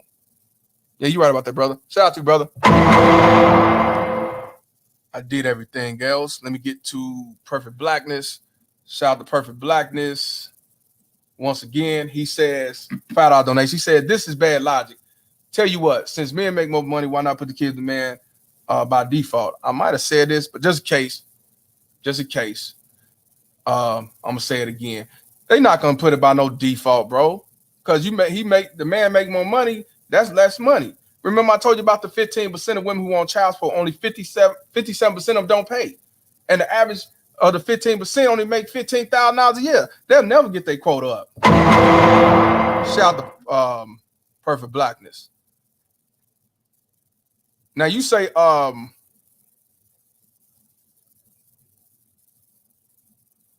stupid. Oh, I'm muted. Are you ready for the question that I've been wondering this entire time? Hold on, let me get another one. Ali Bro $4.99. I know what you're gonna ask me. Oh, you know what I'm about to ask you. For the $4.99, divorce is the new 401k for women in the system.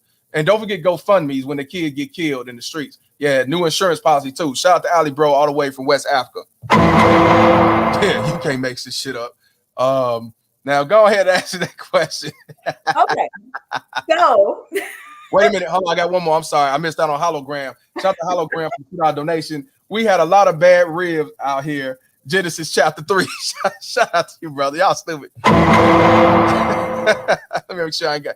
Oh no, I got the world class. Shout out to the world class for the $5.01.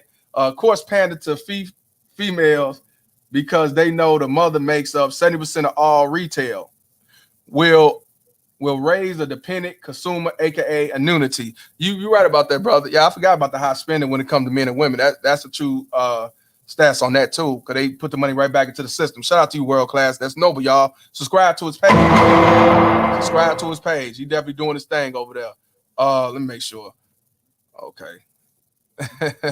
I know what you're gonna ask me. I kind of heard you earlier. Go ahead. Well, hold on. I want to give a shout out to the Green Gorilla. You're doing this on purpose. No, I'm just playing. I missed out. I had to go back. I had to even go to the. I'm kidding. Go ahead. Nah. I appreciate you coming on here. I told people you remind me of the Charlemagne the God of the Peep Show because you were controversial. You will make the truth just go all over the place. You was not gonna agree. You was not going. Even if give you an opportunity. Okay. Even if they tell you the truth, you're not going. But let's stop there. The truth or their opinion. You're not going.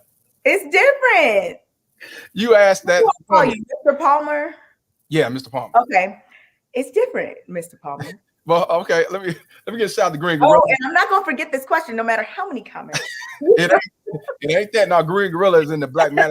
He got a PhD, and even he talks about this, even on an educational standpoint. And you know, he's not from Cottage Grove like me. Green Gorilla shout to this brother. He said there's no unification between men and women because today's women want to live as they were men. Yeah, a lot of men got a lot of masculinity, for real. But them a devil's son-in-law, them not women. Shout out to my brother, and please subscribe to his page. Huh? I said devil's son-in-laws. What? No, not yet. Wait. Hey, nah, this is the last one. Hologram, when I ask you a question, he got $2 donation. He said, "What's your take on Brittany Renner?" Who is Brittany? No. Her name is Brittany Renner. Brittany Renner. That's the one who she was married to PJ Washington, the basketball player for Charlotte Hornets. And after she got pregnant, and 2 weeks after she had the baby, she filed for divorce, and she's getting $250,000 a month in child support. And he haven't seen his son yet. Shout out to you, Hologram. Do you know anything about it, first of all? Because you might not even know. We talked about this situation on the show, and on the show, I was like, who is that? But I can answer that, and then I'll ask you the question. Okay. Or whatever you want to do. It's your show. No, I want you to ask that question. But okay. Go ahead and answer that question. What's your thoughts on that? So in terms of, because I'm not going to lie, I don't really keep up with those types of things. You know, just like I said on the Thursday show on La Peep, they asked about it. I was like, I don't know. But after, hearing more about it, it seems like it was a purposeful, come up for her. Because why would you get divorced right after? But, and I don't agree with that. I don't think you should do that. I just don't think that it's a nice thing to do. I don't think it's the right thing. I don't think that people should be getting pregnant. And, I've never talked to her, so I don't know, but wait, you ain't got to talk to her from what? I'm saying what it seems is that it was a come up. And if it's a come up, that's not right. I don't agree with that type of behavior at all, because the thing is, kids are involved. Right. These are children that should be given as much opportunity as possible to have a strong relationship with both of their parents in the same house, if possible. So you should try to do everything you can to make that happen. And if it's just oh, I got pregnant, had a baby, okay, now I can get divorced and be qualified for child support at a high rate. Because this is a celebrity basketball player or whatever. I don't agree that that's a good thing to do. I don't. Okay, now, and since you say you don't agree with her getting married, getting divorced, and want 200 and she getting 250,000, and he's not seeing his child. Not only that, she's making other videos saying, "Yeah, it is what it is." I did it. Oh, she said that's what I did. Yeah, she said it. She said basketball players are the dumbest and they are stupid if you want to get money. Yeah, she said this, but you know what? You know what though? Even though I'm not with that whole thing that I just described, that situation, excuse me, I will say that people need to really teach their kids better, because ain't no way, and I don't have any kids, but if I have a son and he becomes a college basketball player, that's a conversation that his dad will have with him about the way that people will be trying to come after you to do that type of stuff once you reach a certain level, especially, I don't want to say especially because I don't know, but sports, it seems like this is a thing that happens. I have to now, Lynn said they was never married, she just dumped them. But when I looked at stuff on the paperwork and on the news articles, it said they was married. So if they weren't married, then she waited to have kids and she dumped them and filed for child support. Either way, it's still wrong. But unfortunately, when you go to the courtroom, they don't care about her having kids because she wanted to reap the benefit. They gonna say, shit, child support, that's money. You know how much money how much of a percent they gonna get from that $250,000 a month? They don't care how she did it, why she did it. They don't care. You could be on child support living in the same household. If me and you live together and we have a kid, you can put me on child support. And I say, Judge, I live there. Judge, I'm here. You're like, I pay half the rent. Even if you I'm telling you, I'm just telling you how this system don't give a damn about the best interest of the child. So and that's terrible. I think the best interest of the child should be the number one thing, and then after that, everything will fall into place. The best interest of the child, meaning seeing, both parents, like custodial and non-custodial, seeing the child or having joint custody. If we're talking about that, the well-being of the child is the most important thing. Now, let me tell you the thing about you said joint custody. Joint custody means it doesn't mean you have equal parenting. It doesn't mean you got equal time. Joint custody means you got equal say when it comes to medical and stuff like that. Right. Now, if you say joint physical custody, then it's physical custody, because a lot of people think, oh, I got joint custody. Ain't nothing to brag about. That just means you got equal say. And if you're dealing with a baby mama Terry, she ain't gonna tell you anyway. So let me ask you this, because you know more about this than I do. Mm-hmm. And don't think I forgot that other question. But I know. If you have joint custody, let's say me and you are married, we get a divorce, we get joint custody over our daughter or whatever. Mm-hmm. What are the stipulations within that as it relates to physical placement of the child? Answer that question. I kind of got thrown it off. You said if we was married, you said if. Oh, let's say we're married, we have a child, we have a daughter, whatever, and we get a divorce, but we get joint custody. Are the stipulations as it relates to the physical placement or like where the child is going to be, is that part of the thing that's laid out? Like, how is that determined?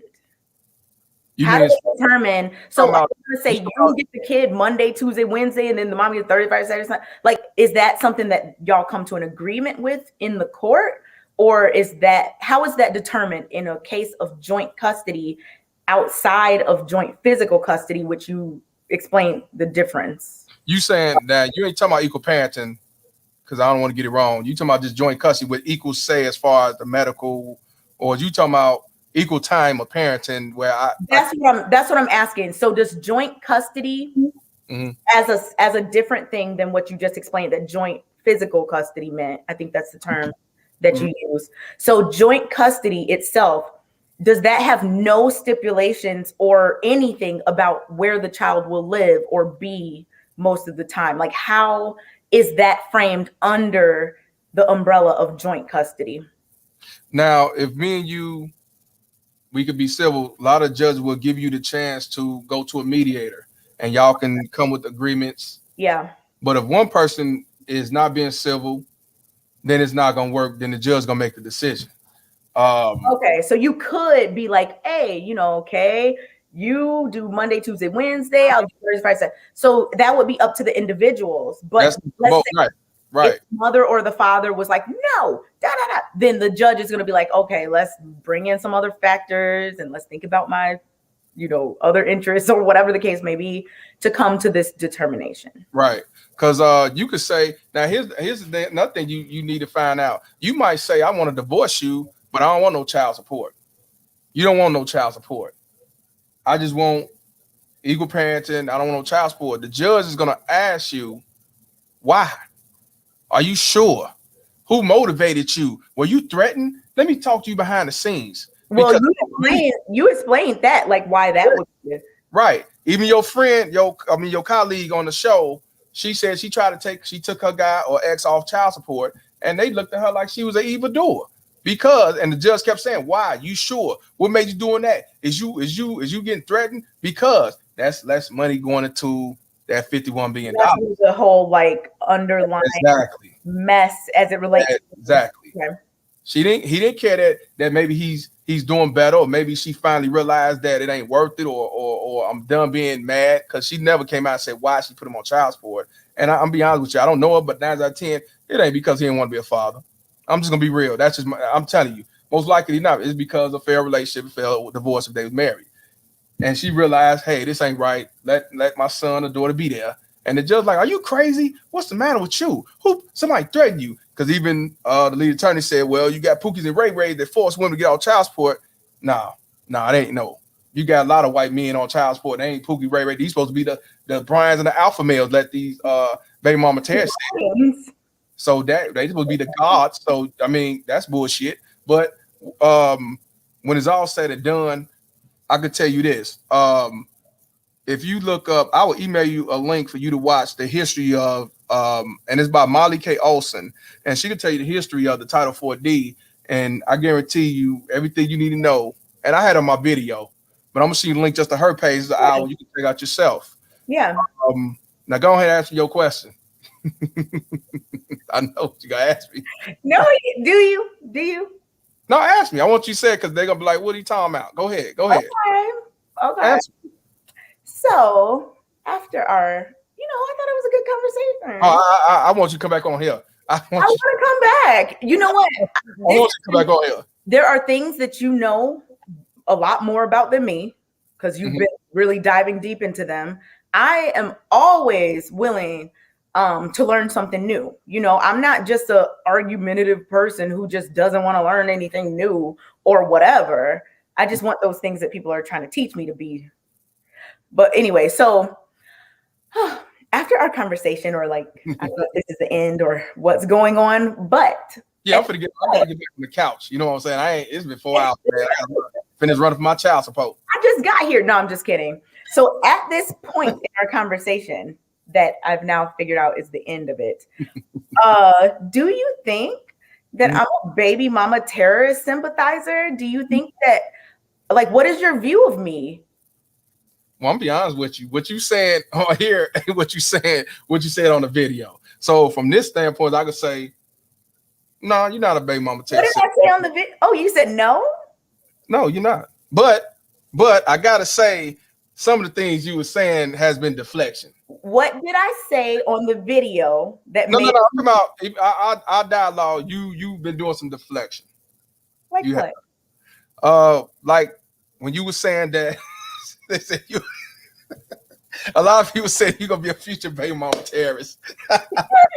No, I'm not, because I'm not having kids till I'm married. That you could be one that you get. See, don't think because I say baby mama terrorist meaning somebody had kids out of wedlock. Baby mama terrorists is ones who even get divorced and do what they do. Not getting divorced.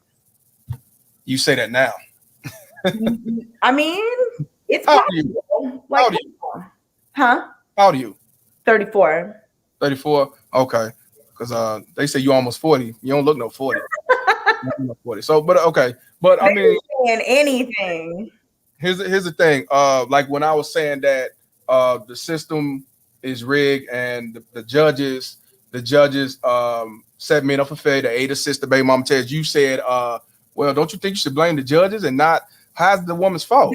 I said, how is it women's fault if judges are the ones that are corrupt? And you answered it. I know, but still, but you already know full well everybody who go to child support is a choice. It's not no gun to the head. And I ain't talking about welfare. Well, Mr. Palmer, it's not fair that you're painting me away for asking a question. How else was I supposed to know? You explained to me and then I understood where you were coming from. You can't call me a terrorist baby mama because I asked you a question. Oh, no. I wasn't talking about the baby mama terrorist part. I say you not one. I say you deflect. But how is it? So then what am I supposed to do? If I don't understand something, how am I supposed to get to know it from a person that knows more about it than me? Because I think you know more than what you're saying. That's why.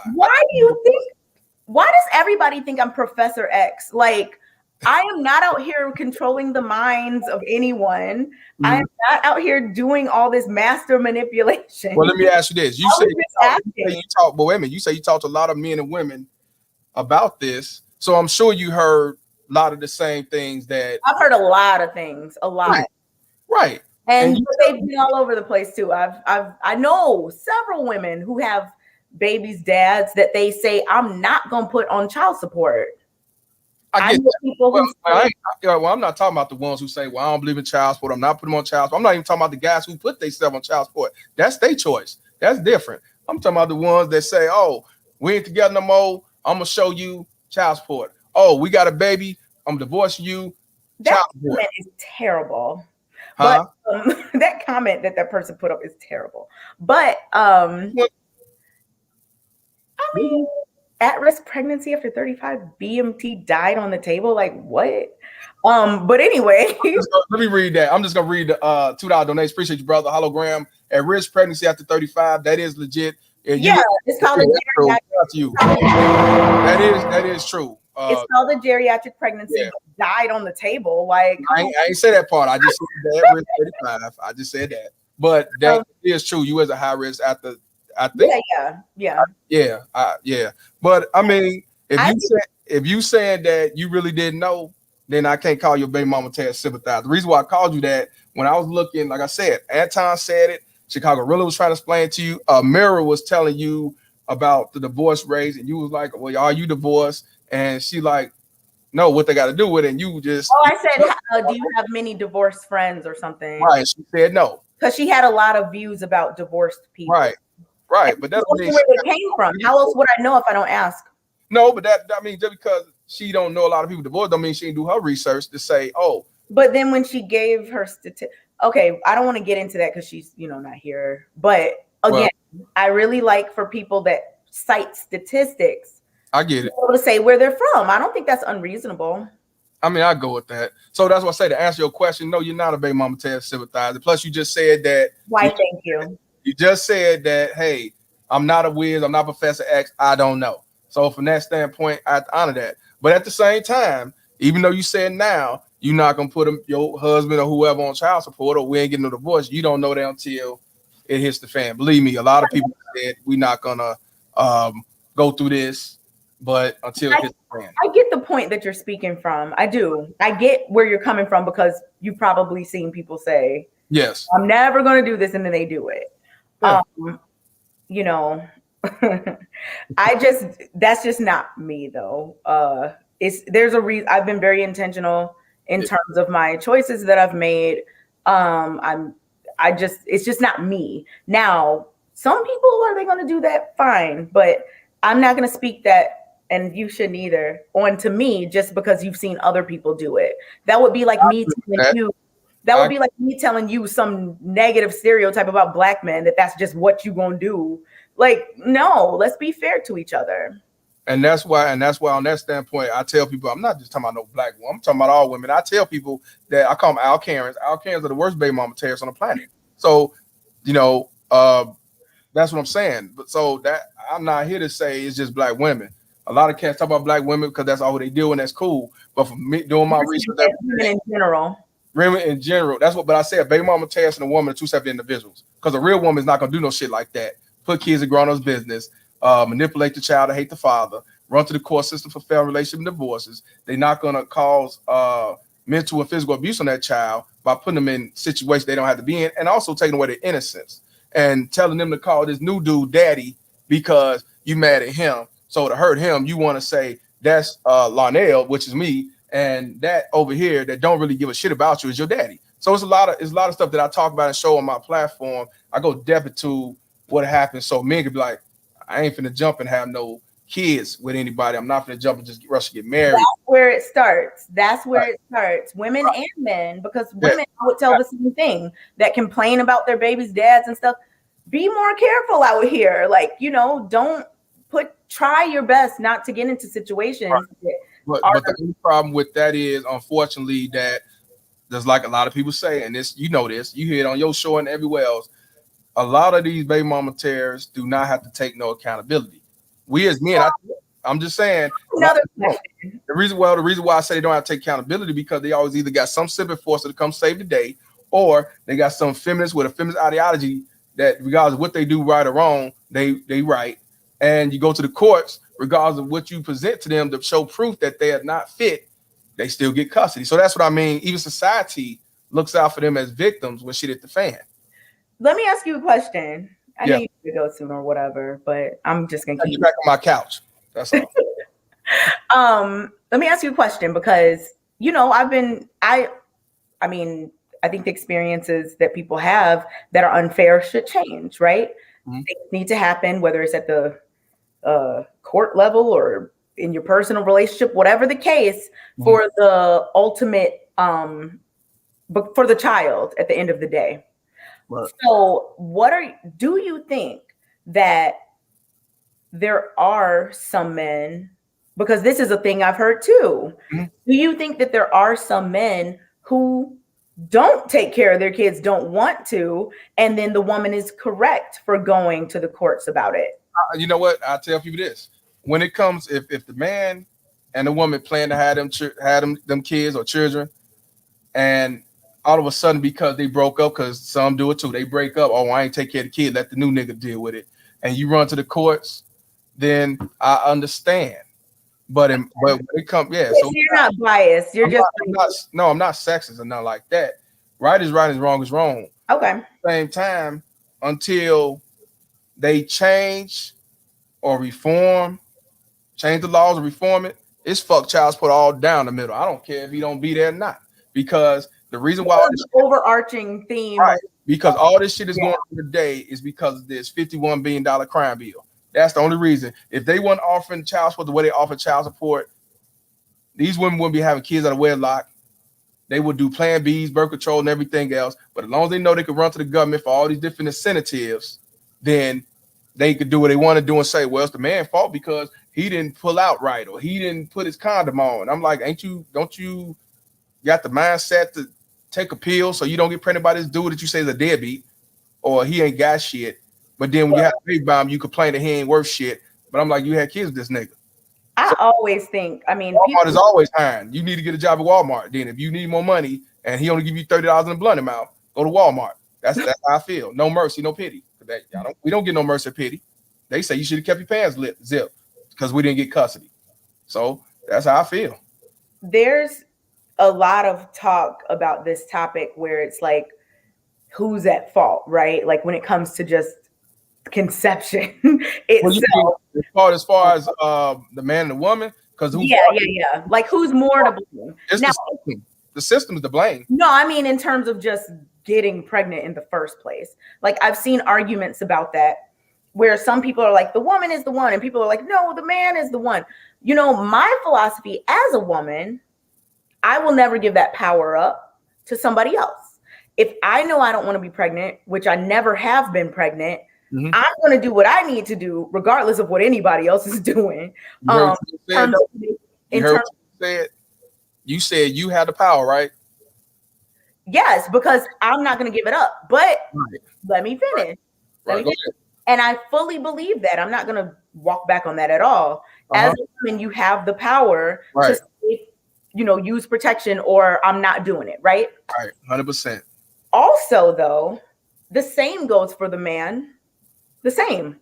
You can say I'm not doing it or I'm going to use protection. That's why I don't think, but since I am a woman, I'm never going to give that power away. If I were a man, I hate to even say that because I'm not, but I feel like my logic would be the same. If I were a man, I'm not going to trust just out here doing whatever because I don't know what could happen. I agree with that too. I'm going to use protection. I'm going to make sure that I'm not putting myself in any situations that could potentially affect the rest of my life.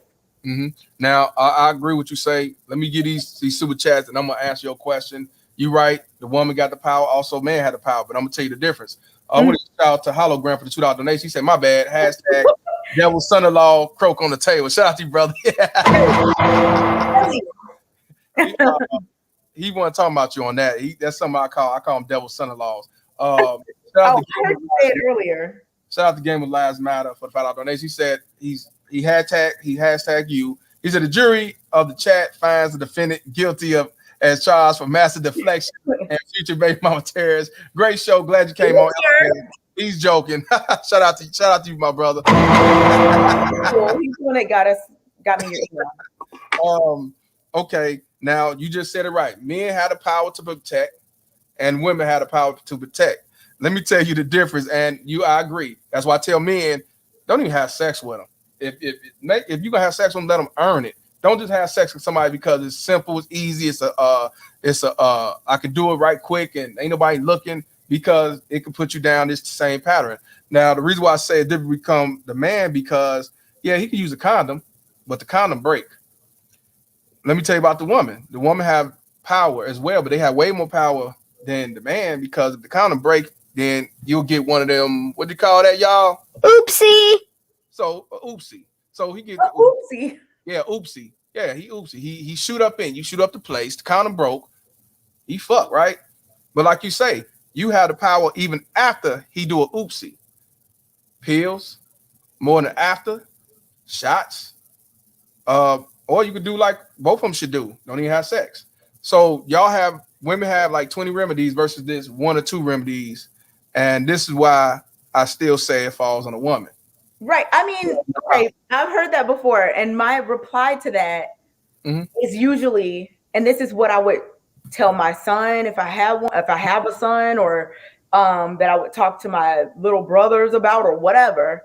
If you know that after conception takes place, you have nothing else you can do in terms of that pregnancy. So that makes the stakes, I guess, even higher in terms of like being careful to me. Because at the end of the day, if a woman gets pregnant, and then she wants to get an abortion, she can. She wants to take, before conception, take the day after pill, after a failed birth control method, she can. But a man can't do anything after the fact. So if you know this, we all know this. We all know where babies come from. And this is not me. I think I saw somebody in the comments talking about victim blaming. This is not me saying anything like that. You might have saw. I didn't see that, but you might have. I'm saying that if you know this, wouldn't you be even more discerning and careful about what you do? And I agree 100%. Frida said, I don't agree with Mr. Palmer. Then she said, she agreed with you. I'm sorry, I put the wrong thing on. Exactly, Kay. And that's what I'm saying. I teach men, don't have sex with every woman. Let them earn. That's for you to teach. What I'm telling men. That's what I'm telling men who don't have kids, who already had kids. That's what I tell them. Yeah. But that's what I'm saying. So for you to say, not you, but for her to say she don't agree with what I'm saying, I'm telling the truth. Because like you say, use a condom, the condom break. He did try, it broke. Condoms are not 99%. But again, he come at her before she could find out if she get pregnant or not. She could do the morning after. Before she had to even do a plan B, just in case. They got female condoms as well. And again, you can take birth control, but I'm not even going far to the morning, the plan B or down the line or abortion. I'm going on before she even know for sure if she's pregnant or not. Let me go and take the morning after just in case. See, once he knock her up, it's a wrap. It's my body, my choice. Let's be real. We talking about society. We talking about the laws. Yeah. The law is that a woman can get an abortion or not. No one can force you to. Exactly. So that's why I say what I say. Not with that being the case, right? With that being the case, I mean, I don't know. I just feel like this is where vetting your partner comes really heavily into play. Again, that's why I say don't even jump the gun. Because I don't know who you dealing with. No, I'm after the fact. Yeah, and I'm not easier on women about this. If you're a woman or a man, you should treat it like potentially, you should treat it like potentially anybody that you get with like that, you could potentially be in a mother-father situation with. So you really have to start thinking about it and being more careful as possible. And if you're a man, I think that, like I was saying earlier, the stakes are even higher in regards to it because you don't have any say during the pregnancy. So if you have the most to, I don't even like to say lose, but you have the most life. You have the most. I don't want to say lose because it's a child, and the child when it's all said and done, the child's the one who really loses. Even if the man getting screwed or he ain't seen his son, the child lose. I don't want nobody thinking it's really, the man loses, but the child is the one who really loses because he or she is innocent and you took away his innocence. So when it's all said and done, it's really about the kids. But unfortunately, when the father's railroad, 9 out of 10 the kid is railroad as well. So it ain't just about man and woman; it's about the child. Yeah, the child should be the most important in the equation. Because at the end of the day, while it's a man saying, oh, it's not fair, she took me to court for child support, or it's a woman saying, oh, it's not fair that I'm not getting paid as much as I should for this child, or whatever they think, at the end of the day, the person who's losing out most is the kid. Right, but a lot of these baby mom kids don't give a shit about the kid. the system don't care about the kids. You know, I want to ask you this question. Farida says, don't be mad at women. I'm not mad at no women. It ain't about being hateful. I can't be. If I'm hateful, she wouldn't even be on here. I'll be talking, acting a fool. I don't get down like that. I treat anybody come on my show, I treat them with respect, and I'm here to dialogue. I don't just talk shit, cuss them out, and get them the fuck off my show. I don't do that. You've been so respectful. Yeah, so people judge the book by the cover because I say fuck child support. Tell me about it. A lot of people say I hate women. They say I hate black women, but then they say I talk about all women, so they say I hate women. Then they say my mama, and I'm like, I was raised with both parents, and you got mama issues, whatever you say, fam. But one thing you can't call me is a liar. So you can say whatever. Not you, Frida. I'm just saying they can say whatever they want because you know how I get down. Y'all know what I mean. I don't give a fuck what you think, bitch. You know, it is what it is. Now I want to ask you a question. Somebody asked a good question. Now you said what you'll tell your sons. What would you tell your daughters when it comes to having sex? Oh, I would tell my daughter, I would first of all instill in them, and so would her dad, the importance of just wait longer. Don't get started super early. Wait, just wait. You know, and so then on top of that, I would also tell her, you know, the benefits of waiting, the benefits of being within a marriage, and like a stable, committed relationship before having a child. I would teach her that anytime you are intimate with someone, that you could potentially become a mom at that moment, and you're going to have decisions to make that are going to be hard either way if you're not in a stable, committed relationship, marriage, whatever. And I think that just instilling that from a young age and just keeping that viewpoint in there right in front of them helps, because that's how I was always taught. Like the moment I became of childbearing age, it was like my mom like sat down and talked to me like, look, and this is before I was even, doing anything with anybody or whatever. I think it's just really important to instill those values. And I also think that it's important to let women, like girls and women, know that ultimately they are the ones that have to carry the child. They're the ones that have to birth the child. They're the ones that, let's say the man just says, forget it or whatever, or said whatever happens. Right. They are ultimately the ones who will likely be the one with the child because they birthed that child. So I think just making sure that, adolescents and women know, and I'm not saying they don't know necessarily, but just kind of keeping just keeping that conversation going, not just one in passing, but just it needs to be regularly presented to them so that they can make the best decisions. And I would tell my daughter, do not ever, ever put that power in somebody else's hands, ever. I don't care what they say. Right, 100%. Give them the power over your body. If they don't want to get with you or whatever, because you insist on using protection, don't do it. 100%. Because at the end of the day, you're the one that's going to be pregnant and trying to figure out what you're going to do.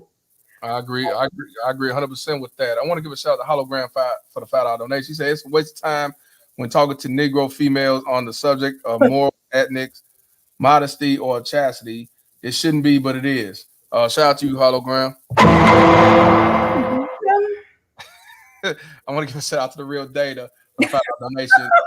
He said most men pay for the abort for their significant.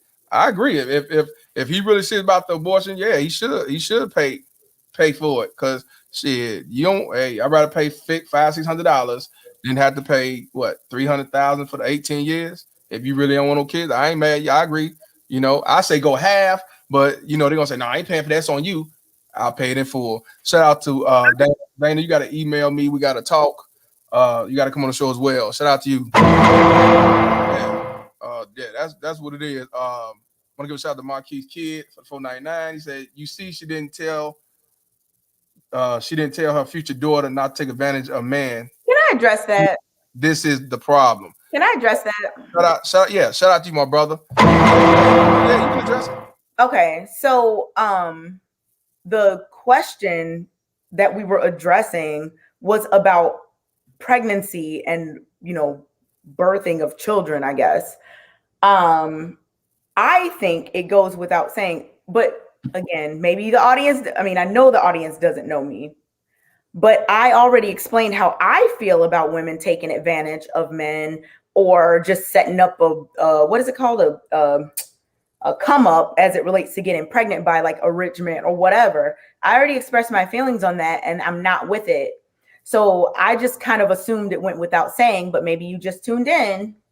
I kind of assumed that it went without saying that that would be obviously something that my daughter wouldn't do because I don't do that. I wouldn't do that. I don't believe in it. So that would just be like a basic tenet of how she knows how to treat other people. I wouldn't even have to exclusively say like, don't take advantage of men. I mean, just being that type of person would never be promoted in the household with me and my husband. So that's why I didn't specifically say, I'm going to teach her not to take advantage of men. She's already going to know that because she's going to know not to take advantage of anybody. 100%. I understand. I want to give a shout out to the real Dana. Wants to give her the $2 donations. Men paid for the abort. Hey, that's fine. I wouldn't have no problem with it. Shout out to you, Dana. Also, I want to give a shout out because I missed Tim Howard the fifth. Did I do? Just in case I didn't, let me do it anyway. D'Angelo Bay, $4.99. So you're not gonna tell her to look for a husband first? No, I didn't say that one. He want to know D'Angelo Bay. I said a baby within a marriage. I said that. Okay. Within a marriage means obviously you have a husband first. Like, are people listening? Did you hear me say that? I said Yeah, within. I heard you, but some people have a narrative that they think about me and they just want to push it. No, they probably didn't hear it. But shout out to D'Angelo Bay for that. Also, Tim Howard the fifth $5 donation. He said, "Kay, what about my body, my choice, my wallet, my choice after sex?" That's a question. I'm gonna read it again. He said, "Kay, what about my body, my choice, and my wallet, my choice after sex?" What about that? You hear a lot of men say that now. Yeah. I've definitely heard that before. The difference between those two is that one is legal and one is not. Shout out to my boy Tim Howard the fifth. You said one is legal, one is not. It's legal for a woman to get an abortion. It's not legal for a man to just say, I'm not going to. Isn't it illegal? You tell me. It's illegal not to pay child support or to take care of your kids, right? It's legal. Not. It's if you don't pay your child support and the woman go back to court, you going to jail. Okay, so then I know it might seem. I mean, whatever. I get that people think it's unfair. I get it. It is unfair. So I mean, it's still in reality. One is illegal. What if they did pass that law? My wallet, my choice. And they passed a law that shit he ain't got to pay. Would you say it's fair, or would you say, well, hey, my body, my choice, my wallet, my choice? Do you? If I know they're not, but if they hypothetically they were to pass that law that a man could choose, my wallet, my choice, do you think it'd be fair then? I think it would. What do you think? So, yeah.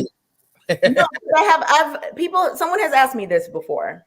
So my first thought would be like, okay, yeah, that's fair, right? That would be my first thought. But then when I think about it, the kid is the most important.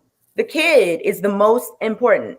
So both parents should be doing things to for the betterment of the life of the child.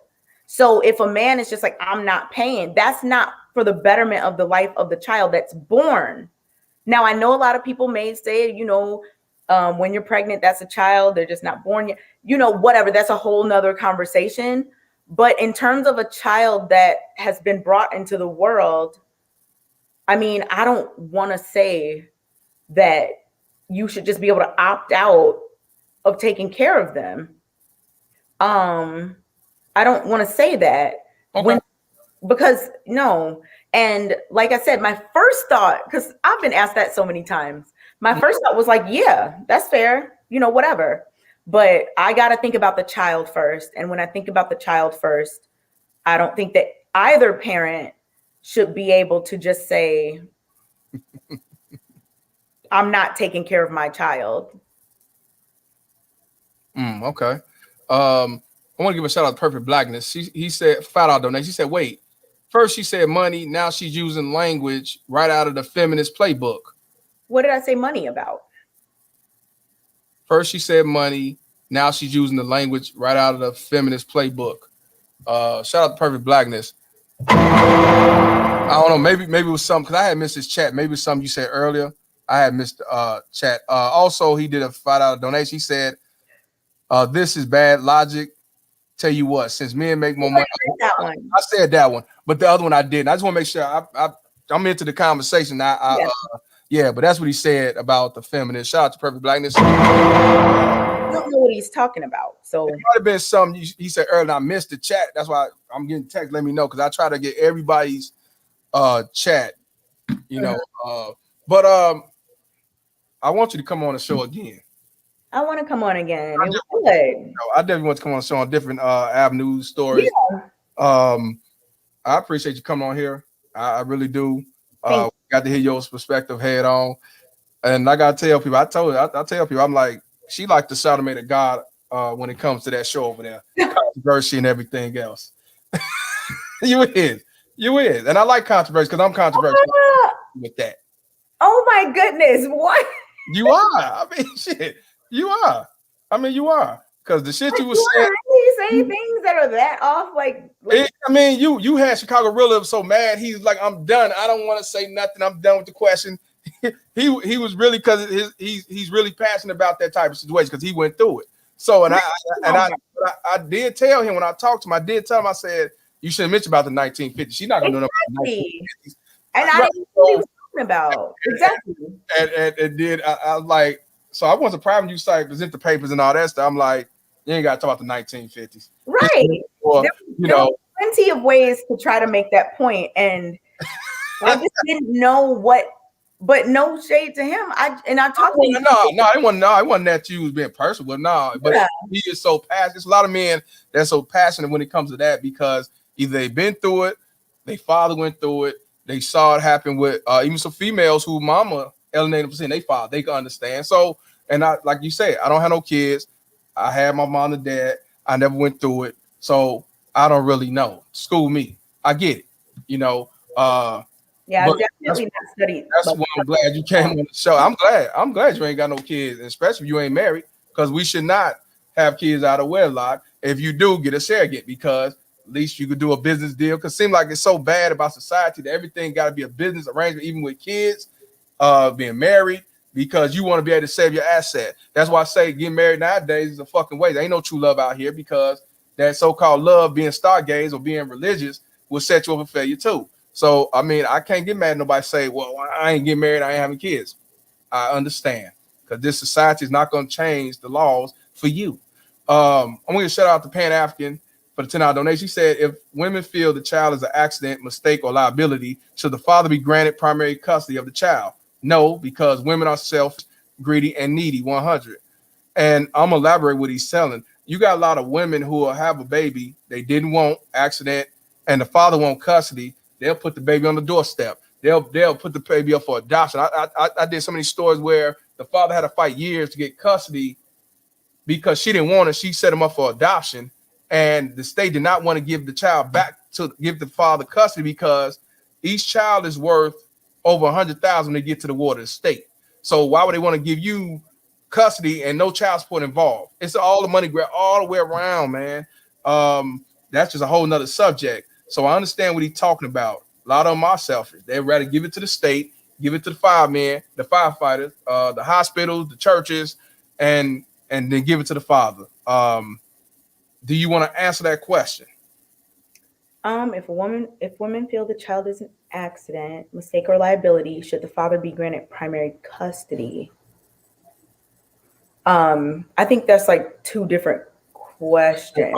Because the reason I think the question is like not coherent really is because, it's because if a woman accidentally, quote unquote, gets pregnant, they can still want that child once they birth the child.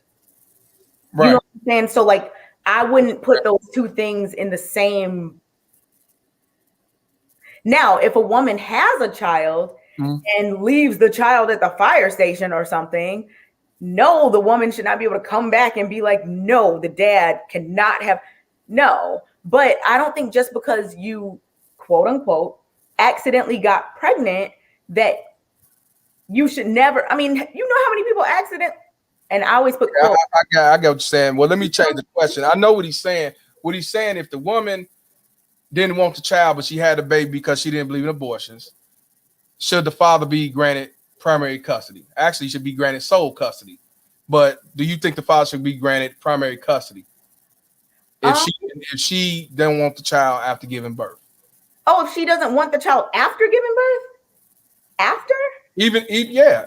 Absolutely. If a woman has a child and does not want that child after she gives birth, like if it's between putting the child up for adoption to just, putting them in the foster care, whatever, versus giving them to their biological father, absolutely they should go with their biological father. Okay. And unfortunately, a lot of them do it. White, black, blue, or green. They do it often. Are you saying that? And this is not stories about that too, where a father had to fight in North Carolina. Took him about a year to get his daughter. He did not even know that the daughter was adopted, and so he knew she was pregnant. I don't think it's old, but okay. I think I see the situation you're saying. He didn't know, but when he found out, he fought, giving them up for adoption. Right, and just morally, or in my opinion, I don't think that's right. If you have a child and give them up for adoption instead of giving the father an opportunity to have custody of them, the only time I think that would be understandable is if it were in a case of maybe like rape, incest, abuse of some sort, something like. Understand? Yeah. But just a regular relationship where you might have been boyfriend, girlfriend, and then y'all break up and you're pregnant. Yeah, no, I think you should talk about that with and that's why he said no, because women are selfish, greedy, and needy. You got to be, if the father want to be there and you rather give it to the ward of the state versus the father, and you don't want them, yeah, you are selfish. And and that's why I say when they run to the courts and alienate the father out of the picture, you are selfish. You do not love your kids, and you got some issues within yourself as well. Shout out to Black Man Going Their Own Way, Pan African. Also, shout out to Jay Shine for $5 donation. She says men shouldn't be able to opt out of financial responsibility, but women opt out of motherhood, adoption, abandonment, kill the child. Yeah, you right, brother. What you think? What's your thoughts on that? Well, as I said earlier, in terms of opting out of financial responsibility, I'm thinking of the child as the most important person, and the person that both parents should be doing as best they can to foster the best environment for the child, the best situation in terms of raising the child. So so in terms of like harming the child, of course I don't agree with that. I don't think that's the same conversation. Just because somebody has a child doesn't mean they're going to harm them. It's just a totally different conversation. I think people conflate things when they get emotional or feel some kind of way about a topic, which I understand. I completely get it. It happens. We're human. But comparing someone being able to opt out of their financial responsibility to a mother murdering her child is just not comparable, in my opinion. But okay. Yeah, no doubt. Hey, you say I got 8 dislikes from the video. Of course. That's because I'm here. I mean, it don't matter what the Or reason. you regularly get dislikes. Oh, I get it. Hell yeah, I get it, man. You don't go against the code. How dare you? No, it ain't just because of you. No, I want to give a shout out to the rest of the dislikes. You know, play that sound. Huh? You're gonna play that sound? Oh, I'm gonna shout out to Reverend Next. Shout out to Reverend Next for the giving y'all my thoughts of the dislikes. One is this. You fucking income fucking poop. That's number one. And number two, about your thoughts. Fuck your thoughts. And also for the other dislike, you know what? Yeah. So yeah, definitely shout out to you with your dislikes, because I give a damn what you're talking about. Because like I said, the people get mad when I talk about the truth. You can't handle the truth. I get it. So I understand. But yeah, I want to give a shout out to Rico for the $5 donation. Appreciate you, my brother. But yeah, I know people know who you are. I know people know where to reach you, but still tell them where to reach you. Instagram, YouTube. I do that for everybody. Subscribe, Facebook. I'm gonna see your ad on Facebook too. We definitely need to talk further. Please give them all your information. Okay. So on Instagram, that's probably the best place for like people via the platforms to reach me. My ad is at the bottom of the screen. I am on the Lapeef Show every Thursday at 7:30 Central Standard Time. Yeah, that's about all the information people probably would want, I guess. So yeah, follow me. Wait a minute. You don't post on here often on Instagram? Do I post often on Instagram? Not really. So how are we gonna reach out to you if you ain't on here? Like people message me and stuff, or you do check it. You do check yeah, it. I check it. Okay, all right. I'm about to say I'm not even following you. You don't be on here. I just don't post a lot of pictures. That's fine. I know you do be active. Yeah. Active. Yeah. I'm active. Like I'll respond and things like that. Well, I got your email now. I can stalk you around like a deadbeat dude. So yeah, you could. Yeah, for sure. For sure.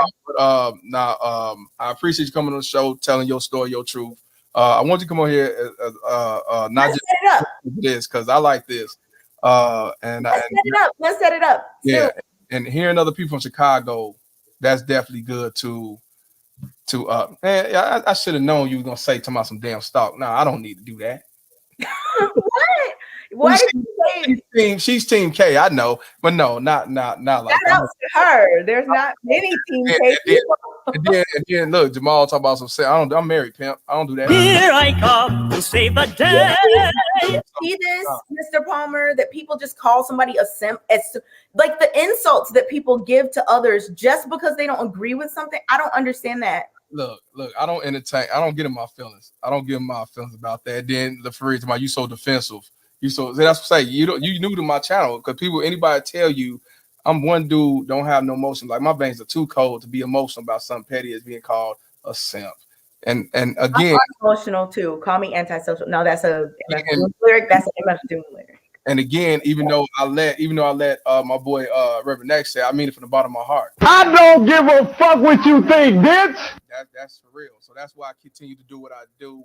And I don't have to be a certain look or a certain way or have a certain degree to tell the truth. So that's why a lot of people fucks with me, because I speak for the ones who's unheard. So. Yep. Mr. Palmer, I honestly think some people feel scared to agree with me, and they have to say, I never agree with Kay, because they're scared that like the cool kids will call them simps or whatevers, or die alone with a dogs or whatever they call the women. I don't care about my observation. That seems like something that happens, but if they want to call me, I respect the fact that you were able, that we had a conversation and it was respectful. Yeah, I don't do that. I'm not gonna bring you on a show and say I want to interview you, but then while I'm interviewing you, I'm cussing you out, bitch. Yeah. That's to me, that's like what a baby mama tears do. They deflect and make excuses. Then I'm not even proving myself, but except I'm an argumentative fool. So this is why I tell men we got to be thinkers and not reactors. And I'm not going to block somebody just because you say, oh, I disagree, or who hurt you, your mama black. I tell you to come on the show. What? I tell them to come on the show. And then a lot of them will not come on the show, let alone show their face. So, I mean, I don't take it serious. You know what I mean? If I know I'm telling my truth and I know I got legit stats and everything else, why do I have to get in my feelings about you don't believe me? The majority of people ain't going to side with me anyway. So, But yeah, even somebody said she was actually respectful here. Yeah, she was respectful. She didn't And come. you know what? She didn't was not divorced. I'm not a disrespectful person. It's just that if someone is calling me, like saying things about me, I'm not just gonna sit up and just say okay, just because I'm a woman. Yeah. You didn't call me. You didn't do anything like that. You didn't attack. You didn't do anything. No, that's not me. We can't dialogue if I'm sitting back disrespecting you, calling y'all type of B's and H's. Even if you're a dude and I'm calling y'all type of alphabets, calling you, one of these, because that's the first thing they'll say. And they still don't prove no talking points. All they do is just show we can argue and waste people's time. So I mean, hey, you're gonna learn from people's dialogue and answer. That's how I look at it. I'm 42 years old. I'm too old to be doing all that goofy shit. So people assume and judge the book by the cover. So, and that's fine. I just continue to post and stay in my lane, fam, and do what I do. So yeah. So I definitely appreciate you coming on. It's almost I'm gonna be hitting you up so you come on again. I gotta holler at the real Dana.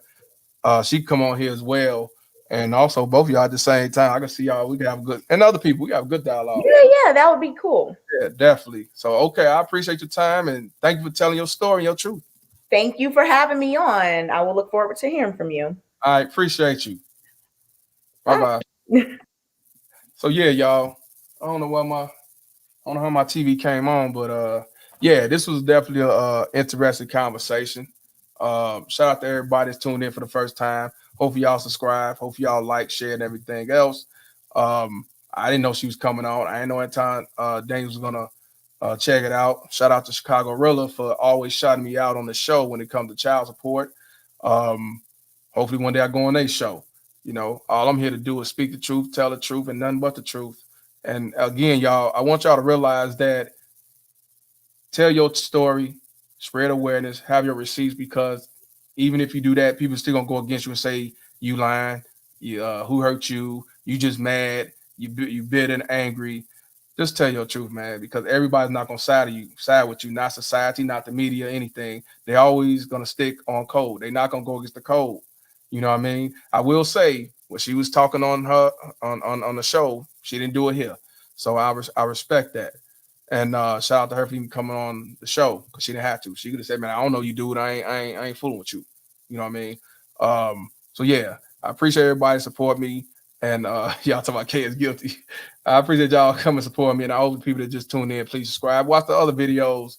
I got a video with the lead attorney. I've been on Coach Greg Adams' show.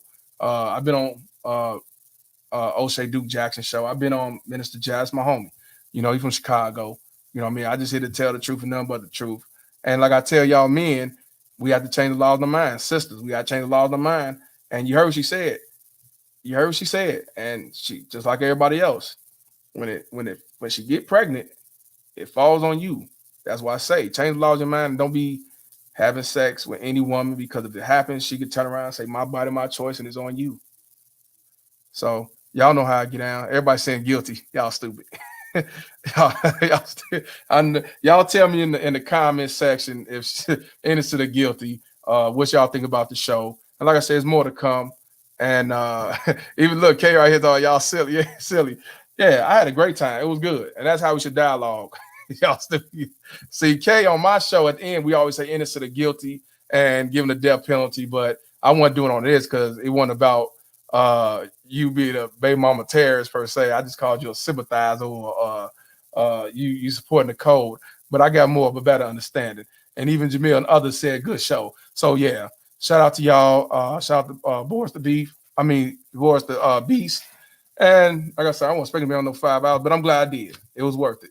And like I said, I appreciate y'all to the fullest that continue to support me. This page is gonna rise slowly but surely, man. And like I tell you, it is what it is. And what my man say from the paternity court, what he say when it comes to the truth? Truth is what it is. And that's what I'm talking about, man. That's all we're gonna continue to do. Yeah. And salam alaikum to all my Islamic brothers and sisters on here.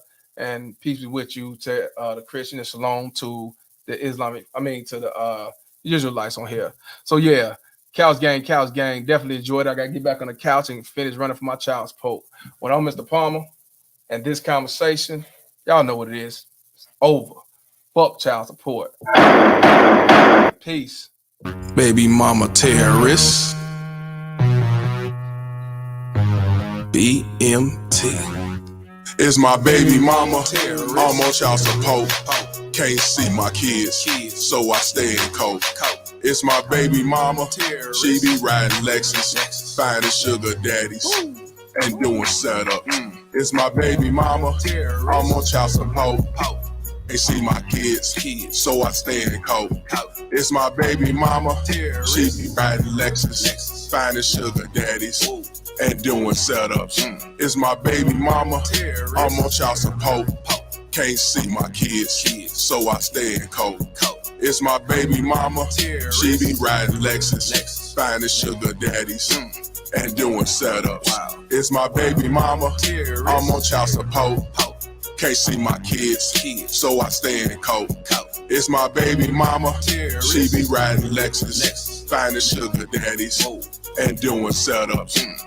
Riding around, try to play the Romans, innocent with an evil soul. In public, wearing fake hellos, behind closed doors, she rock them horns. I moved on, she wanna teach me a lesson. Can't see my kids, man, I'm stressing. Couldn't see my son to give me his present. She got married to teach me a lesson. Telling people she did nothing wrong, knowing that well since I moved on. Thought that money would keep me home. Hell no, bitch, I'm gone. I don't know what you lost your mind. Try to say my name, but I know your kind. Saying I'm a deadbeat, bitch, you lying. Fighting in court, man, I'm trying to be a father to my kids. She focus on the wrong shit, worrying about another being instead of us co-parenting. Put my kids in grown folks' business, telling them lies, bitch, you wicked. Split personality, oh yeah, you twisted. Never thought I'd go through this. It's my baby mama, I'm on child support. Can't see my kids, so I stay in cold. It's my baby mama, she be riding Lexus, finding sugar daddies and doing setups. It's my baby mama, I'm on child support. Can't see my kids, so I stay in cold. It's my baby mama, she be riding Lexus, finding sugar daddies and doing setups. It's my baby mama, I'm on child support. Can't see my kids, so I stay in cold. It's my baby mama, she be riding Lexus, finding sugar daddies and doing setups. It's my baby mama, I'm on child support. Can't see my kids, so I stay in cold. It's my baby mama, she be riding Lexus, finding sugar daddies and doing setups.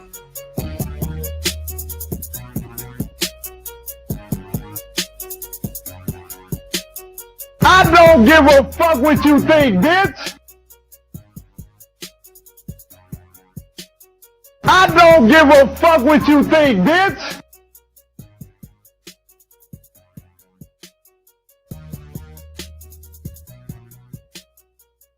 Truth is what it is.